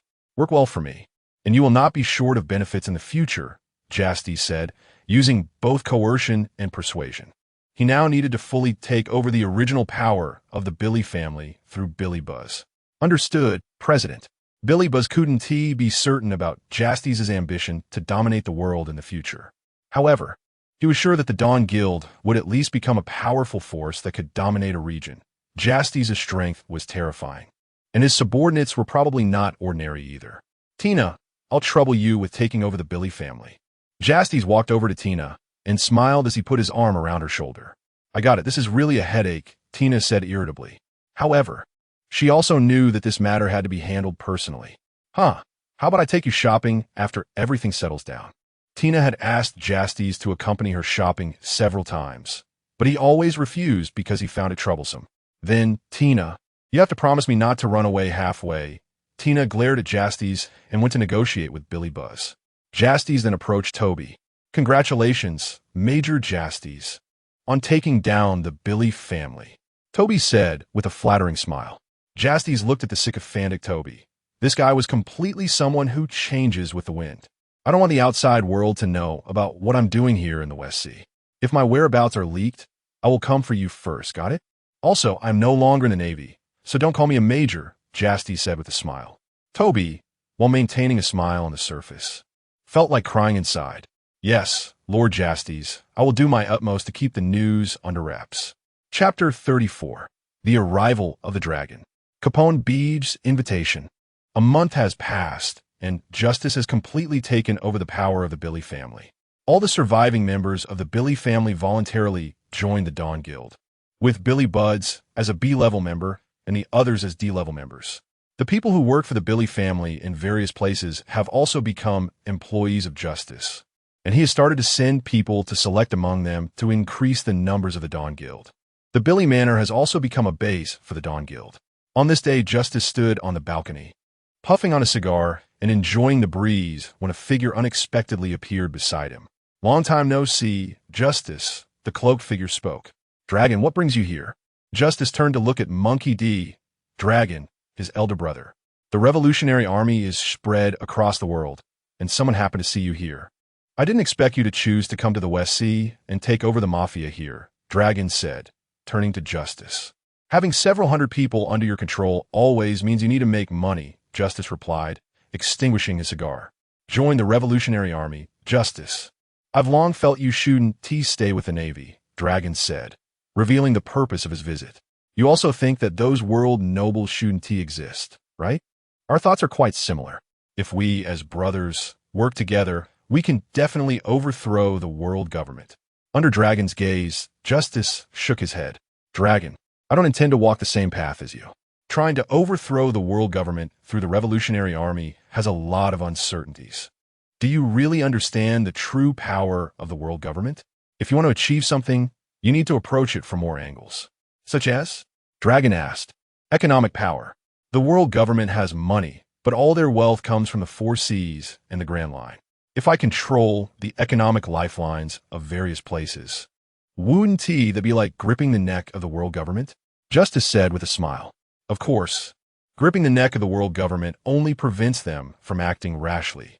If they truly become desperate, they will disregard the hand gripping their neck and come after justice. Therefore, power is equally important, and indeed the most important. Achieving this might be even harder than the path of the Revolutionary Army. Dragon understood the difficulties involved. I have my own methods. Let's hope so, Dragon sighed. If you encounter any difficulties, you can contact me. Dragonhundet Justus den Mushi. I look forward to the day we, as brothers, step onto the red Earth continent together. After saying this, Dragon turned into a gust of wind and vanished beside Justas. Justas put away the den mushy Dragon had given him. He might really need the Revolutionary Army's assistance in the future. The Revolutionary Army has a strong intelligence network spread across the world. Justas's activities in the West Sea are unknown to the world government and the Navy headquarters. Yet Dragon knows. This highlights the intelligence capability of the Revolutionary Army. Justas, who were you talking to just now? Tina, dressed in casual clothes, walked up to Justas. Dragon just came to find me. He wanted me to join the Revolutionary Army, but I refused. Dragon? He knows about our coming to the West Sea. Did you tell him? I didn't tell him, but don't underestimate the intelligence capabilities of the Revolutionary Army. Justas chuckled. By the way, I came to find you for an important matter. Tina said, taking out 4 badges. The first batch of membership badges has been made and can be distributed immediately. These are the badges ordered by Justas as proof of membership in the Dawn Guild. Gold for A-level members, silver for B-level members, bronze for C-level members, and black for D-level members. The badges feature the crimson letters Dawn. Good. Let us distribute them, Justas said, examining the badges, nodding, and handing them back to Tina. Justas and Tina, as the president and vice president, do not wear badges. During this month, Justas has stopped the human trafficking and illegal drug trade originally run by the Billy family, leaving only arms dealing, entertainment, and transportation businesses. Justas also plans to start a security business, where non-member countries would pay the Dawn Guild for protection against foreign invasions. However, this has not yet begun, as the current strength and influence of the Dawn Guild do not support such operations. Although stopping human trafficking and illegal drug dealing would cost Justas a significant amount of money, he is not distressed. He will not engage in such activities. Moreover, the Dawn Guild needs a good reputation, and these things should not be touched. Justas, there's one more thing. Capone Beej, the leader of the Capone family, has invited the other 4 major families and all the prominent mafias in the West Sea to a banquet, and we, having replaced the Billy family, are also on the guest list, Tina said. Capone Beej? It seems this guy wants to unify the mafias of the West Sea, Justas said, not very concerned. In the original plot, Beej unified the mafias of the West Sea, becoming the mafia boss, and later founded the Fire Tank Pirates to enter the Grand Line, becoming one of the most notorious figures of the era. The other 4 major families originally had no ability to resist Beej, but now they have Justas. Beej indeed has a knack for it. The other mafias in the West Sea cannot compete with him. However, Beej cannot stir up any storm in front of Justas. Justas's strength absolutely suppresses Beej. Beej's stronghold fruit allows his subordinates to shrink and enter his body, attacking from within with guns and cannons, which is completely ineffective against Justas, who is not afraid of firearms at all. The greater the power of the guns, the more excited Justas becomes. As for Beej's ability to transform into a fortress, it is useless against Justas. While ordinary people cannot break through the stronghold he transforms into, Justas can knock him out with a single punch. Does he want to unify the West Sea Mafia? Tina raised an eyebrow. She knew that Beej inviting them to the banquet was definitely not out of goodwill. But she didn't expect Beej's ambition to be this grand. She initially thought the purpose of the banquet was for the other four families to target the Dawn Guild. Instead, Justas suggested that it was Beej aiming to take them all down. This banquet actually provides us an opportunity. Tina's expression softened. The gathering of the leaders of the other four families gives them a perfect chance to capture them all at once. Although the Dawn Guild has just taken shape, Justas's strength is beyond doubt. The combined strength of those mafia leaders is not even enough for Justas to use one hand against them. Of course, after this banquet, at least half of the underground world in the West Sea will be in our hands. Justas and Tina shared the same thought. Chapter 35. You are not fit to be the boss of the West Sea on the day of the banquet. Justas brought Tina to the venue. This place did not belong to any mafia's territory. If it were on the Capone family's turf, other mafia leaders would certainly not show up. The banquet was held at the largest hotel in the area, which had been booked exclusively by the Capone family. There were always many mafia members loitering outside the hotel, all members of various factions, ready to rush in to protect their leaders if anything happened inside. However, Justas only brought Tina with him. Not a single other person was brought to the island. After showing the invitation to the mafia member guarding the hotel entrance, Justas and Tina entered the hotel. Upon entering the banquet hall, two mafia executives holding wine glasses noticed Justas. The hall was where the higher-ups drank and mingled, while the leaders gathered in a private room. So this is the guy who replaced Billy Kenbo? He looks just average, and he even brought a female companion? Does he really think this is a banquet? Everyone knew that while the banquet appeared harmonious on the surface, there were turbulent currents beneath. Yet they still came, hoping to reap some benefits. Some had witnessed Billy Kenbo being shot dead by his own brother, and this man was likely just a puppet of Billy Buzz. It was possible that Billy Buzz, who appeared to be a gentlemanly rogue, would push this guy out as a puppet to protect his own reputation. The outside world knew that an unknown person had replaced Billy Kenbo, but only a few knew that Billy Kenbo had actually died at the hands of Billy Buzz. While the higher-ups were sizing up Justas, Tina was also secretly observing them. Justas, however, did not look at anyone and headed straight for the private room with Tina. Looks like these mafias are very interested in you, Tina said, walking beside Justas. I hope they stay interested in me, Justas replied. When they reached the door of the private room, two mafia members opened the door for them. Inside the room, the long table was almost filled with people, with only one empty seat left. It seemed Justas was the last to arrive. The leaders were seated at the table, each with a bodyguard standing behind them for protection. Justas walked to the empty seat and sat down, while Tina stood behind him. Is this the president of the Dawn Guild? May I ask your name? A mafia leader smiled as he looked at Justas. The outside world only knew that someone had replaced Billy Kenbo and renamed the Billy family to the Dawn Guild, but they did not know who this person was. This was information Justas was deliberately concealing. Justas glanced at the speaking mafia leader, but did not respond. The mafia leader's smile faded as he noticed Justas ignoring him, but he said nothing. However, he was already thinking about how to deal with the Dawn Guild.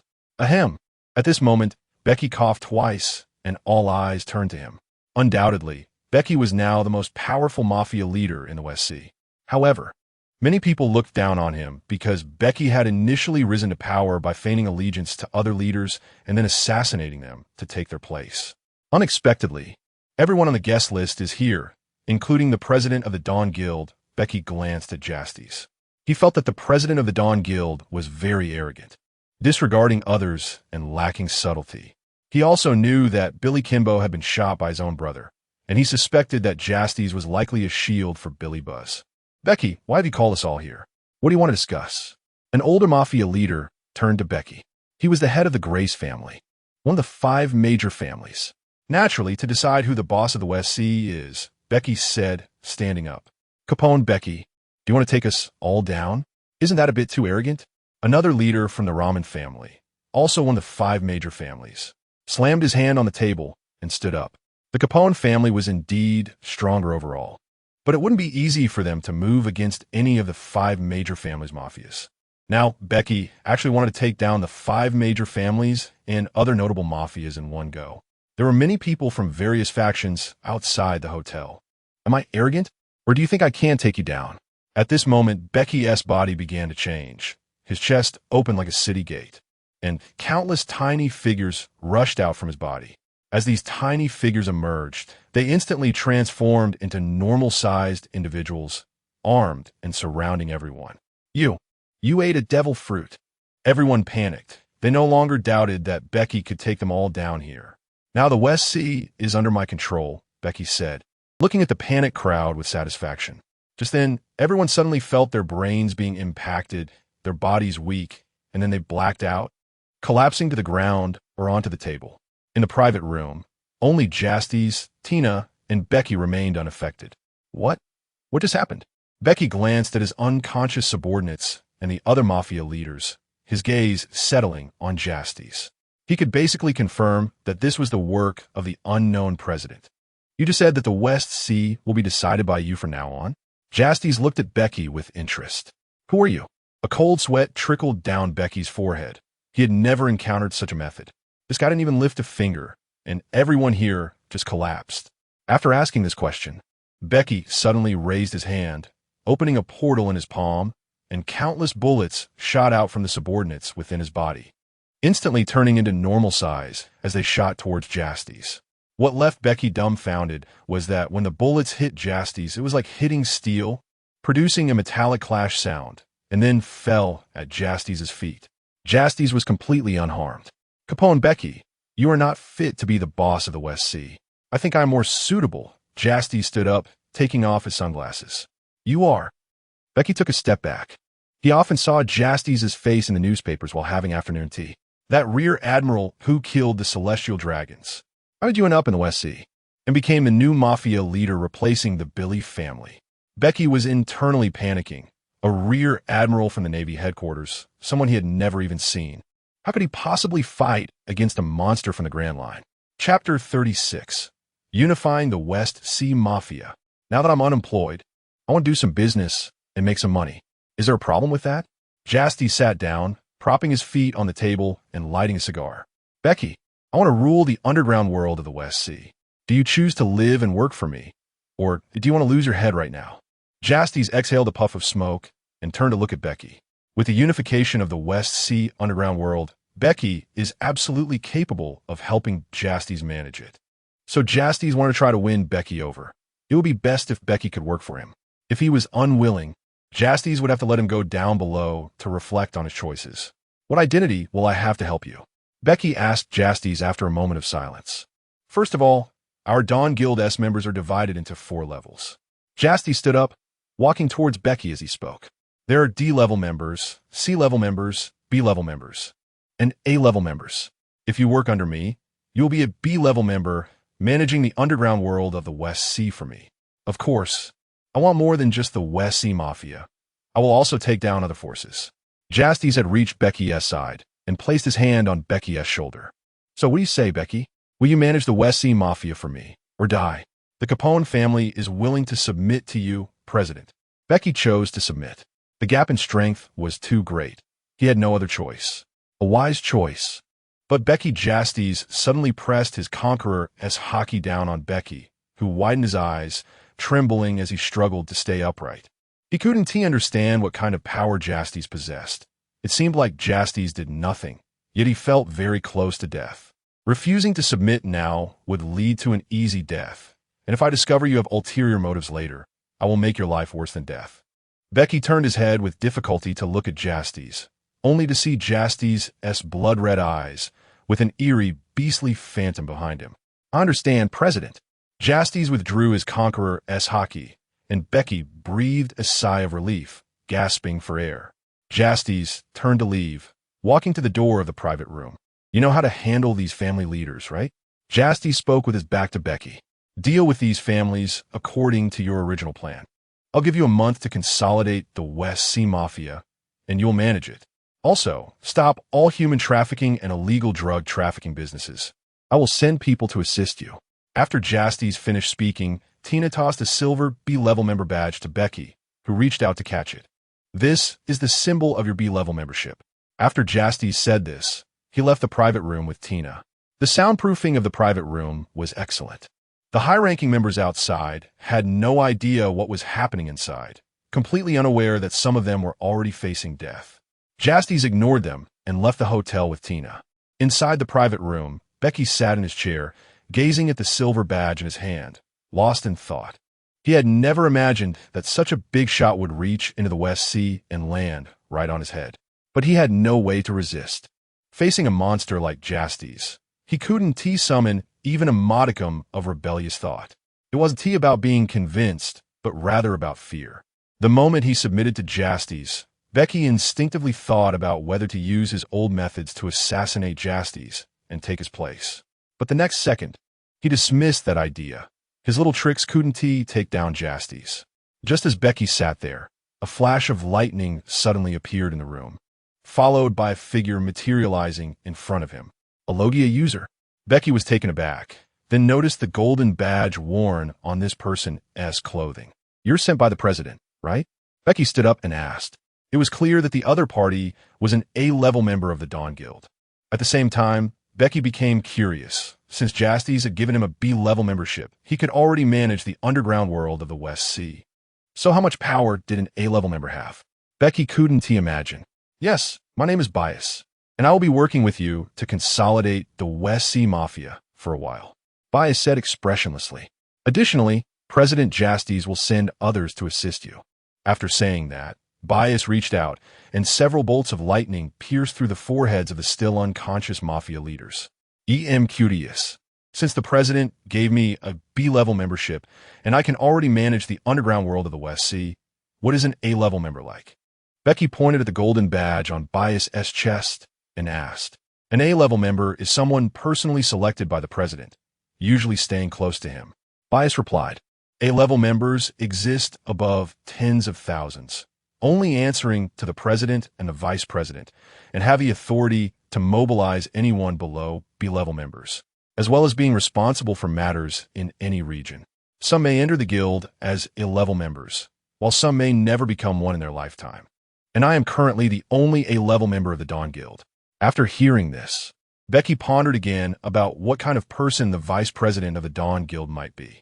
President Justas was originally a rear admiral of the Navy headquarters, having killed the celestial dragons without being captured by the world government, and his strength was unfathomable. The only A-level member was a Logia user, and Becky had no idea how strong he was. The vice president couldn't be any worse, right? However, Becky could never have imagined that the woman who had stood silently behind Justas, ultimately handing him the badge, was the vice president of the Dawn Guild. Meanwhile, Justas had already boarded the ship back to Hillary Island with Tina. Isn't it inappropriate to let someone who developed by assassinating his own leader manage the West Sea Mafia? Tina said, standing next to Justas. She knew that Becky's strength couldn't harm Justas in the slightest, but she felt that letting Becky manage the West Sea Mafia was very unstable. For now, he is the most capable person to do this job, Justas replied. It would be best if he was willing to work for me steadily. If he harbored any inappropriate thoughts, Bias would notice and take care of him. Bias is not just a brute who knows how to fight. Becky has the ability to unify the West Sea Mafia. Having him do it is the most efficient, but it wouldn't be impossible to have someone else do it. It just wouldn't be as efficient as Becky. Justas wanted to unify the underground world of the West Sea as quickly as possible, allowing the Dawn Guild to grow stronger, so that when his identity was exposed, it would be easier to deal with the troubles from the world government.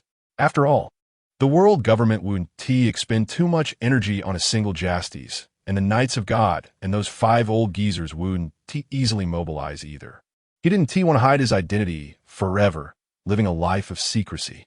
Chapter 37. Hancock has caught the lovesickness? Returning to Hillary Island. Justas accompanied Tina for a whole day of shopping. Although it was just walking around, Justas felt exceptionally tired, bored, and mentally exhausted. Tina, on the other hand, was very enthusiastic and hardly stopped moving all afternoon. In the evening, Justas finally returned to the manor. After arriving at the manor, Justas went to find Buzz. He asked Buzz to find Becky and Byers, and to work with Becky to consolidate the gang. One reason was that the two of them would be more efficient together. Buzz's abilities were decent, though not as good as Becky's, but he was still useful. Another reason was to use Buzz to divide Becky's power and create a balance. Justas was ultimately going to leave the West Sea, and if Becky's family became the sole power in the Mafia, it could indeed lead to instability. Dividing power with Buzz was a good approach. Becky wouldn't dare to eliminate Buzz. Justas called Byers and instructed him to inform Becky and Buzz that if either of them were assassinated or died due to other conspiracies, he would make trouble for the other. This was mainly for Becky's ears, as it was difficult for Buzz to take out Becky. Justas also had other ways to deal with Becky later on. Now, it was time to focus on the Flower Kingdom. Justas sat at his desk, looking through the information that Tina had organized for him. It contained details about the various naval forces in the Flower Kingdom. As long as he could take down forces like the Eight Treasures Navy, the underground world of the West Sea would basically change hands. Even if Justas didn't take action, other underground forces in the West Sea would have no strength to resist the Dawn Guild. The only problem now was how to take down the naval forces of the Flower Kingdom. The Eight Treasures Navy and other forces were the official pirate forces of the Flower Kingdom, answering to King Ramen of the Flower Kingdom. Justas had already thought of a way to subdue the Eight Treasures Navy, but other naval forces were a bit troublesome. If there was no other option, he would have to force them into submission. As for whether the king of the Flower Kingdom would be willing to hand over these forces, Justas planned to negotiate with him. If he could offer benefits to persuade him to relinquish the naval forces, that would be best. If he was unwilling, Justas wouldn't mind replacing the king of the Flower Kingdom with a more obedient one. Well, perhaps directly taking down the king of the Flower Kingdom would make subduing the naval forces much simpler. Justas put down the information and lit a cigar. Once everything on the Mafia side was settled, Justas would head to the Flower Kingdom. At that moment, Justas's private snail phone rang. Now, aside from Karp, Tina, and Byers, Justas had also given Hancock his snail phone number. So who was calling him now? Justas answered the snail phone. Justas, it's Gorosei. An elderly voice came through the snail phone. It was Granny Nyo. What's the matter? Justas raised an eyebrow. Why would Gorosei call him? How did Hancock give Justas's contact information to Gorosei? Justas, to make a long story short, Hancock has caught the love sickness. Justas. What did you say? I said, Hancock has caught the love sickness. Gorosei repeated. Granny Nyo, you can't be implying that Hancock caught the love sickness because of me, right? Justas was bewildered. He just punched her once, and then removed the heavenly dragon's hoof due to their deal. And now she fell in love with him? Upon reflection, Hancock's stayed back then did seem off, but he hadn't paid much attention to it. Who else could it be? Justas. What you say and do has a significant impact on Hancock. Is it serious? Justas asked. Very serious. She can't even get out of bed now. Sandersonia and Marigold are taking care of her every moment. If this goes on, she'll end up like the last empress, dying from the illness. I'll come over in a few days, Justas said, then hung up the phone and tossed the snail phone aside. What on earth is this? He had a deal with Hancock, and she was determined to join the Dawn Guild in the future. Justas couldn't just let her die. What a love-struck fool. How did she suddenly fall in love with him? Justas picked up the snail phone again, put it in his pocket, and then went downstairs to find Tina. Tina, tell someone to prepare a ship for me. I need to urgently return to the Grand Line. Tina immediately took out her snail phone and followed Justas's instructions. After hanging up the snail phone, Tina looked at Justas with confusion. Why the sudden rush back to the Grand Line? Justas's mouth twitched. He didn't even know how to explain it. Hancock caught the love sickness and is about to die. Tina, because of you? Yes. Tina could no longer maintain her composure. The woman who rejected men, Hancock, actually fell in love with Justas. Tina had noticed something was off with Hancock back in the comm belt. She never expected it to be true. Do you need me to go with you? Tina sighed and asked. You need to stay in the West Sea to oversee things. All right then. Tina crossed her arms and turned her head away. When you go back to the West Sea, you want to be coming back hugging the pirate empress, will you? Tina looked at Justas with a playful expression. How could that be? I'm a wanted criminal now, and Hancock is a warlord of the sea. If she comes back to the West Sea with me and the world government finds out, she definitely won't be able to continue as a warlord and would face pursuit from the world government. Our plan to unify the underground world of the West Sea would also be obstructed, Justas said seriously to Tina. Tina was stunned by Justas's words. Justas, you really are a blockhead. Tina couldn't help but facepalm. You're the blockhead. Tina. All right, I won't bicker with you anymore.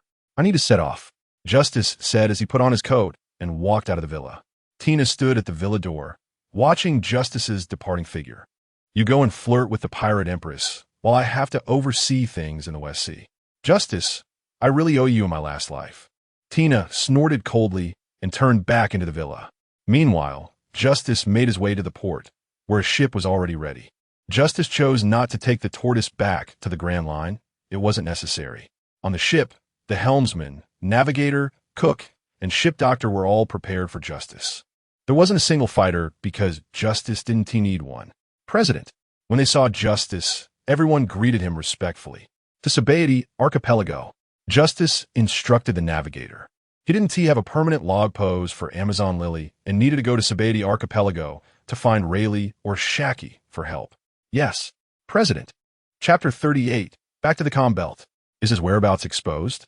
A few days later, Justas entered the comm belt again. Since the ship did not have a steam power system, Justas caught a sea king to pull the ship. There was an extra person on board. Rayleigh was lying on the deck, drinking the wine Justas brought from the West Sea. Justas, you really are a lucky guy, with a beautiful woman willing to accompany you away from the Navy and take care of you. That Hancock girl has fallen for you now, Rayleigh said, shaking the wine bottle and looking at Justas. Shut up, old man. I'm really annoyed right now, Justas replied, holding a cigar and gazing at the outline of Nine Snake Island that was appearing ahead. Rayleigh laughed silently and drank the wine from the bottle. The wine from the West Sea is really good, Justas. Next time you return to the Grand Line, bring me some more, will you? Sure, I'll get you drunk. You old drunkard. By the way, how was your time in the West Sea? Rayleigh asked, putting down the wine bottle. Pretty smooth. The West Sea Mafia has already merged into the Dawn Guild. Efficient, huh? At this moment, the ship had already docked. Justas looked towards the shore from the bow and saw Hancock, her two sisters, and Gorosei waiting on the beach. Justas jumped down and landed on the ground. Justas. Hancock ran towards him, her face flushed, looking like she still had a fever. You came back to see me, Hancock said, cupping her face with her hands, too shy to meet Justas's eyes. Sigh, how did you get lovesick? Justas sighed helplessly. Gorosei stood behind, watching Hancock. Hearing that Justas was coming back, Hancock had come to the shore early to wait, and her symptoms had improved a lot compared to before. Gorosei secretly breathed a sigh of relief. She was genuinely worried that Hancock would die from lovesickness like the previous empress, Toritoma. She had watched the three Hancock sisters grow up, and without Hancock, there would be no suitable successor for the empress of Amazon Lily. Hancock was a woman with conqueror's hockey. Hancock, Justas began. Yes, I am here. Hancock quickly responded before Justas could finish. I'll stay here with you for a while, but after your lovesickness is cured, I will have to return to the West Sea, Justas said to Hancock. Hancock's expression darkened upon hearing this. Justas, are you in such a hurry to leave? She asked, looking pitiful. I'm not done with my work in the West Sea yet, Justas sighed. Although he had already mastered half of the underground world in the West Sea, he still needed to take action himself. The Green Pepper of the 8 Treasure Navy, Baze and Tina were not his opponents, even though Green Pepper's head cone had already been flattened by the old man. Moreover, Justas wanted to unify the underground world of the West Sea as quickly as possible, so he had to take action himself. Oh, by the way, Hancock, your outfit today looks really good. Hancock was wearing the black and white outfit from Mad Action, which matched Justas's aesthetic. Really? Hancock's face turned even redder, as if steam was rising from her head. Justas just complimented her looks. Hancock shyly squatted down, not knowing what she was thinking. Justas, is your reaction really that big? All right, since I've shown you the way, I'll head back now. You probably want to leave for a while, Rayleigh said, and turned to walk towards the sea. How are you going back to Sabaody Archipelago without a ship? Justas instinctively asked. It's been a long time since I've exercised. It's time to work out. Rayleigh laughed and then walked to the seaside, took off his shirt, and jumped into the sea, swimming towards Sabaody Archipelago. This left the people on Justas's ship dumbfounded. Is this really the Pirate King's first mate, Dark King Silver's Rayleigh? One man and one sword swimming back from the comm belt to Sabaody Archipelago. Before this, they never would have thought someone could do such a thing. However, their attention quickly shifted away from Rayleigh, and they continued to cautiously gossip. The president even hooked up with the pirate empress. I never expected that the world's #1 beauty, who rejects men, would look like this in front of the president. All right, stop talking. Are you looking for death? A few people left the bow and obediently went about their business. In the following days, Justas stayed on the ship, and Hancock often came to find him. Her lovesickness was rapidly improving until she recovered completely. Just as Justas was preparing to say goodbye to Hancock and return to the West Sea, Hancock approached him first, looking very anxious. Justas, the patrol reported that a Kaido has come, and he destroyed one of our patrol ships. Hancock said anxiously to Justas. Justas' expression changed upon hearing this. Sakazuki had suddenly arrived in the calm belt and had attacked Hancock's people. The main target was definitely not Hancock. The Navy wouldn't randomly attack a warlord of the sea. It must be that Justas' whereabouts had been exposed, and Sakazuki was here to capture him. Justas, you should leave quickly. I will hold off a Kaido, Hancock said without hesitation. She didn't want Justas to be harmed in any way. Even though she knew that Kaido's actual target was Justas, she was willing to stand in front of him. Hancock, what are you talking about? Justas shook his head. Hancock was no match for Sakazuki. Even Justas himself could not match Sakazuki in pure strength right now.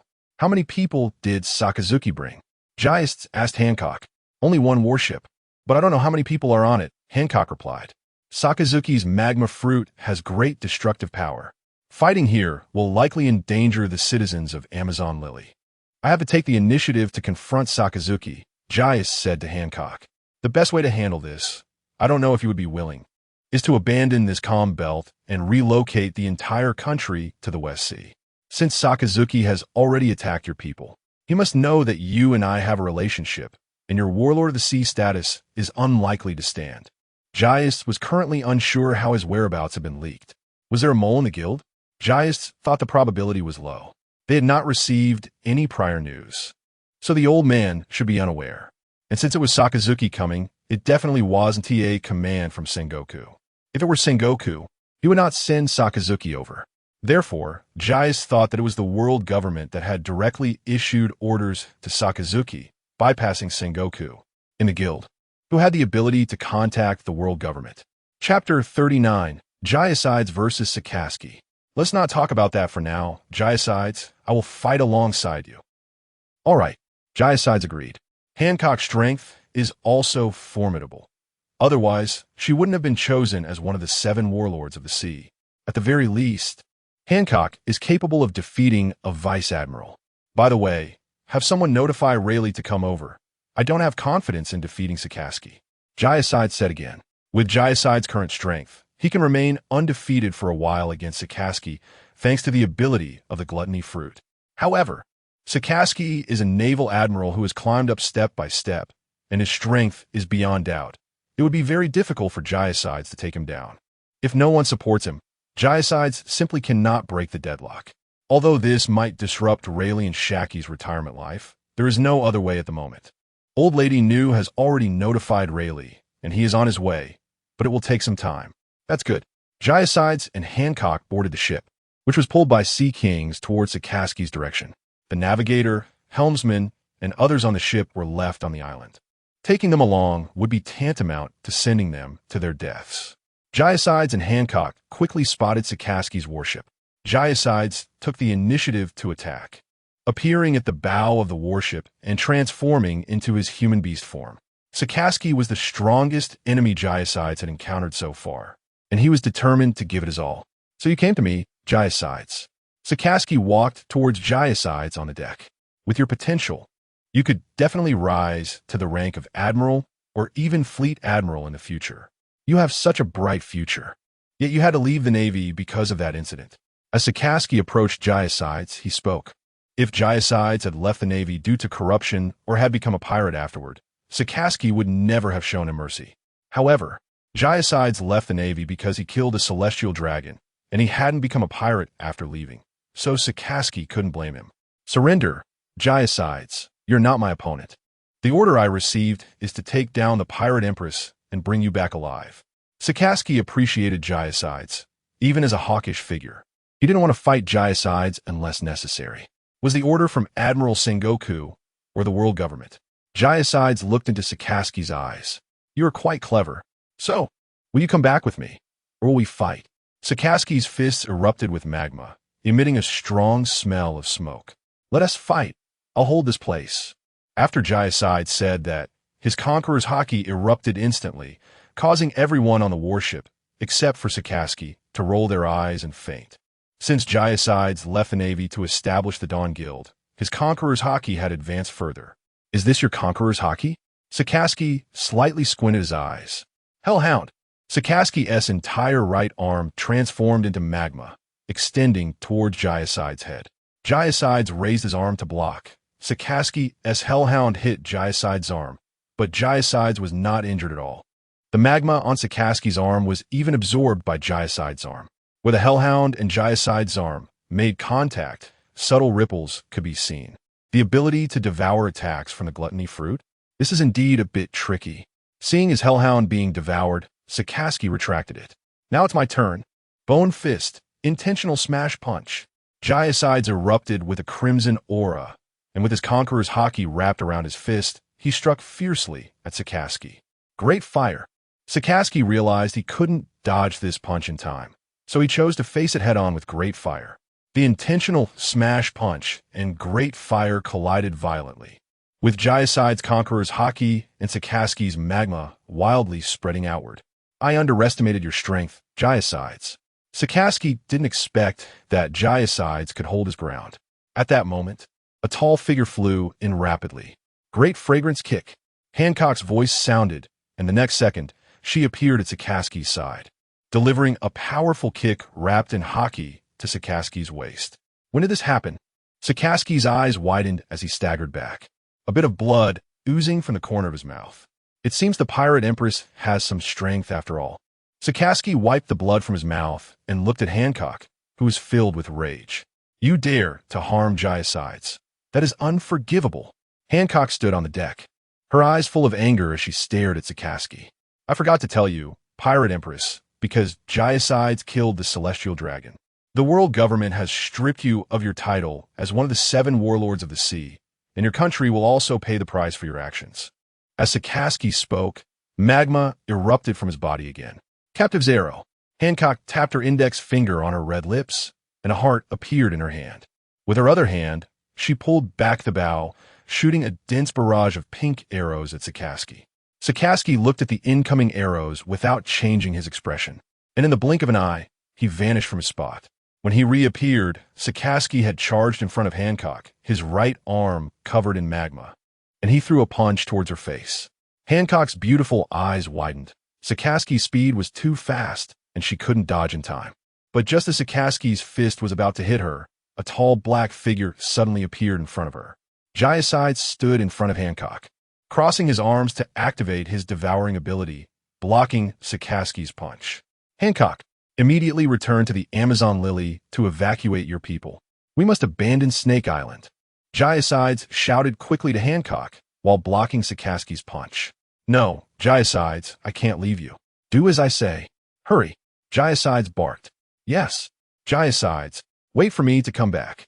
Hancock bit her lip but couldn't disobey Jayasides' words and left the warship, returning to the small boat to head for Snake Island. Jayasides, since you insist on protecting the pirates, I will have to eliminate you first. Sakaski's expression darkened. Come at me, Sakaski. I also want to see how far I am from becoming an admiral. Jayasides smiled instead. Bone Fist, Mountain Breaker. Jayasides suddenly turned from defense to offense, his conqueror's haki wrapping around his fist as he struck fiercely at Sakaski's chest. Sakaski reacted quickly, dodging Jayasides' punch by stepping back and then reaching out his arm towards Jayasides.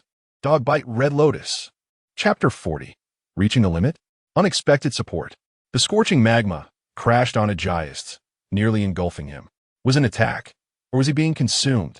Sakazuki couldn't be sure, so he charged in front of Jayasides, ready to throw another punch. But just as he reached Jayasides, a pitch-black fist suddenly burst out from the magma, wrapped in Conqueror's haki. Bang! Sakazuki took the punch head-on, flying backwards and crashing into the ship's cabin, the wall being smashed through. As the magma dispersed, Jayasides stood on the deck, breathing heavily. Just now, he had been slowly devouring Sakazuki's canine by Red Lotus, using the magma to obscure Sakazuki's line of sight. At this moment, the dim environment inside the cabin suddenly brightened, and then several magma fists flew out from within, heading straight for Justas. Justas used observation haki to dodge a few magma fists, but Sakazuki had already transformed into magma and surged towards him. Hellhound! Sakazuki's fist struck Justas in the chest. Justas couldn't completely absorb the punch and spat out a mouthful of blood. Have I reached my limit? Justas thought. Sakazuki prepared to completely incapacitate Justas. Not yet. Justas snorted coldly, then tore off his coat. His red pupils expanded, his eyes turning completely crimson, and his body began to change. In an instant, Justas had fully beastified, transforming into a gigantic Tautai. With his fully beastified hands, Justas slammed his front paw down towards Sakazuki. Sakazuki immediately raised his magma-covered arms to block. Has his strength increased this much? Sakazuki thought to himself as he felt Justas' immense power. Before Sakazuki could make any other movements, Justas' tail whipped around. Crack! As Sakazuki's arms defended against Justas' front paw, he could only take the hit from Justas' tail. Cough! Sakazuki coughed up a mouthful of blood. But this level of injury was nothing to him. You will sink into the calm belt, Justas. Sakazuki's entire body transformed into magma, and then a surging column of magma crashed into Justas' front paw. Great fire! Sakazuki unleashed a magma fist toward Justas. This time the magma fist was even larger, equivalent to half of Justas' fully beastified body. Swallowing heaven, Justas opened his massive mouth, and the great fire was directly sucked into his belly. Justas then closed his mouth. Annihilation. When Justas opened his mouth again, a violent surge of energy erupted from it, rushing towards Sakazuki's face. This energy, besides Justas' own power, also contained the power of Sakazuki's great fire, making it extremely powerful. In the blink of an eye, Sakazuki disappeared within this energy. As the energy dissipated, Sakazuki's figure was nowhere to be seen. Justas immediately activated his observation haki to sense Sakazuki's location, knowing that Sakazuki could not possibly die from his attack. At this moment, a pool of magma appeared beneath Justas. Sakazuki, formed from the magma, grabbed Justas' tail. Then, Sakazuki suddenly exerted force, shaking Justas' massive body and slamming it towards the sea surface. Justas quickly transformed back into his human form and retracted his tail, then used Moonwalk to stabilize himself in midair. Bone Fist! Impact!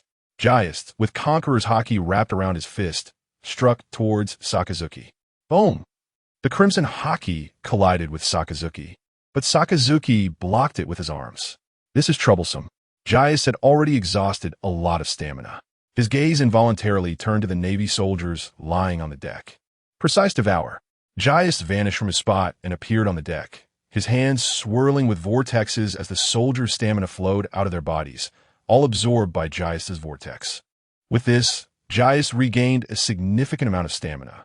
It can be said that as long as there are enough people whose stamina he can devour, Justas could keep fighting.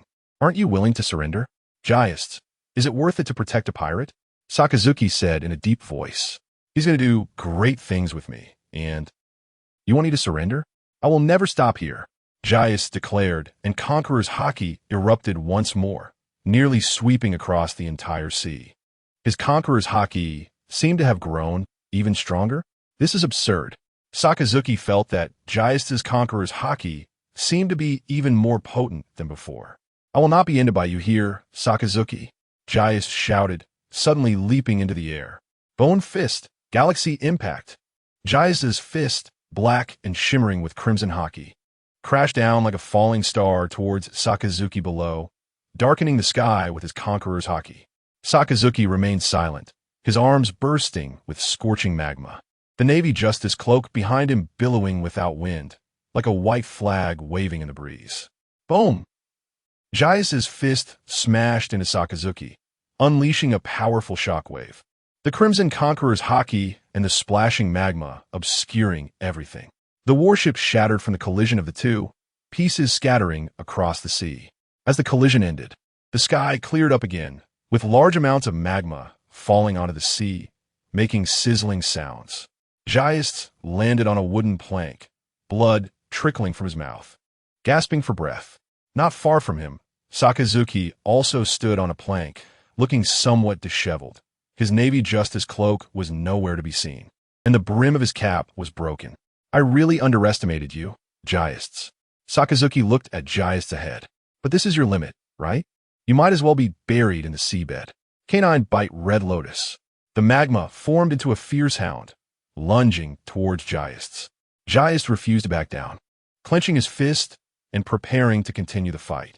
But just then, a sudden gust of wind blew in, causing Sakazuki's canine bite Red Lotus to dissipate in the gale. Who is it? Sakazuki shouted. Where did the wind in the calm belt come from? This wind must be the work of someone. Sakazuki, how about letting Justas go? An unexpected figure appeared here.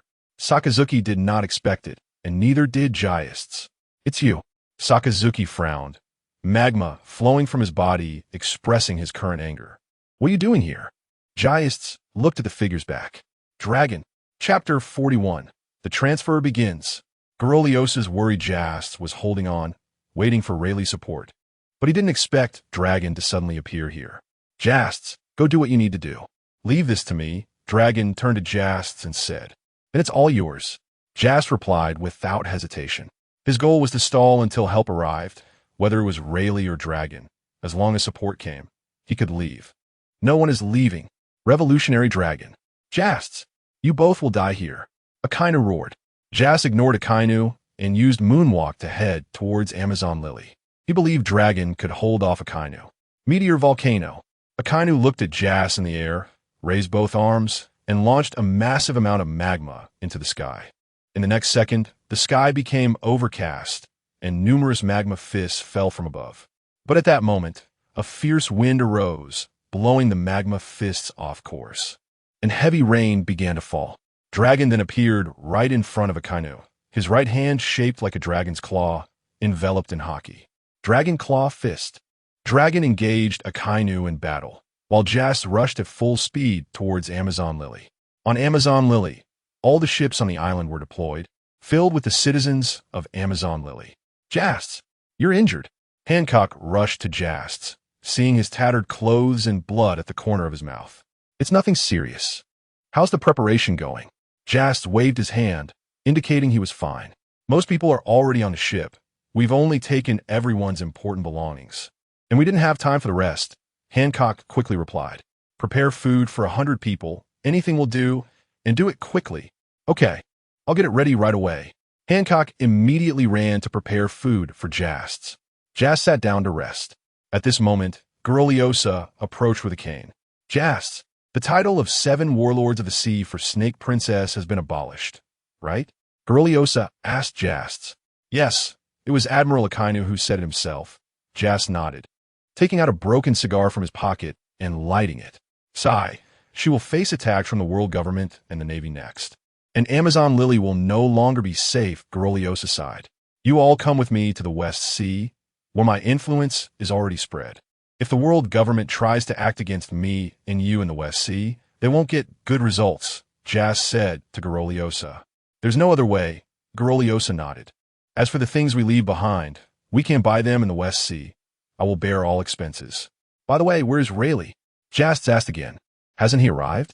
How did you get away? Gorosei thought Rayleigh had already come and taken over the fight. Rayleigh hasn't arrived. It was Dragon who suddenly appeared and helped me hold off Akainu. Justas shook his head. Revolutionary Dragon? How could he help you? Gorosei felt confused. She didn't know Dragon's last name and didn't realize that Dragon was Justas' biological older brother. Dragon's full name is Monkey D. Dragon. He is my brother, Justas replied. What? Gorosei's eyes widened. She truly didn't expect that the Revolutionary Dragon, labeled by the world government as the world's most dangerous criminal, was actually Justas' biological brother. So, that means Revolutionary Dragon is the son of Navy hero Karp. Karp's son is a revolutionary. Gorosei looked at Justas again. This guy was no less formidable, having already established his own guild and being extremely hostile to the world government. Can we contact Rayleigh now? We should be able to. Contact him and tell him not to come, Justas said to Gorosei. That's fine. If Rayleigh doesn't intervene, his leisurely retirement life won't be disrupted. If Rayleigh helps, then he won't be able to work as a coding mechanic in Sabati Archipelago anymore, and Shaki's bar will also have to close. Although Jas had acted against Hancock in Sabati Archipelago, Rayleigh had intervened to stop him, but everyone present at that time were Jas's people, including the capture pirates. So not many noticed. Okay, Gorosei took out a din mushi and dialed. After a while, it was connected. Gorosei quickly informed Rayleigh of the situation. Rayleigh said he would linger around the comm belt, and if he was needed, he would act in time. Jas, there's one more thing. Gorosei put away the din mushi and looked at Jas. The Snake Princess has fallen in love with a man for the first time, and it will be the only time in her life she loves a man. What are you going to do? Gorosei's words sounded like a devil's whisper in Jas's ear. Jas had never dealt with such matters in his previous life, and in this life he was all about fighting. He had no idea how to face such things. Let's talk about it later. Our situation isn't good right now. We need to strengthen the guild first. Jas stood up, tossed aside the cigar, and extinguished it. At least if she comes with me to the West Sea, she definitely won't suffer from lovesickness. Just as Gorosei was about to say something, Hancock ran over. Jas, I prepared the food for you. It's on the ship, Hancock said as she approached Jas. Then let's hurry aboard. The sooner we leave, the better. The world government might send people over again. Yes. Hancock led Jas towards the shore, and Gorosei sighed, silently following them. She felt that Hancock now resembled her younger self from decades ago. Back then, Gorosei was young, and her beauty was not much inferior to Hancock's. In her youth, Gorosei fell in love with Roger, but Roger was not interested in her. He was interested in Shaki. In the end, Gorosei did not end up with the man she loved, which she deeply regretted. Although Jas was not like Roger, Gorosei felt that Jas also seemed to have little interest in Hancock. Moreover, Gorosei noticed that there was a woman beside Jas, but she didn't know what the relationship between Jas and that woman was. Shaking her head, Gorosei stopped thinking too much and boarded the ship with Hancock and Jas. The ship was the Perfume Snake, the one Jas took from the West Sea to the comm belt, and it was now filled with the citizens of Amazon Lily. The ships were insufficient to transport all the people from Amazon Lily. Let's take the warship too to distribute some people. It's also time to bring it back to the West Sea for modification. After saying this to Hancock, Jas began to eat to replenish his strength. Chapter 42. Leaving the doldrums. Returning to the West Sea. On the Grand Line, a fleet is sailing on the sea. Most of the ships in this fleet are being pulled by sea kings, along with a warship. This is naturally the fleet of Justas and the Amazon Lily. After eating, Justas feels much better, his stamina replenished, and his injuries healing. His suit is already torn, so he simply tears it off and throws it away, draping on a coat instead. Bring. At this moment, the transponder snail next to Justas rings. Justas guesses it's a call from Tina, as this transponder snail is for his personal use. Justas. Justas answers the transponder snail, and Karp's voice comes through. It's you, old man. What's your situation now? Karp quickly asks. The world government bypassed Sengoku and directly ordered Sakazuki to capture you. Just now, I had CP agents watching me and couldn't contact you. I'm Fine. I'm safe now. Justas responds. I heard you went to the doldrums to look for the pirate empress? Did you find yourself a pirate daughter-in-law? Hancock, sitting next to Justas, suddenly turns red at Karp's words, feeling flustered. Old man, if you have nothing else to say, I'm hanging up. Justas says helplessly. You brat. I'm so concerned about you. And this is how you treat me. Karp roars.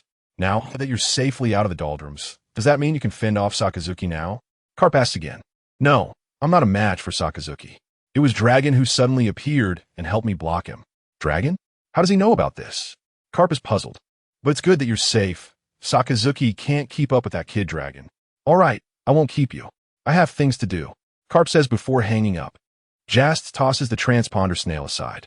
Karp has a white transponder snail to prevent eavesdropping by the black transponder snails. So Justas doesn't have to worry about their conversation being monitored by the world government. Justas, does this count as meeting the parents? Hancock tugs at Justas' coat beside him. Well, if you think so, then it does. Justas shrugs and lights a cigar. While smoking, Justas begins to think.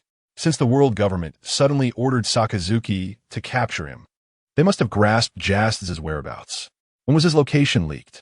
If it was leaked in the West Sea, Justas would have been intercepted on the way. The doldrums are not far from the Navy headquarters, Judicial Island, and Impel Down. It should have been discovered when he was near the doldrums. The order from the world government was to capture Justas and kill Hancock, so the world government's people must have been watching Justas arrive at Amazon Lily. Therefore, the world government must know that Sakazuki did not capture Justas and might still be following him.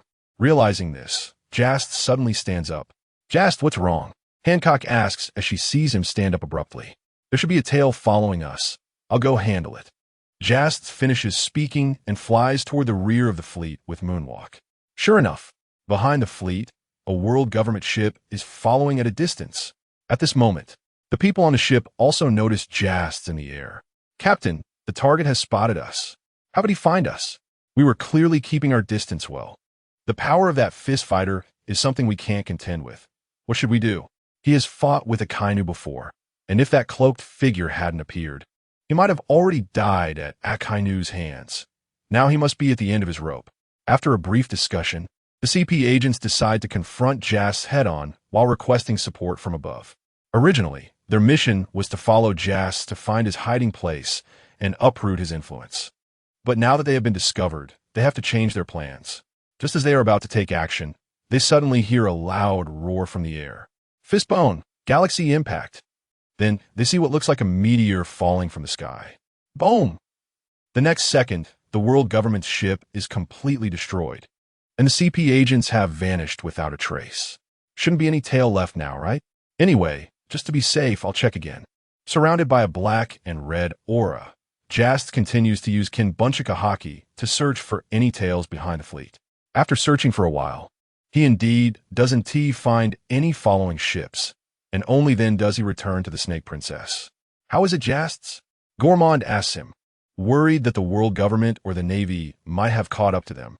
Hancock, on the other hand, doesn't ask about that. She only cares whether Justas is injured. "I sank a world government ship." Justas replies, "I checked again and didn't find any other ships." "That's good." Gormand sighs in relief. Just then, Justas' transponder snail rings again. He answers it, and Tina's voice comes through. "Justas, are you okay?" "Mifine. How did you know something happened here?" "The transponder snail in your room rang, and when I answered it, Dragon asked if there were any pursuers. Then I asked Dragon what happened, and he told me about Admiral Sakazuki going after you." Tina replies, "It's all good now. I dealt with the pursuers." "Wait, how are you in my room?" Justas asks in confusion. "Don't mind Tina." "Justas." He doesn't notice that Hancock behind him has turned red. Hancock stands behind Justas, looking at the transponder snail in his hand, as if she would love to throw Tina into the sea through the transponder snail. Damn it, why does this woman have to go into Justas' room? I haven't even been in Justas' room. Has Dragon left the doldrums? Justas asks Tina. Not sure, but Dragon should have disengaged from battle. There's no noise on his side. All right, I got it. I'm on my way back to the West Sea now. How is the Mafia handling things? Justas asks about business. With buyers keeping an eye on it, Becky and Buzz are efficient. Now the former members of other Mafia families have submitted and joined the Dawn Guild. We are taking over their businesses as quickly as possible. Good, by the way. Have buyers make another grade A member badge. Is it for the Pirate Empress? Yes. Got it. Tina finishes and immediately hangs up the transponder snail. Justas puts away the transponder snail, scratches his neck, and glances at Hancock, whose complexion has changed. He clearly hasn't done anything. But why does it feel like he stepped into a battlefield? Chapter 43, Class A Member Hancock. A few days later, Justas returned to the West Sea with his fleet. During this time, Justas' bounty was raised again, and Hancock was stripped of her title as one of the 7 warlords of the sea, and her bounty was reinstated. The world government also contacted the news agency to release a statement, claiming that Hancock was in collusion with the notorious criminal Justas, which led to her losing her warlord status. Justas' bounty increased to 1.5 billion berries, while Hancock's was set at 860 million berries. The fleet docked at Hillary Island, and Tina was there to welcome them at the port. Seeing Justas and Hancock disembark, Tina felt a bit helpless. Before Justas left, she joked about whether she would see him return with the Pirate Empress wrapped around his waist. And now here he was, president. The members bowed to greet Justas upon seeing him. Was the journey smooth? Tina asked Justas as she stepped forward. Yes, the first part had a tail following us. But I dealt with it, Justas replied. I sank that ship with a galaxy impact, and there were other world government ships that appeared later, but they were quite far away. Just to be safe, I sank those too. After that, I didn't see any more world government ships. By the way, Hancock is now a Class A member of our guild. Is the golden badge ready? Justas said to Tina. It's ready.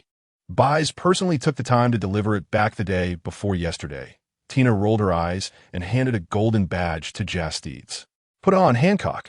From now on, you are a member of the Dawn Guild. Justas then handed the golden badge to Hancock. Justas, can you put it on me? Hancock shyly leaned closer to Justas. Then she noticed Tina looking at her with an unfriendly expression. Hancock simply huffed in response. Justas placed the badge on Hancock's shoulder area, where it was relatively flat and easier to wear. Let me formally introduce you, Hancock. This is our guild's vice president, Tina. She has always assisted me since my time in the Navy.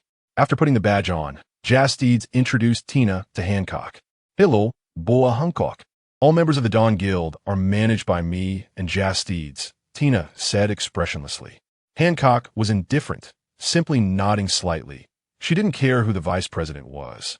She only listened to Justas' orders. Besides you, there's another Class A member named Vice who also left the Navy with me.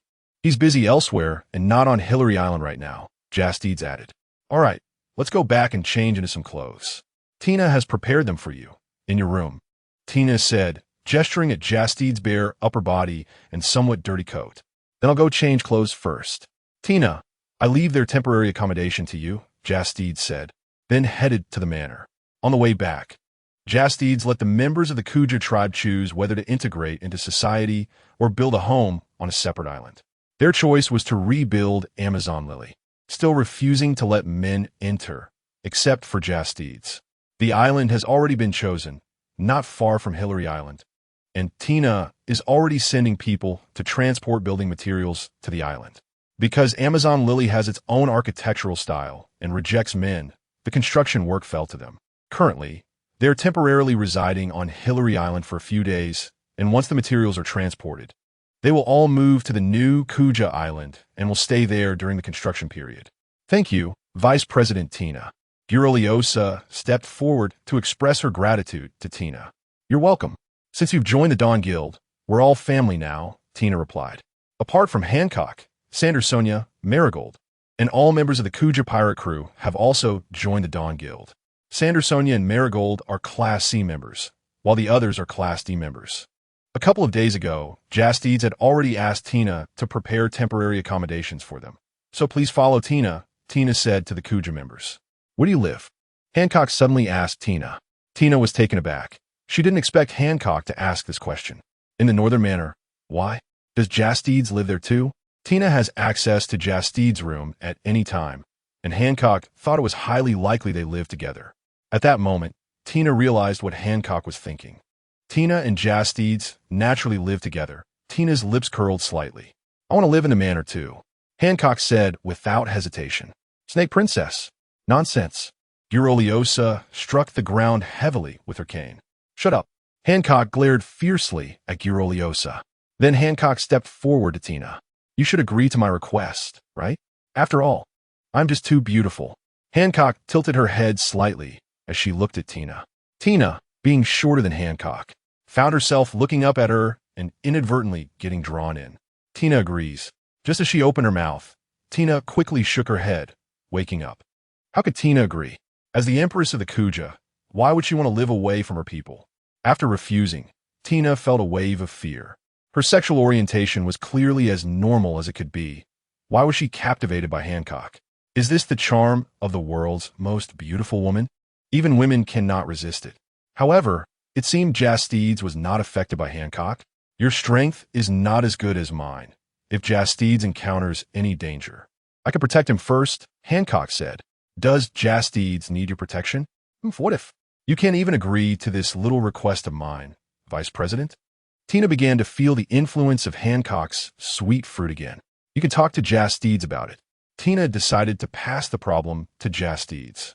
feeling that if this continued, she would eventually be influenced by Hancock and agree.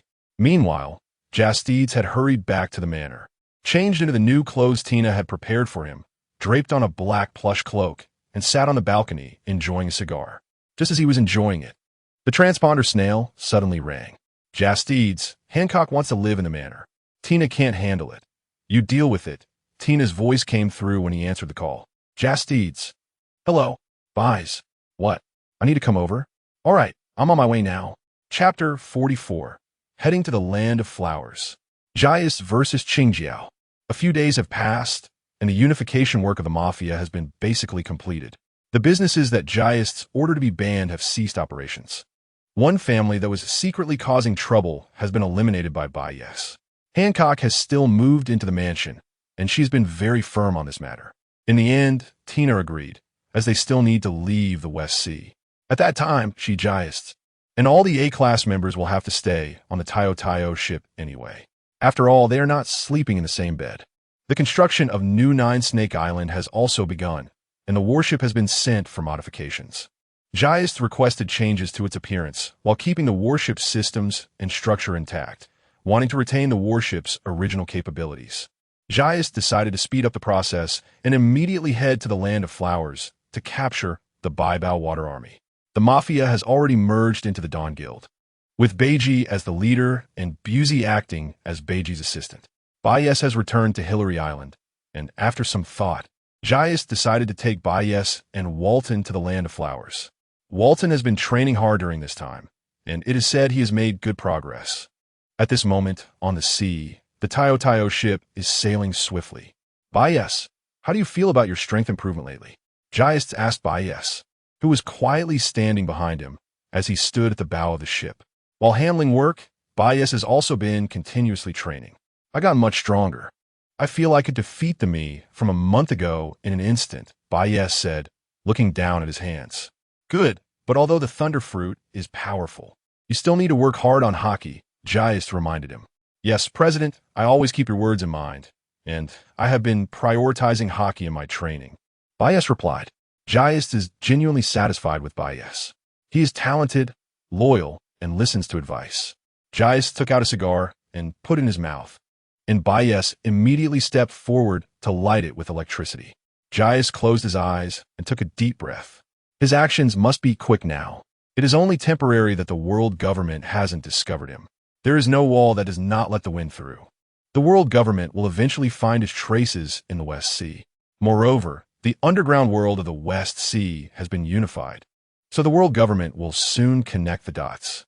However, if Justas fully controls the underground world of the West Sea before that, the world government will have to consider Justas' retaliation if they want to take action against his forces.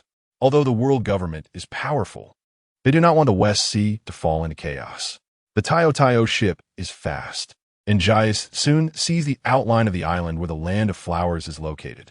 President, we are about to reach the Land of Flowers, Walton said as he approached Justas. Okay, prepare to disembark, Justas nodded. Before coming, he had already received intelligence about the Baibao Water Army and knew where their stronghold was.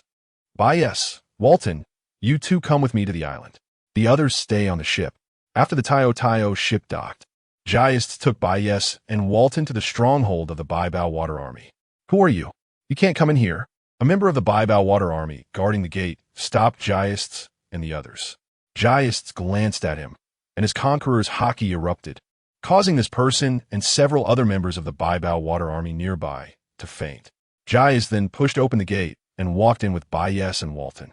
As they entered the courtyard, Justas bumped into Qingjiao, who was coming out of a room.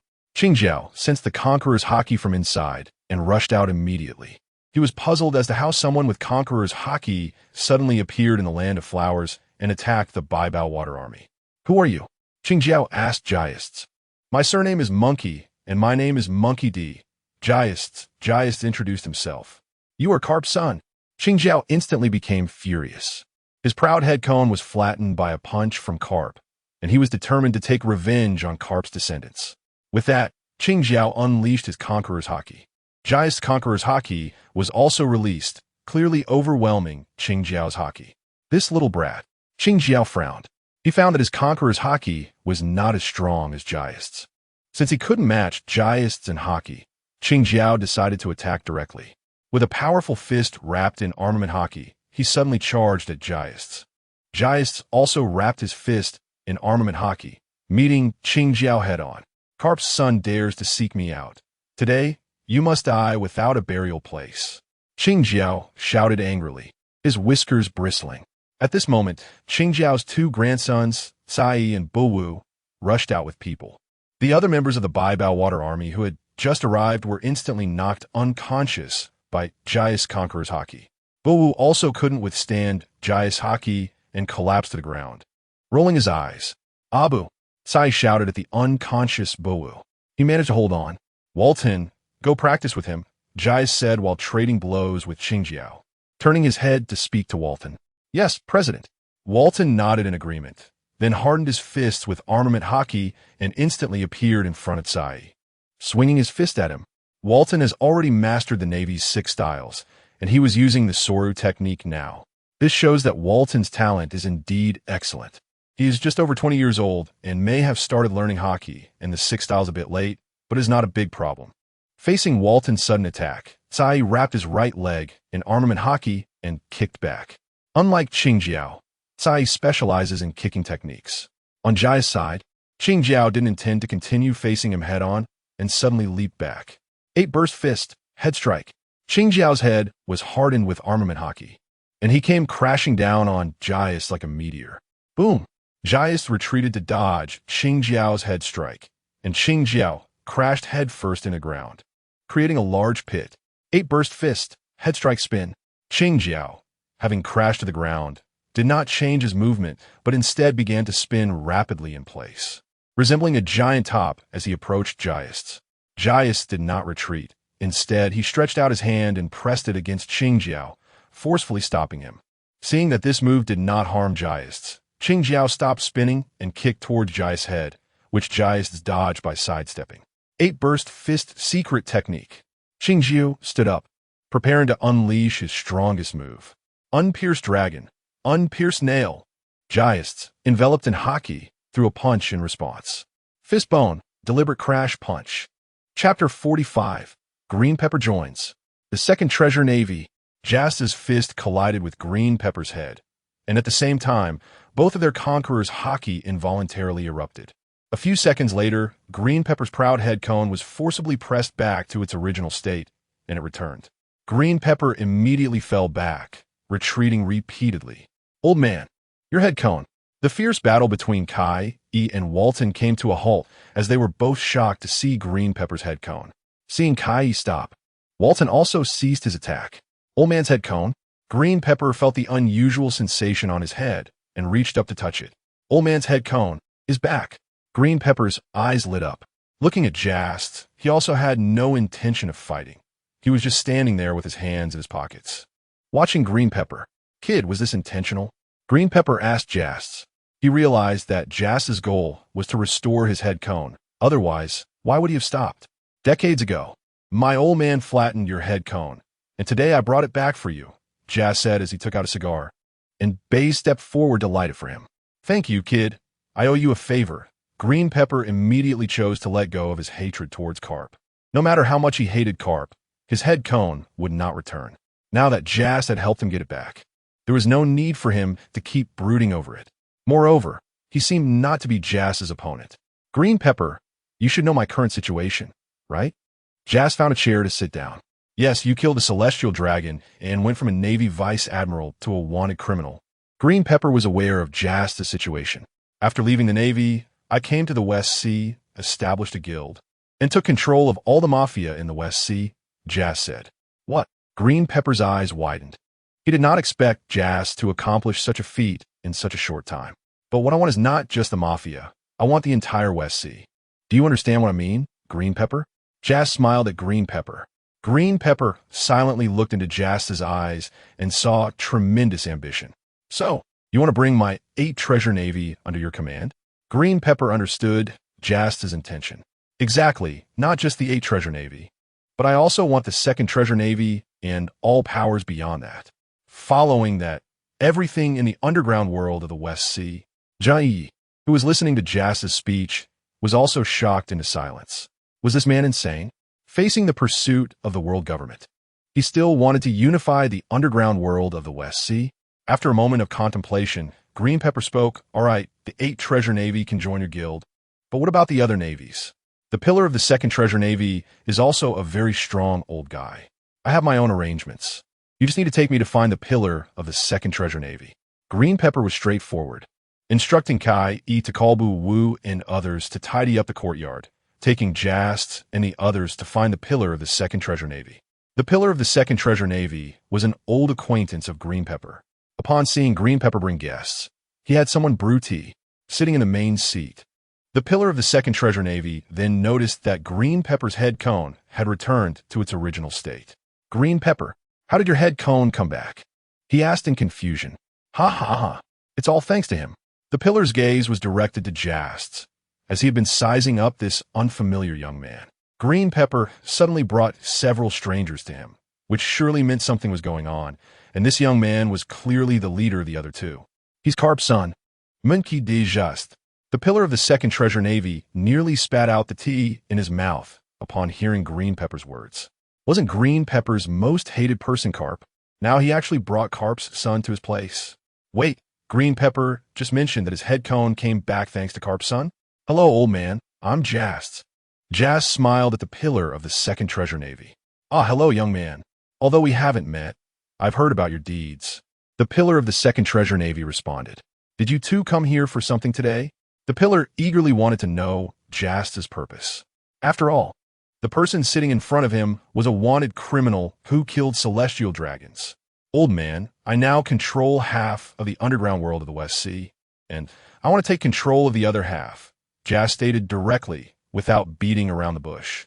The various navies of the Flower Country are within my targets. So, the mysterious person who unified the West Sea Mafia is you?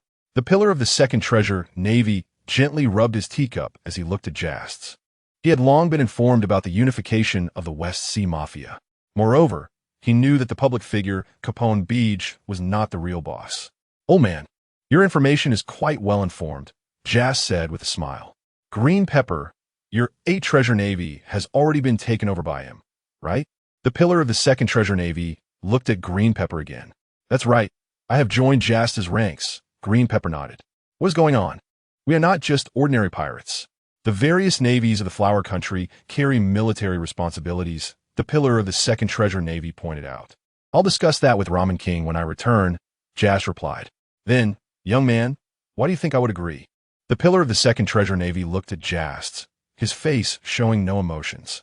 I've heard that the old man has a daughter who has been unable to find a suitable partner, and I'm sure that worries you. Justas took a sip from his teacup.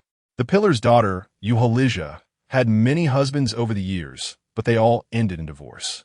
In the original story, Euholizia was even betrothed to Green Pepper's grandson, Kai, but later Kai chose to marry baby 5, breaking off the engagement. What do you mean? The pillar of the 2nd Treasure Navy raised an eyebrow. My subordinate, Capone Beej, manages the entire mafia of the West Sea for me, and his status is quite respectable, right? Moreover, he is particularly good to his family. If your daughter marries Beej, she will be very happy. Justas had never expected that one day he would play matchmaker. Beej was indeed very caring toward his wife. If these 2 could marry, the 2nd Treasure Navy would smoothly fall under Justas' command, and Beej would be even more firmly tied. Chapter 46, 1 year later. Guild Tesoro? The pillar of the 2nd Treasure Navy finally agreed to join the Dawn Guild, and Justas immediately called Becky to bring him to the Flower Country, informing him that he had arranged a marriage for him. Becky was stunned, but had no choice but to accept. With the addition of the 8 Treasure Navy and the 2nd Treasure Navy, other navies gradually joined the Dawn Guild as well.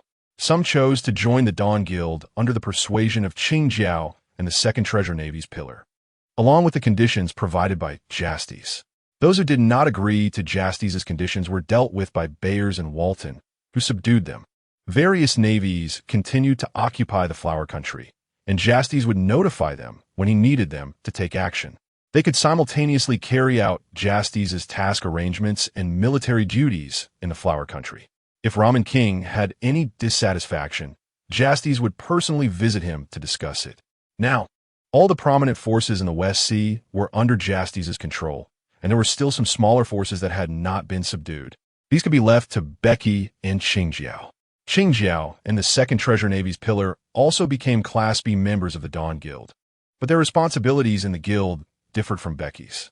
The Dawn Guild's industries had spread throughout the West Sea and were continuously expanding, engaging in trade with some non-world government-affiliated countries, providing them with military support in exchange for payment. Now, Justas no longer needed to hide. If the world government really wanted to take action against him, he would make them pay for it. After taking control of the West Sea, Justas did not rush to other places, but instead consolidated his rule in the underground world of the West Sea. A year later, Justas decided to head to the North Sea. The underground world of the West Sea had become solidly unified, and any movements in the West Sea could not escape Justas' eyes, with wealth pouring into Justas' treasury. Becky and Euhelija had also married and were getting along well, much to the satisfaction of the 2nd Treasure Navy's pillar.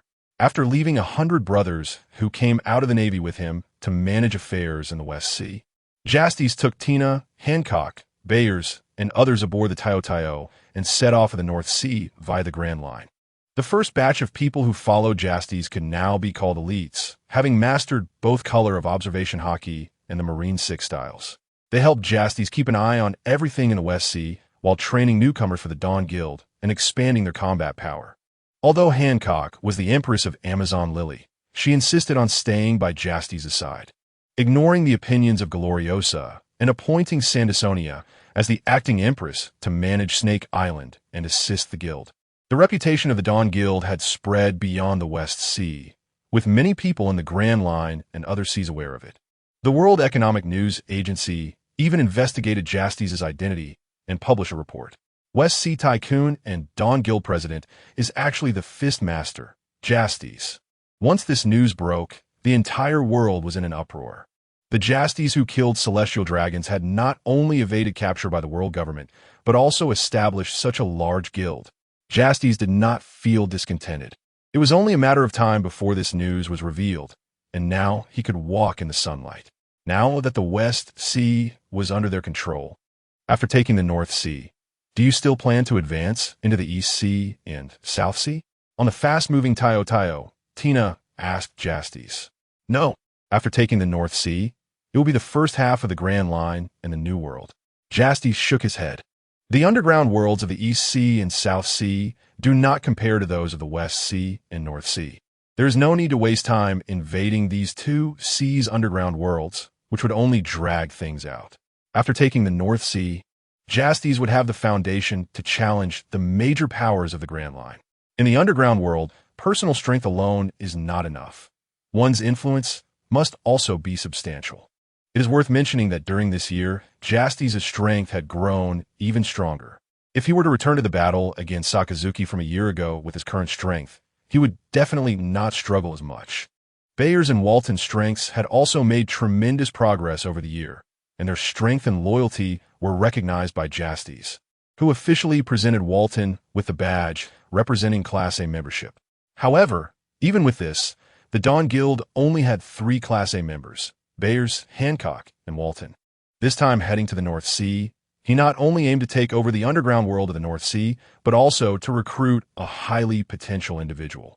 That is the user of the Ope no Mi, Trafalgar Law, who had consumed a devil fruit worth 5 billion berries. According to the timeline, this year should be when Corazon was killed by Doflamingo, and Law consumed the Ope fruit. Law is now about 13 years old, although he's a bit young. Justas can teach him, helping him avoid detours and become strong as quickly as possible. While sailing on the sea, someone on the lookout suddenly reported that 2 ships were engaged in battle ahead. Bored, Justas, holding a drink made by Hancock, stood at the bow of the ship and looked ahead. Because of the distance, Justas directly activated his observation hockey to check the situation. Through observation hockey, Justas saw that the larger ship was a pirate ship, while the smaller boat seemed to belong to bounty hunters. The people on the small boat had already boarded the larger ship. Among them, a man and a woman looked somewhat familiar to Justas. The man had green hair, appeared to be in his 20s, and had blood on his fists. The woman had long burgundy hair, a wheat-colored complexion, and wielded a long sword to fight the pirates. Justas' gaze shifted to another oddly shaped person, suddenly recalling who they were. The green-haired man was none other than the future Golden Emperor, Guild Tesoro. The burgundy-haired woman was the user of the unfruit, Baccarat, and the oddly shaped fellow was the user of the warp fruit, Tanaka. Interesting, it seems I've encountered them. Justas finished his drink, and Hancock, who was watching him adoringly, kindly took the empty cup from him. Taking out a cigar, Hancock also pulled out a lighter to light it for Justas. Since a year ago, Hancock had often kept a lighter handy to light Justas' cigars. Tina stood beside them, watching Hancock serve Justas. After a year, she had almost gotten used to it. All right, let's go have some fun, Justas said with a cigar in his mouth. Leaping from the bow of the ship. On the pirate ship, Tesoro knocked down the last enemy with a punch. With a bounty of 27 million, he would now be able to collect a hefty reward. Tesoro panted heavily and grinned.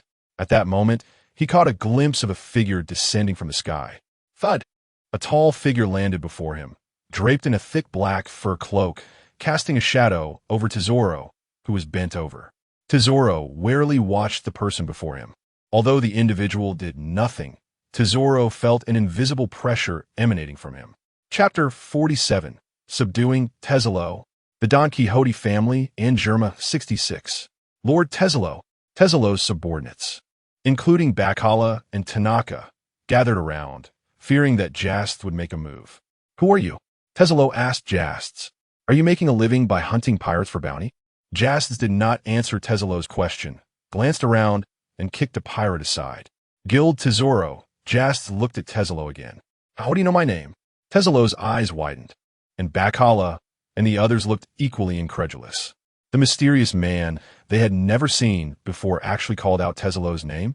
Tesoro had no fame at all. No need to ask these trivial things, Tesoro. I'll give you a chance to become rich and take revenge on the celestial dragons. Do you want it? Justas said to Tesoro with a smile. Tesoro gritted his teeth and remained silent, staring intensely at Justas, increasingly wary of this man before him. Based on what Justas just said, he definitely knew about Tesoro's past. My name is Monkey D. Justas. I was once a rear admiral in the Navy, and now I'm the leader of the Dawn Guild, Justas said slowly, holding a cigar with his hands in his pockets. What? The leader of the Dawn Guild? Fistmaster Justas? Tesoro never expected that while hunting a pirate at sea, he would encounter such a big shot. And this big shot actually knew him and was aware of his past. It seems you know me. Then you must know that I have killed celestial dragons. My Dawn Guild will not stand with the world government. So what do you say, Tesoro? Join the Dawn Guild. I can give you wealth and power. Justas extended his hand towards Tesoro. Tesoro looked at Justas' outstretched hand, feeling a great inner struggle. He knew that if he joined the Dawn Guild, Justas could indeed provide him with wealth and power. But did he really want to live under someone else's roof? Why did Justas specifically seek him out? Come on, Tesoro. Bring your companions along. My ship is lacking a musician. Tesoro trembled at these words. Justas' statement struck deep into his heart. He had loved singing since he was young, dreaming of becoming a big star in the future. But his family was poor, so poor that he was ostracized by others. And he longed for the entertainment performances he saw outside the venues as a child. His father was a gambler, and the already impoverished family was unable to make ends meet, and later his father died from illness. Tesoro's mother also hated his singing and eventually left him. Later, Tesoro suffered a major defeat at the casino and was captured by human traffickers. After escaping, he met a woman named Stella in the human trafficking market, who loved his singing. Tesoro later fell in love with Stella and decided to earn money to redeem her. But fate played another joke on Tesoro. Just when he managed to gather enough money to free Stella, she was bought by a celestial dragon, and Tesoro, wanting to take action against the celestial dragon, was also captured and taken to Mariehua as a slave. When Fisher Tiger climbed the red line to free the slaves, Tesoro escaped. But Stella died at the hands of the celestial dragons. Remembering the time spent with Stella, tears flowed uncontrollably from the corners of Tesoro's eyes. I will join the Dawn Guild. I am willing to be your ship's musician. Please let me become stronger. Leader, Tesoro cried out as he knelt before Justas, his head banging hard on the deck. Seeing Tesoro kneel, His subordinates quickly followed suit. A slight smile formed on Justas' lips. "Get up. We don't do kneeling here." Justas raised his hand to let them stand. At this moment, the Tontada ship also stopped beside the pirate ship. "All of you, come aboard with me and embrace your new life." "Leader, our things are still on the ship." Tesla wiped away his tears and looked at Justas. "Go get them," Justas said, throwing the cigar butt on the deck. Subduing Tesla was indeed an unexpected joy. Tesla was currently the most compatible person for the gold fruit. The timing was also very good. If Tesla had already obtained the gold fruit, he definitely would not submit to Justas. And now Tesla's strength was not strong, and his influence had not developed, making him in need of help. What Justas said earlier had struck directly at Tesla's heart. When Justas later hands the gold fruit to Tesla will surely be grateful to Justas. However, the whereabouts of the gold fruit are still unknown. Justas speculated it was in the North Sea, otherwise it wouldn't have fallen into Doflamingo's hands. If Justas could find the gold fruit this year, that would be best. If not, he would have to wait until next year to snatch it from Doflamingo. Currently, the gold fruit should not have fallen into Doflamingo's hands, but Justas was uncertain. Tesla and his group retrieved their belongings and came before Justas. They looked back reluctantly at the small ship, which, although small, they had spent a lot of money to purchase. "Stop looking. What you will gain here will far exceed what you are losing now." "Yes, leader." Tesla and the others followed Justas aboard the Tontada ship. There were 7 of them in total: Tesla, Bakala, Tanaka, and 2 burly men, as well as 2 men of normal build. Arrange dormitories for them. Justas instructed a member. The member then led Tesla and the others into the ship's cabin. "Justas, this guy seems unremarkable. Do you have high hopes for him?" Tina walked up to Justas and asked.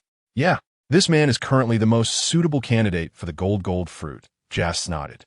In the theatrical version of Golden City, Tesla's gold fruit had already awakened, and his armament hockey was also used quite well. Now, if he intensifies his training in the 2-color hockey, it will allow him to go further. You picked a user of the gold fruit ability without even a hint of its whereabouts. You'll find it sooner or later, Justas said with a smile. Lighting a cigar, Justas contemplated whether to send some people to the North Sea. One was to search for the gold fruit, and the other was to accelerate the process of unifying the underground world in the North Sea. The 2 major powers in the North Sea underground world were the Don Quixote family, led by Doflamingo, and Germa 66, led by Vinsmoke Judge. Among them, Germa 60 SIXS combat power is mainly based on technology. There are other small and large forces, but they are always overshadowed by these 2 giants. Justas decided to personally take action only against the Don Quixote family and Germa 66, leaving everything else to his subordinates. Now the Dawn Guild is also a large force. There is no need for Justas to handle everything personally. Chapter 48, Entering the North Sea. The joining of Jades. Mariehua, between powers. The 5 elders gathered here, their expressions serious. Jades has entered the North Sea, seemingly intending to continue expanding the Dawn Guild in this region. Saint Satan, leaning on his cane, looked at the others and spoke. Isn't it enough to control the underworld of the West Sea? Why bother with him wanting to expand further? Saint Vacheli snorted coldly. They had already known about Jades being in the West Sea and establishing the Dawn Guild before Morgan's. But they deemed it unnecessary to expend energy to capture Jades just because he was a celestial dragon, so they did not take action against him. However, they did not expect that Jades had unified the underworld of the West Sea, and his rule was very solid. After some discussion, they decided to stop targeting Jades. After all, if he retaliated in the West Sea, it would pose some trouble for the world government. But now Jades had actually ventured into the North Sea. Was he trying to dominate the world? The world government could not allow such a thing to happen. Let's teach him a lesson. Isn't his guild supposed to be protecting those non-member countries in the West Sea? Let the member countries of the West Sea attack these countries. And I want to see how long the Dawn Guild's forces can hold out, suggested Saint Mass. This proposal is good. Saint Satan's eyes lit up.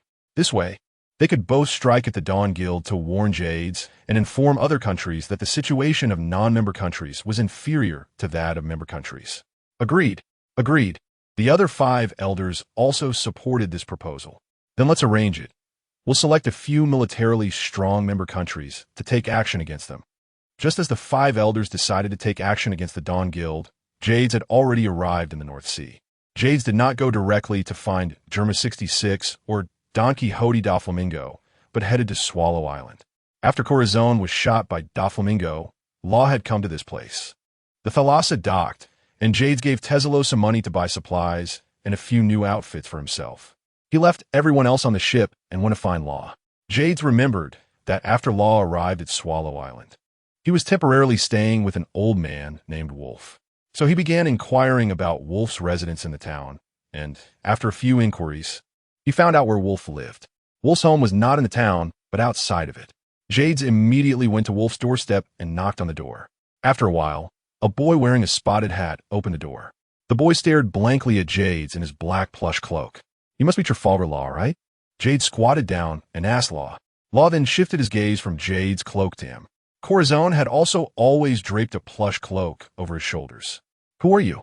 Law looked at Jades warily. "How'd he know his name?" "I am Monkey D. Jades, Law, and I have come specifically for you." Jade stood up. Law tilted his head slightly. He felt like he had seen that name somewhere before. "Jades, who is that?" At that moment, an old man walked out of the room. He should be the Wolf who took Law in. "You're Old Man Wolf, right?" Jades looked at Wolf. "I am. Who are you?" Wolf adjusted his glasses on the bridge of his nose, squinting to examine Jades. He didn't think he knew such a young man. "I am Jades, the president of the Dawn Guild," Jades stated. It was then that Law suddenly remembered why he felt like he had seen that name before. Before he left the Don Quixote family, Doflamingo had once discussed this name with the family while reading the newspaper. Law had also seen reports about Jades. Why would the president of the Dawn Guild come to find me, an old man half buried in the ground?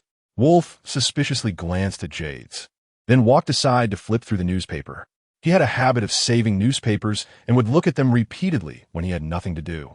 Sometimes they could be useful for other purposes. Wolf found a newspaper, looked at the wanted notice on it, and compared it with Jades. You really are the Fistmaster, Jades." Wolf's glasses almost fell off. "Yes, I have come specifically for Law." Jades did not hide his purpose. "For Law." Wolf became nervous. He knew Law's secret. With the Op no Mi, Law could perform the immortality surgery for others, granting them eternal life. Could it be that Jades came for this? A guild leader from the West Sea came all the way to the North Sea to find Child. Wolf believed that Jades must know about Law eating the Op no Mi. Law thought the same. "You want me to perform the immortality surgery for you, right?" Law directly asked Jades. "Ha ha." Jades laughed heartily upon hearing Law's words. "Law, immortality is indeed very tempting, but it is not necessary for the user of the surgery fruit to perform the immortality surgery. There are other ways to achieve immortality." Jades placed his hand on Law's head, and Law tried to break free, but couldn't. Pure gold can also grant immortality. That little girl has been 200 years old, but still looks like a child, indicating that pure gold can at least extend one's life for 1,000 years. Other methods? Both Law and Wolf were stunned. They had no idea about this. "Your value is far more than just the immortality surgery, Law." Jades looked down at Law. "My value? Law, I ask you, do you want revenge on Doflamingo?" Jade squatted down, staring into Law's eyes. Hearing Jade's words, Law's body trembled immediately. "I can give you the power for revenge. Join the Dawn Guild, and I will help you get your revenge." Law did not speak, but turned to look at Wolf. His eyes filled with longing. Wolf sighed, but still nodded to Law. "I will join." With Wolf's consent, Law spoke without hesitation. If he could get revenge on Doflamingo, even if it meant performing the immortality surgery for Jades, he would accept it. "Good. I will give you 2 options. The first is that I take down Doflamingo right now. The second is that I help you become stronger, and in the future, you will personally kill Doflamingo." Jades presented the 2 options. Law thought for a moment and looked at Jades. "Can I really kill Doflamingo with my own hands?" Law knew Doflamingo's strength and also understood that he was currently just a nobody. "I said, Law, your value is far beyond this. You have great potential. I choose the second option." Chapter 49: The Actions of the World Government. The location of the Germa Kingdom. Law joined the Dawn Guild, but he requested to bring Bepo, Shachi, and Pekin along, to which Justas gladly agreed. Beepo, being a mink, becomes extremely powerful after transforming into a moon lion. Shachi and Pekan are relatively ordinary, but they are excellent swimmers and can be trained to have strong capabilities in underwater combat. Jast can also take the opportunity to recruit people in the North Sea and form a powerful underwater combat unit. Before leaving, Wolf even gifted Law his cherished submarine as a farewell gift. The submarine is small enough to fit inside the Tontata ship. In the following days, Jast took no action, just training Tizolo, Law, and the others while waiting for people to arrive from the West Sea. It's not that Jast lacked combat power. He planned to take action against Germa 66 first, but the Germa Kingdom is situated on a group of large telephone bugs, making its location not fixed. Jast currently couldn't find where the Germa Kingdom was and needed to send people to look for it. At this moment, the phone of Jast's, in his capacity as the chairman, rang. Chairman. Jast's answered the call, and Becky's voice came through the phone bug. What's the matter? Chairman. The 4 non-member countries we are responsible for security have been attacked by other countries. I have already sent more people to support these 4 countries. And my father-in-law and Green Pepper are also on their way. Becky quickly reported to Jast's. Normally, Becky wouldn't need to report such matters to Jast's. But the fact that all 4 cooperating countries were being fiercely attacked at the same time made Becky feel something was off. Good job. None of these 4 countries can be breached.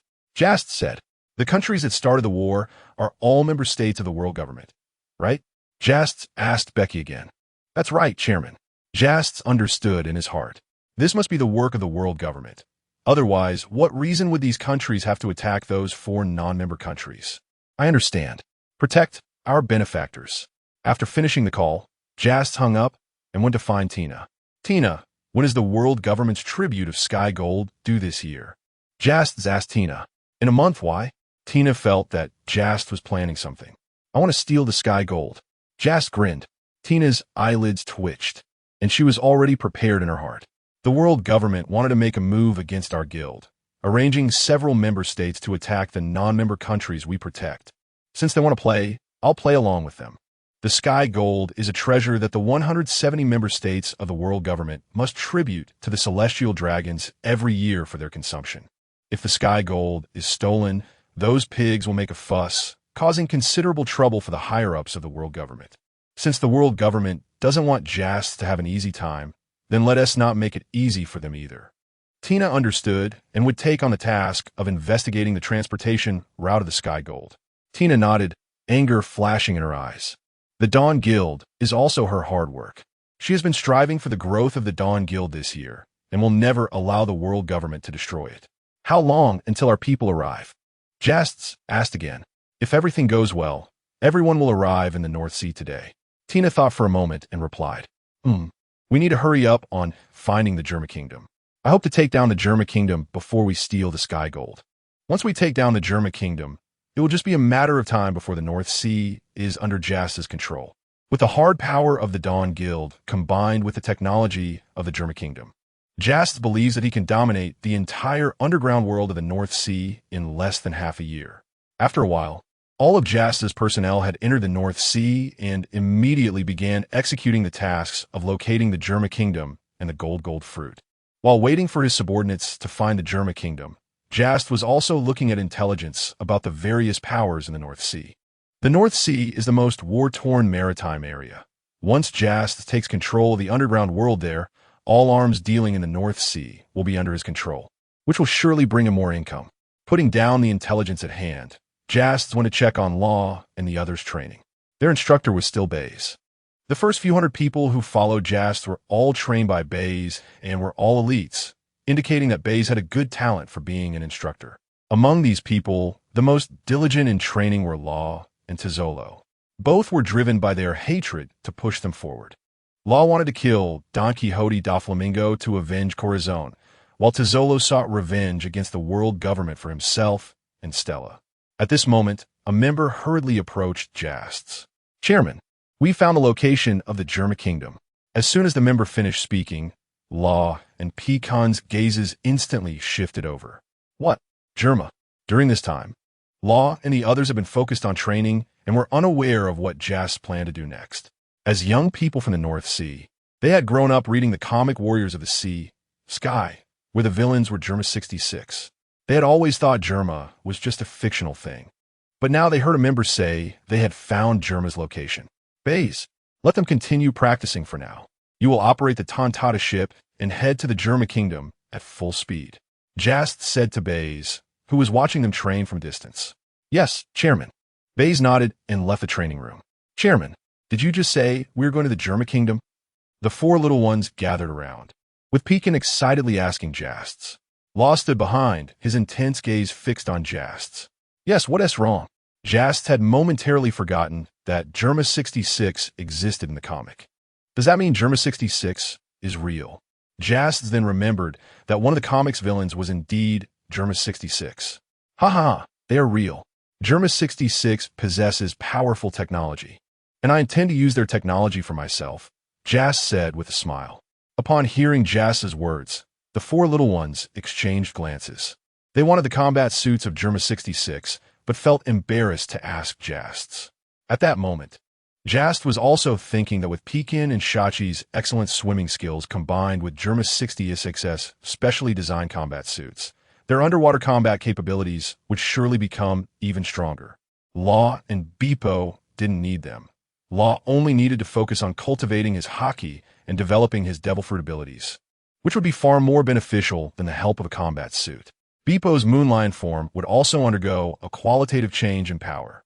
Chapter 50, Germa's Submission, a combat suit capable of underwater warfare.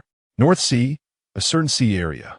Dozens of large telephone bugs are sailing on the sea, with a kingdom on their backs. The Germa Kingdom can be said to be the most unique kingdom in the world, as it is the only country without territory, carried by these large telephone bugs. When they stop sailing, these telephone bugs retract their bodies into their shells, piecing together the ground on their backs to form the Germa Kingdom. The current Germa Kingdom is in its stationary form.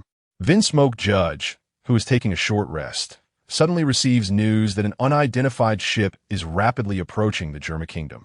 He immediately grabs his weapon, dons his gear, and heads to the city wall with his clone soldiers. That insignia, Judge looks at the flag of the Tontata. From the Dawn Guild of the West Sea? Why are they appearing in the North Sea? Judge furrows his brows. He believes that the Dawn Guild is not targeting the Germa Kingdom, as it has no fixed territory and its movements are unpredictable. They must have encountered it by chance.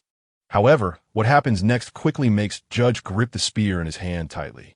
A figure on the large ship ahead rushes through the air at an incredible speed. Prepare for battle. Judge orders all the clone soldiers. In an instant, a black figure appears right in front of Judge and throws a punch.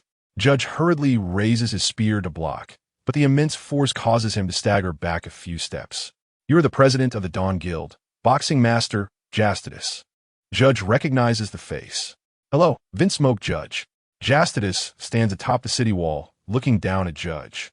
Judge's expression darkens. It seems Justas is coming for him. Boxing master, I don't believe I've provoked you, have I? Judge does not wish to fight Justas. Although Judge has once beheaded 4 kings of the North Sea, the military strength of the Germa Kingdom is also among the top in the North Sea.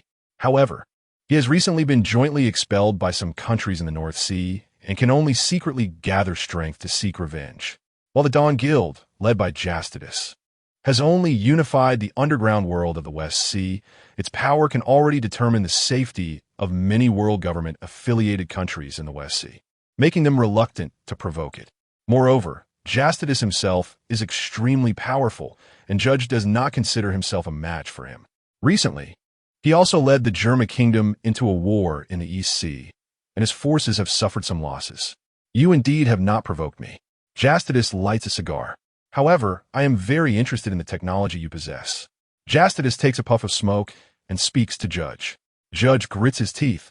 Sure enough, Justas is here for the bloodline factor technology in his hands.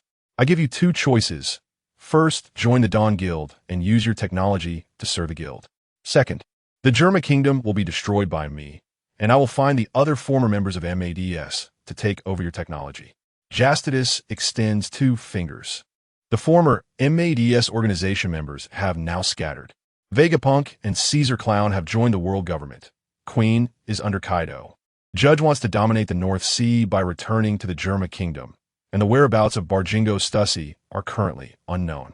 If Judge would rather see the Germa kingdom perish than serve the Dawn Guild, Justas would have to kill everyone in the Germa kingdom and then seek help from the other former MADS members with Judge's legacy. Vegapunk and Dragon are friends, so Justas might be able to make a deal through Dragon and Vegapunk. Boxing Master, I admit you are strong, but the Germa kingdom is not a lamb to be slaughtered. You want to destroy the Germa kingdom? Then let me see your abilities. Attack. With Judge's command, the clone soldiers charge recklessly towards Justas. Justas looks at the densely packed crowd, his conqueror's haki sweeping the area, causing everyone present except Judge to fall down. Judge's eyes widen as he looks at the soldiers lying around him. These soldiers combined are enough to conquer a small country, yet they were instantaneously defeated by a single glance from Justas. Even he felt an overwhelming pressure just now, making his head spin and filling him with fear. But Judge still refuses to submit. The jet propulsion device on his feet activates as he holds his spear and rushes towards Justas. Clang! Judge thrusts his spear into Justas' chest, but it produces a metallic, clanging sound. You are quite weak, Vince smote Judge. Justas remains completely unfazed, then reaches out to grab Judge's spear. How is that possible? Judge is extremely shocked. Why is Justas' skin so tough? Could it be that Justas has also been modified? Before Judge can think further, Justas' fist blocks his vision. Bang! Judge is knocked to the ground by Justas' punch. This is the gap in our strength, Judge. Justas walks up to Judge with his hands in his pockets. I will give you one last chance. Serve the Dawn Guild. What is the point of dominating the North Sea? The Dawn Guild's goal is the entire world. Join the Dawn Guild and see how vast this world is. Upon hearing Justas' words, Judge sits up and remains silent for a moment. He originally thought that wanting to dominate the North Sea was ambitious enough, but he didn't expect someone whose goal is to dominate the world to appear. I will join the Dawn Guild. Judge ultimately chooses to submit. He now truly understands that Justas has the power to destroy the Germa kingdom. The technology he is proud of is simply insignificant in front of Justas' strength. You clearly already possess such strong power. Why are you still interested in my technology? Judge asks the question that has been troubling him. If everything has to be done by me, then what is the point of me establishing the Dawn Guild? What I need to do? Judge asks again. Train clone soldiers for the guild and create a technological army for the guild. After unifying the underground world of the North Sea, you'll manage the entire underground world of the North Sea for me. All right. Judge agrees. Justas takes out a B-rank membership badge and flicks it to Judge, who reaches out to catch it. This is the badge that represents your identity. Justas then informs Judge about the ranking system of the Dawn Guild. You just need to stay in the Germa kingdom, research a combat suit that can be used underwater, and make 100 sets after the research is complete.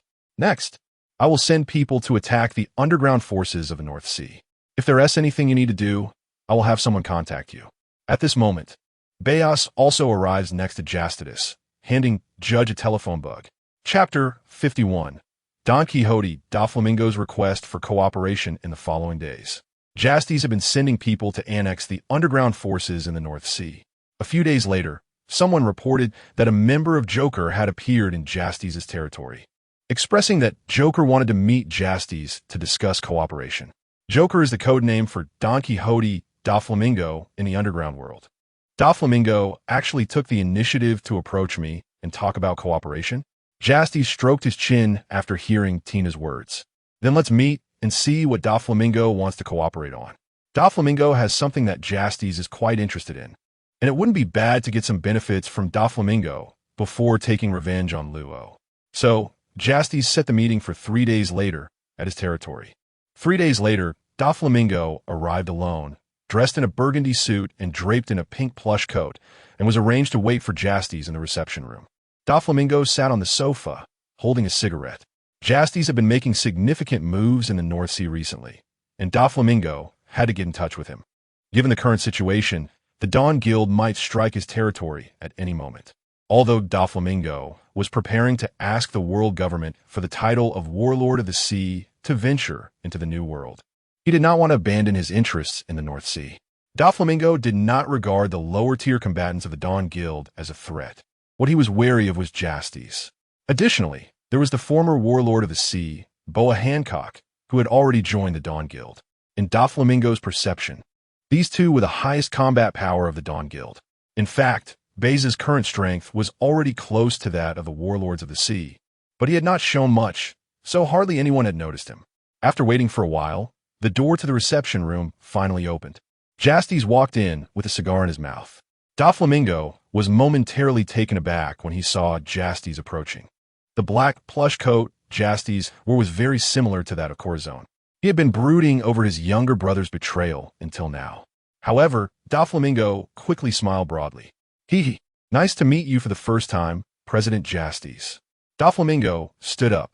Doflamingo now looked quite proper, unlike his later outfit of a white shirt, tight pants, and loafers. He probably didn't change clothes due to the weather in the North Sea. I know you, Don Quixote Doflamingo, said Justas, sitting opposite Doflamingo. Please have a seat. Doflamingo then sat down, a flicker of displeasure passing through his eyes.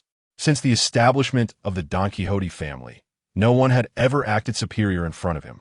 Let's talk, Joker. What kind of cooperation do you want to discuss with me? Justas crossed his legs and leaned back on the sofa, looking at Doflamingo. Hee, President Justas. You ruled the underground world of the West Sea in just 1 year. I assume you came to the North Sea to incorporate its underground world as well. Doflamingo smiled at Justas. Justas did not respond, simply smoking and looking at Doflamingo, signaling him to continue. I am very familiar with the North Sea, and my influence is currently the largest in its underground world, Doflamingo continued. Hee, President Justas, my idea is that we cooperate to take over the North Sea underground world. With my help, President Justas will be able to unify the North Sea underground world in the shortest time possible. At that time, I will not interfere with the management of the Dawn Guild and will only take a share of the profits. Moreover, President Justas, the benefits from the Four Seas are actually not substantial. Venturing into the first half of the Grand Line in the New World can earn much more money. How about we go to the New World together then? After Doflamingo finished speaking, his eyes behind the sunglasses looked at Justas, waiting for his response. Doflamingo, I'm not interested in the cooperation you mentioned, Justas said as he precisely flicked the cigarette but into the ashtray, looking at Doflamingo. He didn't need Doflamingo's involvement in unifying the North Sea. Did he want to get shared too? However, I am quite interested in other things you have. Justas changed the subject. Oh, what does President Justas want? Doflamingo was unsure what he had that would interest Justas. The secret of the celestial dragons. Name your price. Hearing Justas' words, Doflamingo's smile froze. He had done so much without being directly targeted by the world government because he held the secret of the celestial dragons. The world government was afraid he would leak it and was not confident they could eliminate him in one go. If he revealed the secret, it would be a leak, and the world government would likely stop at nothing to eliminate him, which was not what Doflamingo wanted to see. Moreover, how could Justas know that he was once a celestial dragon? Hey, President Justas, that's not a funny joke. Doflamingo stopped dwelling on why Justas knew he was once a celestial dragon and spoke to Justas. Justas' expression did not change, and Doflamingo's refusal to trade was within his expectations. Since this isn't something you want to trade, then sell me the Gomu no Mi, Doflamingo. Justas was unsure if Doflamingo had obtained the Gomu no Mi. He was testing him. Gomu no Mi? Doflamingo paused. President Justas, your intelligence network must be faulty. I do have a devil fruit here, but it's not the Gomu no Mi. If President Justas is interested, I can sell the devil fruit I have to you. Doflamingo continued. What kind of devil fruit? I don't know. If President Justas is interested, I can sell it for 90 million berries. Generally, a devil fruit whose specifics are unknown has a market price of 100 million berries, and it would go even higher at auction. Selling it to Justas for 90 million berries does show some sincerity. However, Doflamingo didn't lack this little money, and neither did Justas. All right, now, 100 million is just a drop in the bucket for Justas, and it's a good deal to buy a devil fruit. I'll send someone to deliver it to President Justas later. Chapter 52, Deal Reached. Walton's Challenge. Also, since President Justas is not interested in my previous cooperation proposal, How about I sell my territory and industries to President Justas at a low price before I leave the North Sea? You won't have to lift a finger. Just a small amount of money will do, and I'll package everything for you. Factories, trading channels, and staff. Doflamingo proposed another deal. Since Justas didn't want to cooperate with him and aimed to unify the underground world of the North Sea, Doflamingo thought it better to sell to Justas in advance since he wouldn't be in the North Sea to defend his territory. What price do you want? 7 billion berries. My industries have significant annual profits. It's definitely worth that price. Doflamingo didn't dare to ask for more. He was afraid that if he raised the price, Justas might think it better to just attack him instead of trading. In that case, Doflamingo wouldn't even make 7 billion. All right, then you won't need to send anyone to deliver the devil fruit. I'll come to your territory to take over the industries and bring the money to you then. Justas readily agreed to the deal. The price of 7 billion for so much territory from Doflamingo was quite worthwhile and saved Justas a lot of trouble. Pleasure doing business. President Justas. I'll be waiting for your arrival. After that, Doflamingo and Justas shook hands and left the meeting room. Once outside, Doflamingo's smile disappeared. Although the deal seemed pleasant, he actually lost quite a bit. If his industries were consistently profitable in the North Sea, the profits would far exceed 7 billion berries. But there was no other choice.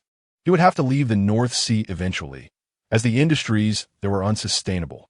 Moreover, Justas somehow knew that he was once a celestial dragon.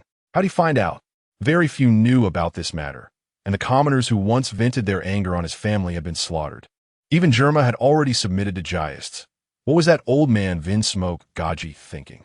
Recently, Gaji had also sent troops to seize some territory for the Dawn Guild, and Doflamingo learned of this. The Goma fruit. Justas is very interested in this devil fruit. Doflamingo returned to his ship and took out a din mushi to make a call. Toripole, send someone to look for the Goma fruit. Doflamingo instructed Toripole. Since Justas wanted this devil fruit, Doflamingo didn't want to fulfill his wish. Just wait, Justas.